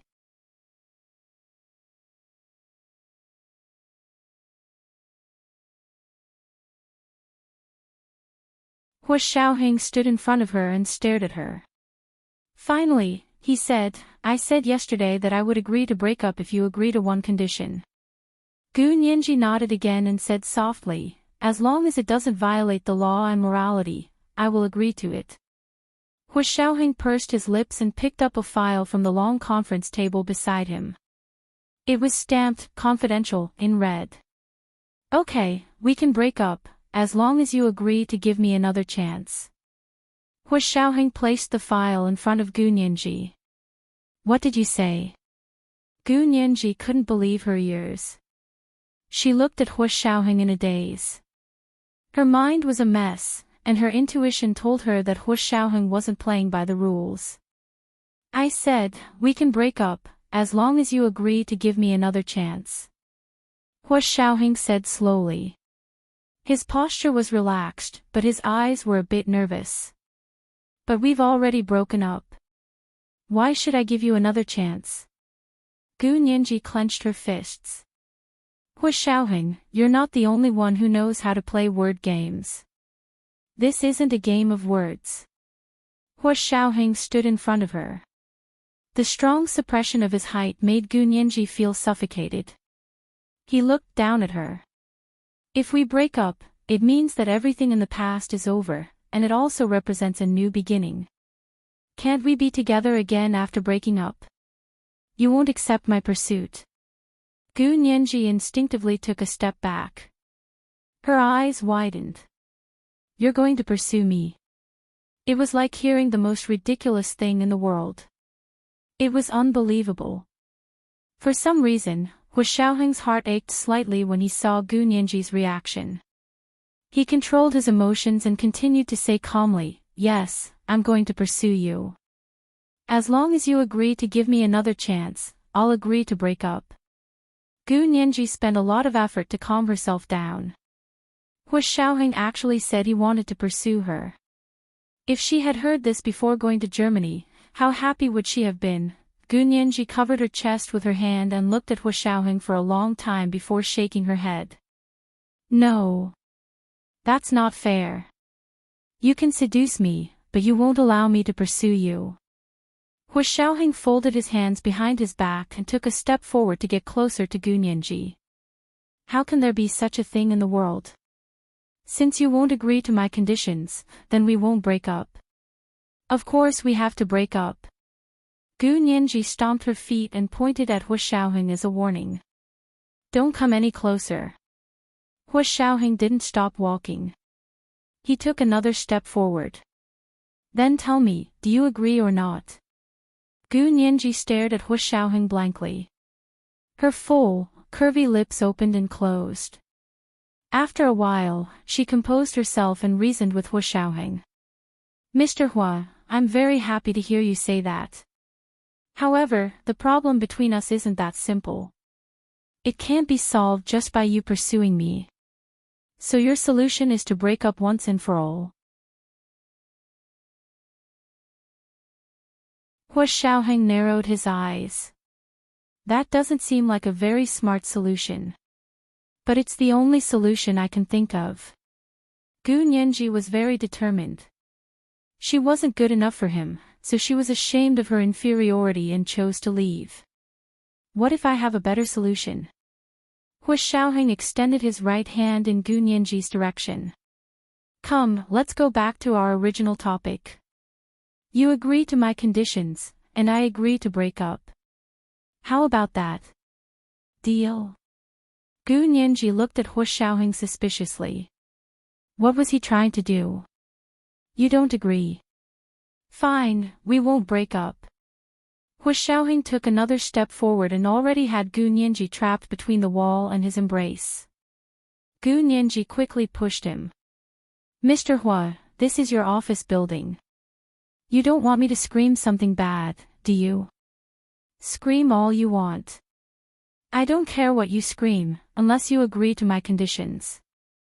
Hu Xiaoheng watched with interest as she struggled, hesitated, and hesitated.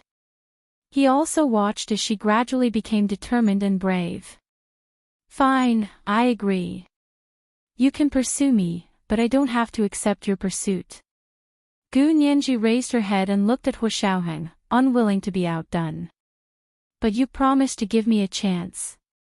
If you don't accept my pursuit, how is that considered giving me a chance?" Hu Xiaoheng's words were watertight, and his logic seemed to be self-contained. Gu Nianji also realized for the first time that Hu Xiaoheng was so eloquent. She looked at Hu Xiaoheng, tongue-tied. Her brain had a vague feeling that something was wrong, but she couldn't figure out what it was. If she wanted to defeat Hu Xiaoheng's argument, she had to find the loopholes in his logic. However, his logic was as perfect as a circle drawn with a compass. She couldn't seem to find any loopholes. If she had to refute, it seemed like the only way was to go back on her word. But if she went back on her word, Hu Xiaoheng also said he wouldn't break up. What was she going to do? Just as she was at the end of her rope, Hu Xiaoheng opened the folder stamped, "Confidential." He took out 2 documents and 2 little red booklets and opened them in front of her. "Nianji, give me another chance. This time, we won't be dating. We'll get married directly. I've already prepared the marriage certificate. This is a marriage application that has already been approved. This is the marriage registration form that I've already signed. As long as you sign it, we'll be officially husband and wife." Hu Xiaoheng took out a pen and stuffed it into the hands of Gu Nianji, who was already at a loss and pale. "Don't panic. There's also a divorce application here. I've already signed it. Give me 3 years. After 3 years, if you still feel that we can't be together, you can sign this divorce application and our marriage will be dissolved immediately. Gu Nianji was bombarded by Hu Xiaoheng again and again. Her smart brain had already stopped working.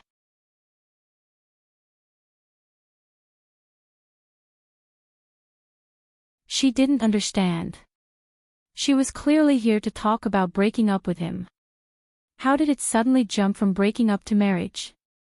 This was the third watch. Let me remind you about the recommendation ticket. P.S. Hehe, there's a surprise in the next chapter, guess what it is? Mwah.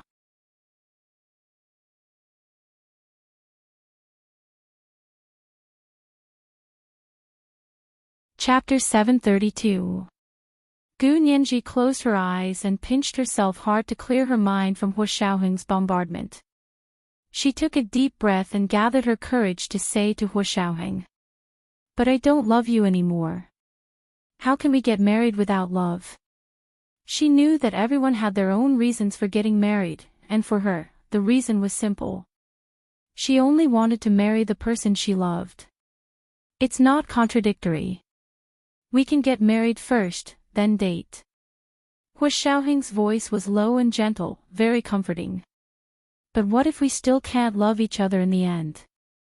Gu Nianji was confused. Even if we can get a divorce after 3 years, wouldn't I go from a good unmarried girl to a divorced young woman? Hu Xiaoheng, I'll only be 22 years old after 3 years. Do you think that's fair to me? Although Gu Nianji was young and had lived with Hu Xiaoheng in the Special Operations Forces base for a long time, she didn't have much contact with society. She had learned online technology from Zhao Liangzi when she was young and had been on major forums, Weibo, and other social media for a long time. She roughly knew that society was harsher on women. Even if Hu Xiaoheng got a divorce after 3 years, he would still be a quality man and might even be more popular. But what about her? Her value would only plummet. Hu Xiaoheng smiled slightly and guided Gu Nianji patiently.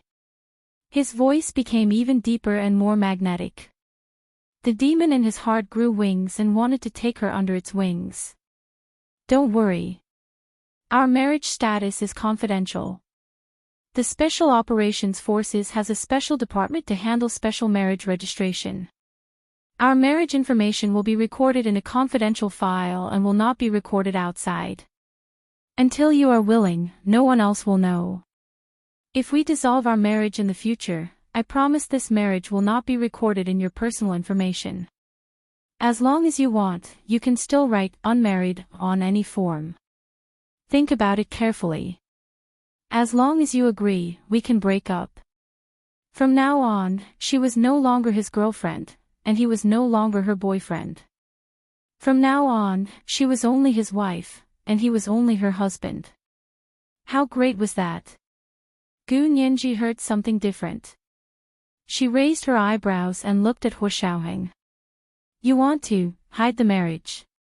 No, I don't. If you want, we can have a public wedding today. I can invite all the guests right away. Our wedding will be grander than today's Prime Minister's inauguration. Hu Xiaoheng bowed forward and whispered into Gu Nianji's ear, "Did you know that I planned our wedding when I was in the United States? No matter what happened, nothing could stop him from marrying her. Even if this accident was her." Gu Nianji was shocked. She stared at Hu Xiaoheng in a daze. She was so conflicted that she couldn't speak.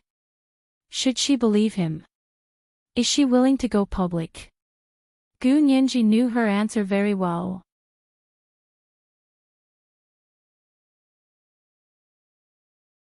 She didn't want to make it public. She had no intention of getting married at all, so why would she suddenly make it public? Hu Xiaoheng seemed to know exactly what she was thinking and asked sharply, "Nianji, are you willing to go public?" "I told you, the decision is yours. I just want a fair chance to woo you." For this opportunity, he was willing to bet everything he had. Now it was Gu Nianji's turn to hesitate.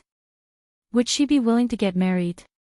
Of course, she didn't want to, but she was stumped by Hu Xiaoheng's words. If she insisted on going back on her word, what would Hua Xiaoheng do? Gu Nianji realized that she actually didn't understand Hua Xiaoheng. She had thought that he was stubborn and proud.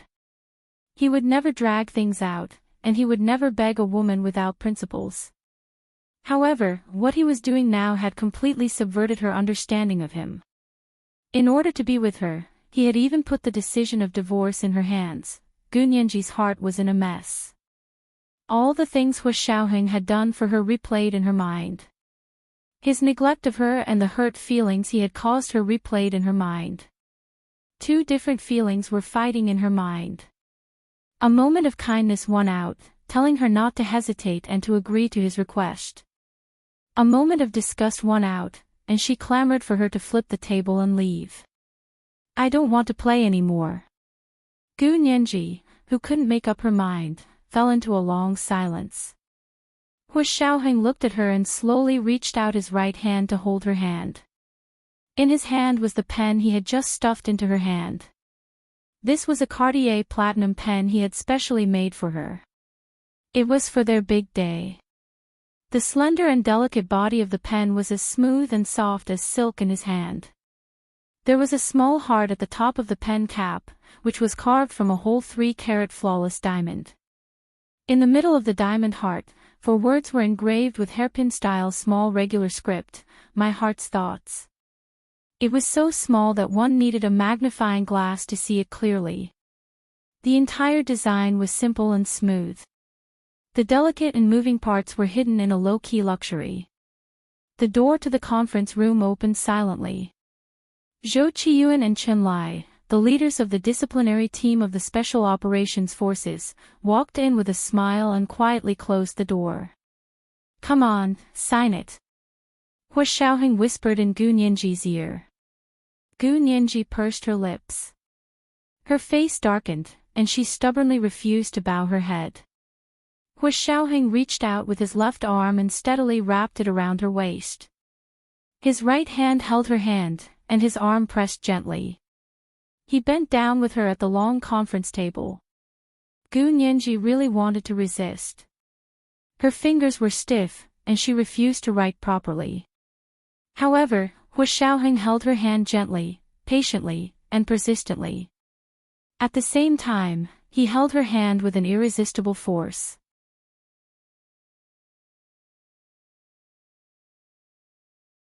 Like an adult teaching a child to write, he wrote her name stroke by stroke on the marriage registration form. Gu Nianji. She wrote it next to the already signed Hua Xiaoheng. They were like a perfect couple. Clap, clap, clap, clap. There was a sudden burst of applause in the conference room. Gu Nianji looked up as if she had just woken up from a dream. She saw that there were 2 more people in the conference room. Zhou Qiyuan and Chen Lai stood in front of them and clapped with smiles. Both of them were wearing well-ironed military uniforms. They had shaved and were clean and tidy. It was obvious that they had dressed up for the big day. Hua Xiaoheng let go of Gu Nianji's hand and sighed in relief. His entire aura was different. He handed the signed marriage registration form to Zhou Qiyuan. Qiyuan, this is within your jurisdiction. Take it and file it. Zhou Qiyuan carefully checked all the forms and confirmed that all the information was verified correctly. All the required proof and materials were in the document bag. He then nodded and took out the organization department's seal. He solemnly stamped the marriage registration form with a red stamp on the department in charge. Chen Lai also came over and said with a smile, I wish the 2 of you a lifetime of love and happiness. Then he signed his name in the marriage witness column. After Zhou Qiyuan stamped the document, he immediately took the document bag to the confidential file room to file. For this document and to get through all the procedures, Hua Xiaoheng had been working non-stop since last night. Because it was the weekend, everyone involved was on vacation. Zhou Qiyuan got up in the middle of the night and went everywhere to wake people up from their beds. He didn't give any reason and used the excuse of the chief's orders and his authority as the leader of the disciplinary committee as a deterrent. He used both carrot and stick to get the necessary seals and file cabinet keys. Because Hu Xiaoheng had instructed that this marriage must be kept secret, even though its true legal authority was much greater than a typical military marriage, Hu Xiaoheng was willing to temporarily give in to Gu Nianji. Other than Hu Xiaoheng and Gu Nianji, the only two people who knew about this marriage were Chen Lai and Zhou Qiyuan. In the future, there would be General Ji. After the marriage procedures were completed, Hu Xiaoheng would take the initiative to report to General Ji. At the same time, according to the confidentiality regulations, he would ask General Ji to keep it a secret. Gu Nianji watched as Zhou Qiyuan took the documents away. Only the two marriage certificates and the divorce application were left on the conference table. Chen Lai smiled at Gu Nianji. Today is your 19th birthday. Nianji, you're the one at a disadvantage if your wedding anniversary and birthday are together. He looked at Hu Xiaoheng meaningfully, but Hu Xiaoheng pretended not to see it.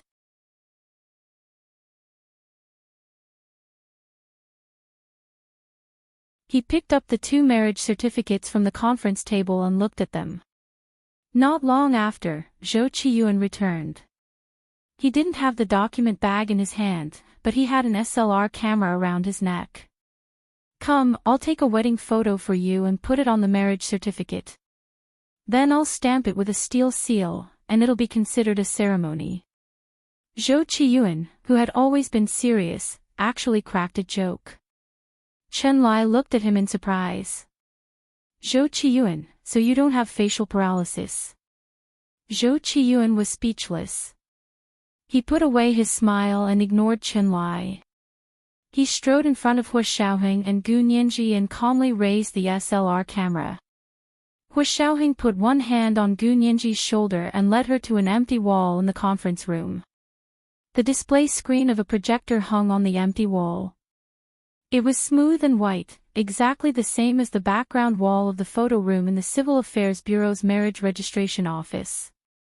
Chen Lai's gaze was attracted by Gu Nianji and Hu Xiaoheng. Gu Nianji was wearing a red cashmere dress and looked delicate and charming. Hu Xiaoheng was wearing a major general's uniform. He was tall and handsome, and he even had a military cap on. They looked like a perfect couple standing together. It was pleasing to the eye. Chen Lai smiled and said, "Huh. Nianji, why are you wearing a bright red dress? It really looks like a wedding dress." Gu Nianji was speechless. Damn it. If she said it was a coincidence, would Chen Lai laugh at her? Gu Nianji's long brows furrowed and she glared at Chen Lai unhappily.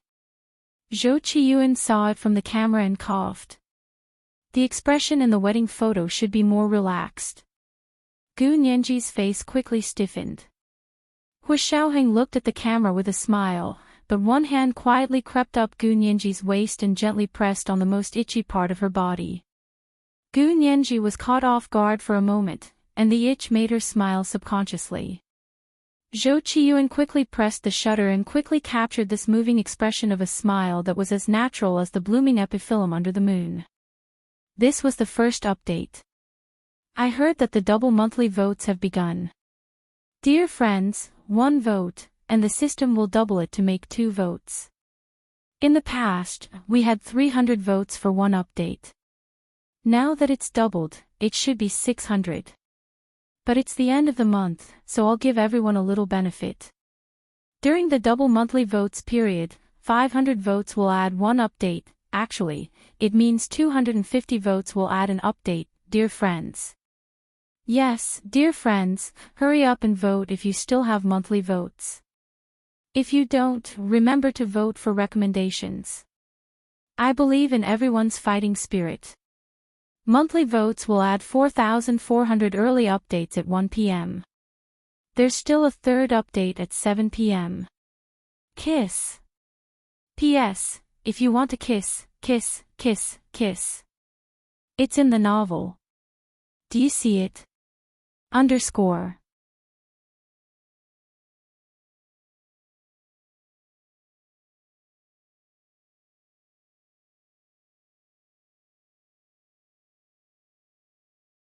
Chapter 733. Gu Nianji snapped back to reality and her smile froze. She pushed Hu Xiaoheng's hand away with all her might and looked away angrily. However, Hu Xiaoheng had already left her side unhurriedly and went over to Zhou Qiyuan to look at the photo taken by the DSLR camera. Amazing! Zhou Qiyuan, you're really amazing. You're at the level of a master. Chen Lai also came over to look at the wedding photo. Both of them were smiling happily in the photo, especially Hu Xiaoheng. His facial features were exquisite, and he was the kind of handsome that made people breathless. Because he had been in a high position for a long time and was a soldier in a special position, he often wandered between life and death, so he had an indescribably strong aura compared to normal soldiers. However, his smile in the wedding photo was very gentle. That smile dispelled the murderous aura and coldness, and it made people think of the word happiness. Zhou Qiyuan sent the photo to the printer in the conference room and printed it on photographic paper before pasting it onto the marriage certificate. Hu Xiaoheng personally stamped the 2 marriage certificates with a steel seal. Gu Nianji looked at the marriage certificate that was sent to her hand and silently opened it to look at it. She knew that her expression had been very solemn from beginning to end today. In the beginning, because she had received too much shock, she was a bit dazed. Later, she gradually understood and had a mocking smile on her lips. It wasn't until the 2 of them took the wedding photo that she was caught off guard and was tickled by Hu Xiaoheng that she couldn't help but laugh. However, it was this last laugh that was captured perfectly by Zhou Qiyuan in an extremely short moment. This person really wasn't simple. Gu Nianji looked up slightly and glanced at Zhou Qiyuan. Zhou Qiyuan was also Hu Xiaoheng's personal secretary. He was one of the 2 personal secretaries who worked in the dark and had never been in public. There was no need to talk about his abilities. Otherwise, he wouldn't have been able to sit in the position of leader of the disciplinary team in the Special Operations Forces, which was full of talents. He also became Hu Xiaoheng's capable candidate to help him stabilize the Special Operations Forces at the most critical moment. But when Gu Nianji glanced at such a person, he actually felt a chill run down his spine. Deep down, he even felt a little scared. He wasn't used to staying here anymore. He looked down and didn't dare to look at Gu Nianji again. He said to Hu Xiaoheng, "Hu Xiao, if there's nothing else, I'll leave first." They were newlyweds, so he had to be tactful. Hu Xiaoheng nodded. "Yes, thank you for today. You're too kind, Hu Xiao." Zhou Qiyuan smiled at Gu Nianji again and turned to leave the conference room. "All right. You 2 are already husband and wife. Although it can't be made public, you are legally husband and wife." Chen Lai smiled and patted Gu Nianji's shoulder, then glanced at Hu Xiaoheng. "Hu Xiao, you're really thrifty with your marriage. What about the ring? What about the banquet? Where's the betrothal gift? Where's the new house? How could he trick such a great girl like our Nianji into his hands empty-handed? Humph. Even I, Chen Lai, can't stand it. You're bullying our Nianji. I'm from her family." Hu Xiaoheng pursed his lips. Hu Xiaoheng had expected that Gu Nianji wouldn't give in, so he didn't even take out the ring. Anyway, if he took it out, it would be thrown to the side by this heartless little girl, showing her determination and willpower to break up. If Gu Nianji was still unwilling after 3 years, Hu Xiaoheng rationally decided not to think about it for now. To him, he would never admit defeat before he gave it his all. Hu Xiaoheng turned to Gu Nianji and said, "When you decide to make it public, we'll hold the wedding immediately." He also glared at Chen Lai. "You're from Nianji's family, so you have to remember this. When the time comes, you have to give Nianji a dowry. At least it can't be worse than my betrothal gift. That way, it can show that you really care for Nianji. Right? Brother Chin." Chen Lai's gloating face immediately collapsed. Oh my god. He wanted to give a dowry equal to Hu Xiaoheng's betrothal gift. That was competing with Hu Xiaoheng for money. Even if he sold his entire family, he wouldn't have that much money. Chen Lai wanted to slap himself a few times. Who told you to talk too much? Now you know that a loose tongue can cause trouble, right?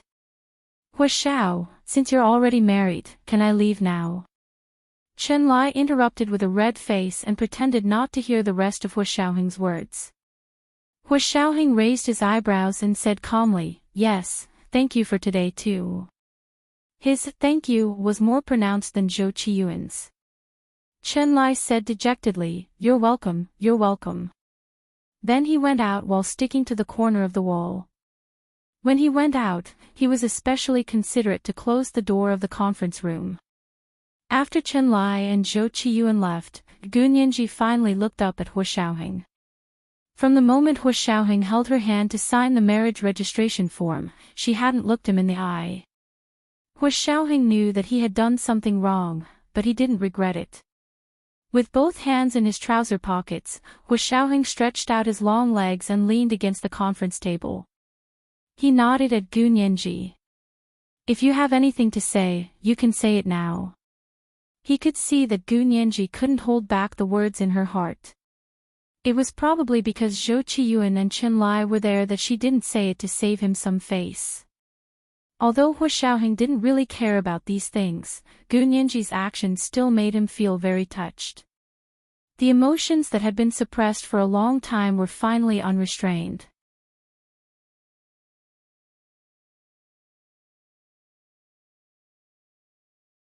He no longer restrained himself and let the warmth flow from the bottom of his heart and out of his eyes.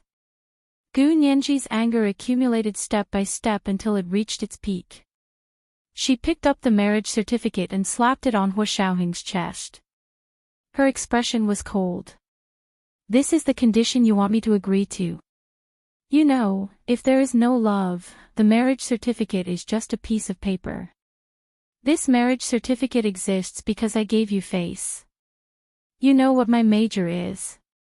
Do you know how much of what you did to me just now violated the law? I said that the prerequisite for agreeing to your condition was not to violate the law and morality. But did you do it? As long as I want to, I can apply to the court to invalidate this marriage certificate at any time. There's no need for a divorce at all. I know. Hua Xiaoheng nodded slightly and didn't refute a word. He looked at Gu Nianji with admiration and held her hand that was slapping on his chest. He lowered his head and kissed it. But you won't. You promised to give me a chance. I know there won't be a second chance like this, so I will cherish it. This kind of Gu Nianji, full of vitality and fearlessness, was the woman he loved the most. Cowering and crying, not even daring to love, was not his Nianji. If he wanted to get rid of the knot in her heart, he had to ignite her fighting spirit. Okay then, I also have a condition. Gu Nianji retracted her hand, her fair face flushed.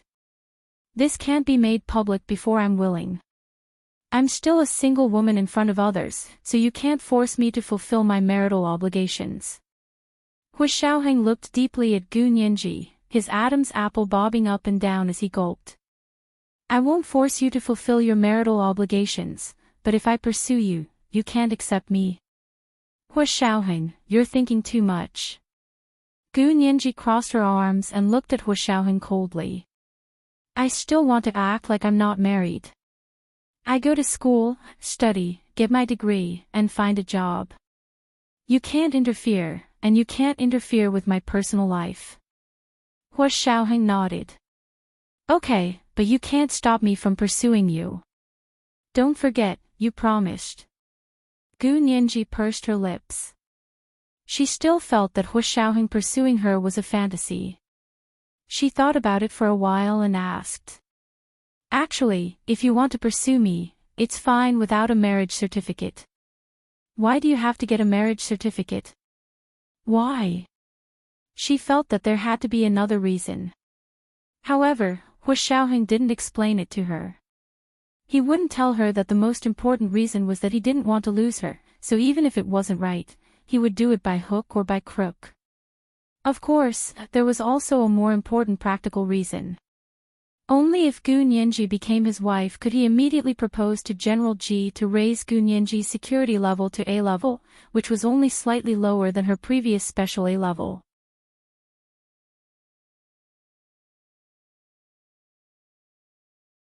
If they weren't married, he could also raise her security level, but he couldn't just go through the special confidentiality procedures through General Ji.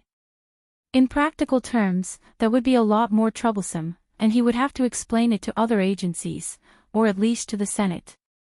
And he didn't want the slightest opportunity for Gu Nianji's uniqueness to be discovered by other agencies. Hu Xiaoheng still didn't say a word. He only reached out to her. "Give me your phone. Now that you're my wife, your phone's security level needs to be raised." Gu Nianji was speechless. She didn't take out her phone, so Hu Xiaoheng had no choice but to walk to her side and personally take out her phone from her small bag. He glanced at Gu Nianji's new Hermes bag. "Did Reinitz buy this bag for you?" Gu Nianji was furious. "Of course not. I bought this with my own money. Do you want me to show you the bill?" At the time, she and Hu Xiaoheng were still lovers. How could she accept such an expensive gift from another man? She was a very principled person. Hu Xiaoheng didn't say anything. He took her hand and pressed it to the phone. He used her fingerprint to unlock her phone. He planned to use his own phone to set up some security procedures for Gu Nianji's phone. As soon as he called Gu Nianji's phone, it started ringing. "The rain is falling, the grass is deep in the old hometown. I heard that you've always been a human." Hu Xiaoheng was speechless. He looked at Gu Nianji and tilted his head. "This isn't the ringtone you used to use." Hu Xiaoheng remembered that Gu Nianji's ringtone on her phone was clearly this. "Whose past did the priest and temple battle bow and arrow belong to? I like the image of you only belonging to me in the crowd." Gu Nianji smiled and said slowly. "Well, ever since I decided to break up with you, I changed your ringtone." She felt that this was more in line with her mood. Hu Xiaoheng's fingers tapped on her phone a few times, and it instantly returned to his previous ringtone. Gu Nianji was speechless. This was the second update, and the monthly votes were 4,400 plus updates. My dear friends are indeed very powerful. It's not even noon and it's already 4,400. Give a like to my dear friends who voted. My dear friends, hurry up and vote if you still have monthly votes. The double has already begun. If you don't, remember to vote for me. There's still the third update at 7 p.m. P.S. Thank you to Heaven, Beggar, Beige 116, PP1 RPP1, and Raindrop 66 for the 50,000 Chidian coins each this morning. I've written down the 4 of you in my little notebook. Thank you to Phylan Emperor Phoenix and Hate Haya, for the 10,000 Chidian coins each this morning. Thank you to all my dear friends who subscribed, voted, and rewarded.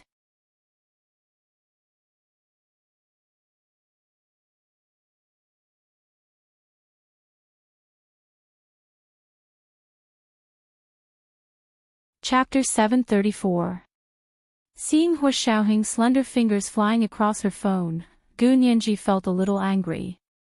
This was her own phone, and she couldn't make the decisions. Gu Nianji looked at Hu Xiaoheng and clenched her fists. Glaring at him, she said, "Hu Xiaoheng, don't go too far." Gu Nianji's attitude wasn't very good, and she looked like she was about to start a fight. Where she couldn't see, Hu Xiaoheng secretly curled his lips. He would rather Gu Nianji quarrel with him, or even roll on the ground and throw a tantrum. It was better than the previous few days when she appeared polite, but in reality, she was becoming more and more distant from him. Hu Xiaoheng quickly installed the security software and returned the phone to Gu Nianji. When he looked up, his expression was calm. "See for yourself, these programs are only to prevent Trojan horses. They aren't meant to monitor your phone." Actually, speaking of monitoring phones, Hu Xiaoheng could enter any phone if he wanted to. Did he need to install a special surveillance program on Gu Nianji's phone? Of course not. Gu Nianji took the phone and really started to seriously check it. Her delicate fingers quickly tapped on the phone. As she looked at the various software installed on the phone, Gu Nianji suddenly remembered Hu Xiaoheng saying that Reinitz had bought her new Hermes bag for her. Her face darkened as she opened the bank app and entered her bank account to look for the spending records from 10 days ago in Germany. To her surprise, she didn't see the spending in her bank statement no matter how hard she looked. What was going on? Did the bank make a mistake? They didn't take her money. But how could that be? It wasn't like it was $100 or $200.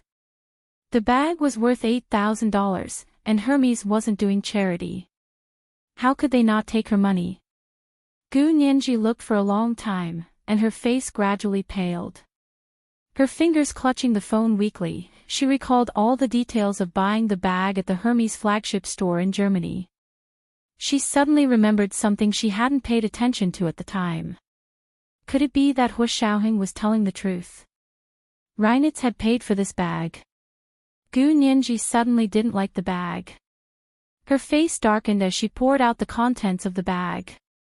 Carrying the empty bag, she asked Hu Xiaoheng, "Can I borrow a plastic bag?" Hu Xiaoheng straightened up. "You still have some bags at my official residence. Go get another one." He didn't ask Gu Nianji what was going on. She was a shy girl, and she had just said that she had integrity. Now she obviously knew that she had lost her integrity, so she was extremely embarrassed. Gu Nianji bit her lower lip and was very angry with herself. She didn't even check her bank records after she came back and was too busy splitting assets with Hu Xiaoheng. Hu Xiaoheng turned to walk out of the conference room. Gu Nianji hurried forward and tugged on his sleeve. Hu Xiaoheng stopped and turned to look at her. "What's the matter?" "I'm sorry." Gu Nianji blushed and stammered an apology. I really didn't know. I gave my own bank card to the clerk. It must have been when the clerk took the card to pay the bill that Reinitz switched." Although she was unhappy that Reinitz had lied to her, she had indeed done something wrong. Reinitz had probably bought this bag for her. Hu Xiaoheng grunted. "Return the money to Reinitz in 2 days. Return it." Gu Nianji turned around to pack her things and stuffed the small items back into the bag. She carried it and walked beside Hu Xiaoheng.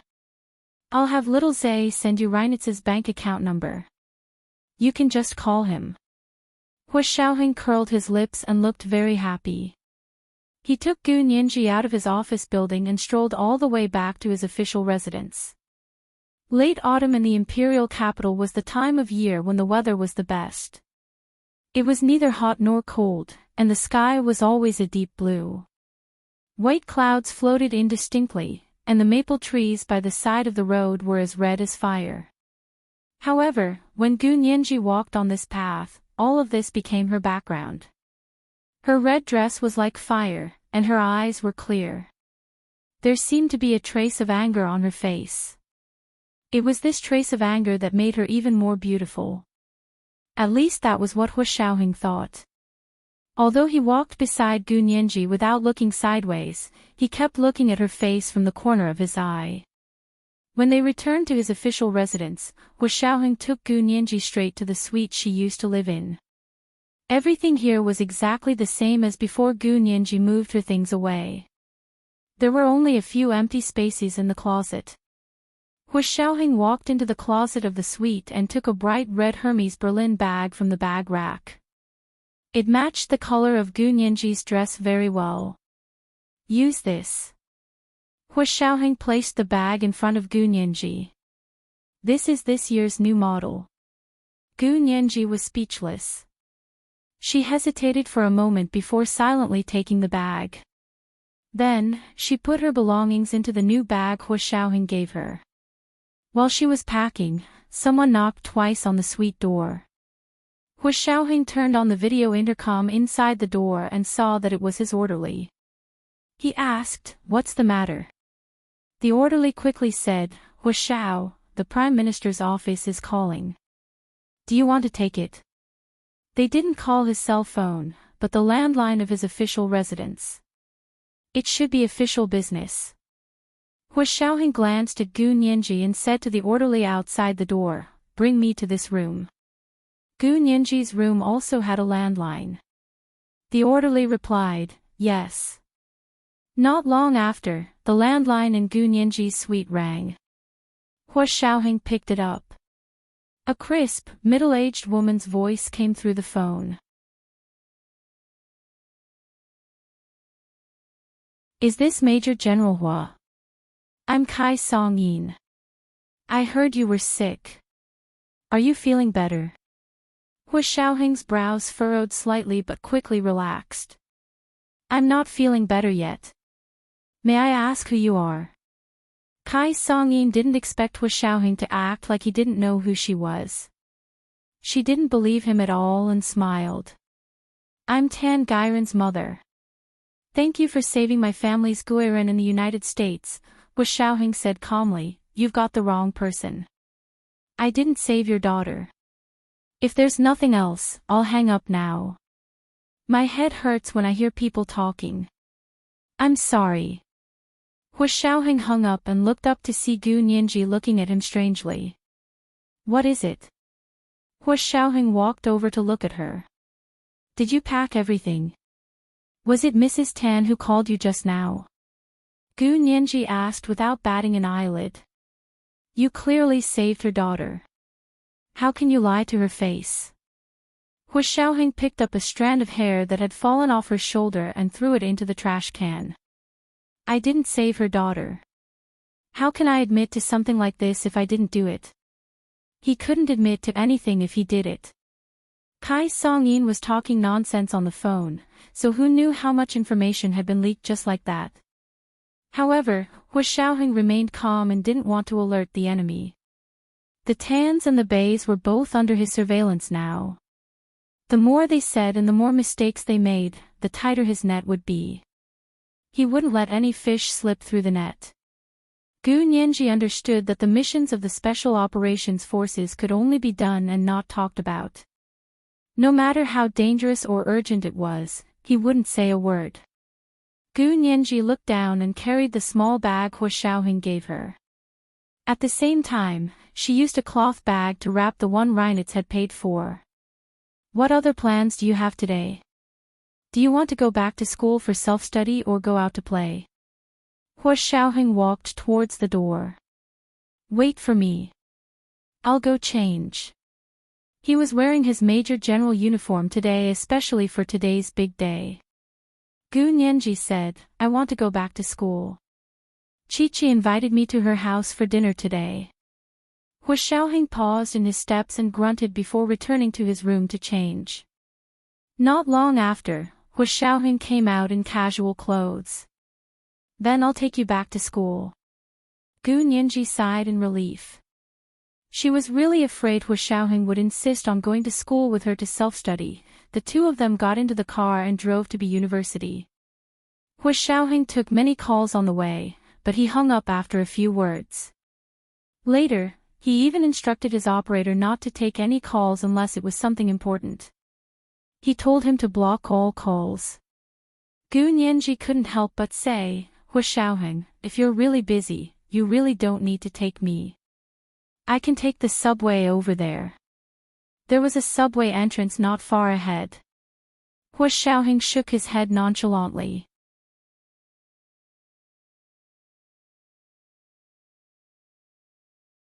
"It's fine. I'm not busy today."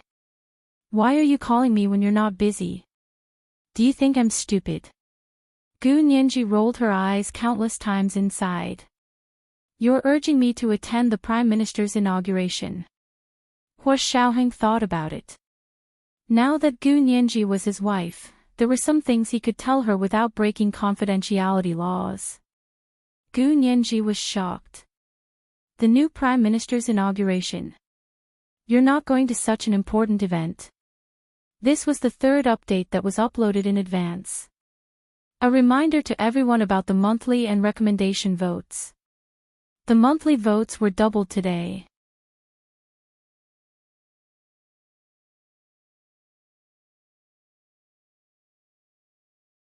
Chapter 735. Gu Nianji was well aware of Hu Xiaoheng's status, which was one of the reasons she wanted to retreat from their relationship. In his position, it was only right for him to attend the inauguration of the new prime minister. Not to mention that so many people had been calling him. However, Hu Xiaoheng held the steering wheel and said calmly, "I don't want to go because I have more important things to do." Marriage. How was it not important? This was the most important thing in his life, second to none. Gu Nianji pursed her lips and looked out of the car. She said sullenly, "Look, there's really nothing good about being with me, and it'll affect your work. I hope you'll think it through in a few days. Let's part on good terms. Attending the Prime Minister's inauguration isn't my job." Hu Xiaoheng reached out and wrapped his arms around Gu Nianji's neck. He turned her head to look in his direction. "Don't even think about it. Even if we still have to part in the future, it definitely won't be on good terms." "What do you mean?" Gu Nianji felt her anger rising again. She was a little exasperated. "We're all adults. Don't you understand that?" In the past, she didn't have any temper in front of Hu Xiaoheng. She was absolutely radiant when given a little sunshine. However, in the past 2 days, she found that she was losing control of her temper more and more. "You still know you're an adult?" Hu Xiaoheng's lips curled into a hint of mockery. Would an adult not solve a problem but only want to avoid it? How am I avoiding the problem? I've been trying to solve the problem with you. Gu Nianji forcefully pried Hu Xiaoheng's hand away. "Don't touch me. How many times have I said it? If you keep this up, I'll apply for a court injunction to not let you appear around me." Is breaking up the solution to the problem? You're still saying you're not avoiding it. Hu Xiaoheng withdrew his hand and glanced at her. "You're even applying for a court injunction. Are you sure?" "Nianji, you're a lawyer, not an unscrupulous reporter who uses headlines to attract attention." Gu Nianji snorted and turned her head to look out the window. She refused to be outdone. "Actually, our problem can't be solved at all, so the only way is to break up. But you stubbornly refuse. You even got a marriage certificate. Are you sure it won't get worse in 3 years? That's why I said that there's no such thing as good separation between us." Hu Xiaoheng looked straight ahead, and his tone became indifferent, as if he was talking about something irrelevant. However, his words were very forceful. "Don't think about what will happen in 3 years. It's useless to think about it anyway." Gu Nianji couldn't help biting her fingernails.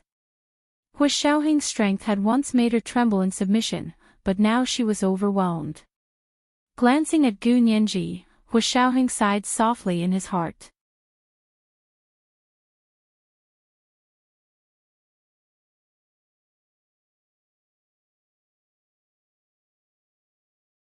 In Hu Guanchen's eyes, a woman who could marry Hu Xiaoheng must have a good temper and filial piety, in addition to a good family background, outstanding character and appearance. Especially the last one, which Hu Guanchen thought was the most important. In the past, Prime Minister Dou's daughter, Dou Qingyan, had a good family background and good looks. However, Hu Guanchen was still dissatisfied because the girl was stubborn and disobedient, much less filial.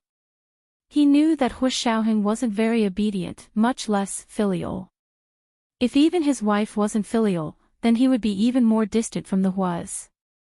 His impression of Tan Guiren was that she had a good family background, was obedient and intelligent. She was also a great beauty. He heard that she had never had a boyfriend, and was especially obedient to her parents. She was a filial child. What do you mean by bowing down to others? Xiaoheng, when did you become so impulsive? This is basic etiquette. Hu Guanchen's expression darkened. Your grandfather and I will be there tonight.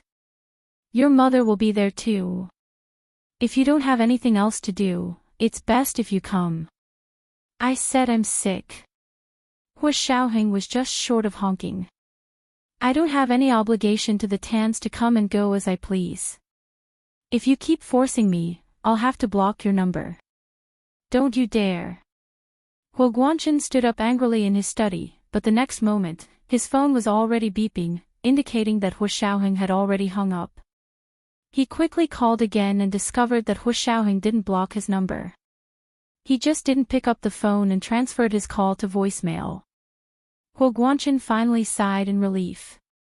Gu Nianji also fell silent when Huo Xiaoheng called. She could tell that it was Huo Xiaoheng's father calling her. But she didn't ask. She only thought of Gu Xiangwen, who was recuperating at the headquarters of the Special Operations Forces. After thinking about it for a while, Gu Nianji took out her phone to call Chen Lai. Brother Chen. Are you busy? Chen Lai was reading some papers in his office. Seeing that it was Gu Nianji calling, he quickly answered and smiled. No, I'm reading some papers. What's wrong, bride? Gu Nianji calmly ignored the word bride and only asked Chen Lai, how's my father, Mr. Gu? I actually forgot to visit him when I went over there today. She reflected on herself and felt that she was really incompetent as a daughter. Chen Lai froze for a moment and chuckled. It's fine, it's fine. Mr. Gu is still in a vegetative state anyway. He won't know even if you go. Then, in order to ease Gu Nianji's guilt, Chen Lai added, actually, your sister, Gu Yanran, hasn't been coming lately, let alone you. Take care of your body and don't let your imagination run wild. Gu Nianji smiled and said, Gu Yanran isn't my father's biological daughter, but I'm different. Chen Lai's brows immediately furrowed. Didn't Gu Nianji know that her DNA didn't actually match Gu Xiangwen's? Nianji, wait a moment. I'll take a call. Chen Lai pondered for a moment and quietly called Huo Xiaoheng from the landline. Huo Xiaoheng quietly answered with his Bluetooth headset. Huo Xiao, do you want to explain Nianji's background to her? We can't hide the DNA for long. Gu Yanran has already told others. I don't want Nianji to be the only one in the dark, Chen Lai whispered. Okay, go ahead. Huo Xiaoheng agreed. They were already married anyway, so he didn't have to worry about Gu Nianji's security anymore. Chen Lai tactfully said to Gu Nianji, Nianji, there's something I should tell you. What is it? Gu Xiangwen's DNA doesn't match yours. You're not his biological daughter. After Chen Lai finished speaking, he heard that the phone was especially quiet. Gu Nianji seemed to have even stopped breathing. Then, Chen Lai braced himself and said. But Gu Yanran and Gu Xiangwen's DNA is completely the same. They're biological father and daughter. Gu Nianji felt her face burn as if she had been slapped in the face. Although she didn't have much affection for Gu Xiangwen, she had always thought that she was his biological daughter, and Gu Yanran was adopted. She had always known that her DNA didn't match Gu Yanran's, but she didn't know that her DNA didn't match Gu Xiangwen's either. This was King awkward. Gu Nianji pursed her lips. Got it. Thank you, Brother Chin. After hanging up, Gu Nianji looked at Huo Xiaoheng. Did you know that Gu Xiangwen isn't my biological father? Huo Xiaoheng glanced at her. Yeah, I only found out not long ago. But there were still some unexplainable parts about this, so we didn't say anything. It wasn't until Gu Yanran suddenly revealed this when Gu Nianji went missing. Gu Nianji's thoughts were almost the same as Huo Xiaoheng's. She quickly thought of this question. Since no one said anything, why did you suddenly tell me? Huo Xiaoheng didn't hide it from her. Gu Yanran revealed this when you went missing. Gu Nianji was speechless. This is the first update. My dear friends, your combat power is even more powerful than I thought. Come on. It's the 4th update today. It includes 2 monthly votes and updates. Today is Monday, so don't forget your recommendation votes. Monthly votes of 4,900 plus updates at 1 p.m., third update at 7 p.m., and monthly votes of 5,400 plus updates at 11 p.m. The double monthly votes are continuing. My dear friends, don't stop. P.S. Thank you to Chen Mo for tipping 100,000 Chidian coins. Congratulations to Chen Mo for becoming the 16th Major General. I've already written down the 2 updates in my notebook. You're tuning into the LoveLore Library YouTube channel. We're so grateful for your support, and don't forget to subscribe to join us on this incredible journey through captivating stories. Your generosity through donations truly makes a world of difference, as it's the primary source of revenue that allows me to expand and enhance this channel for you. Thank you from the bottom of my heart for being a part of this adventure.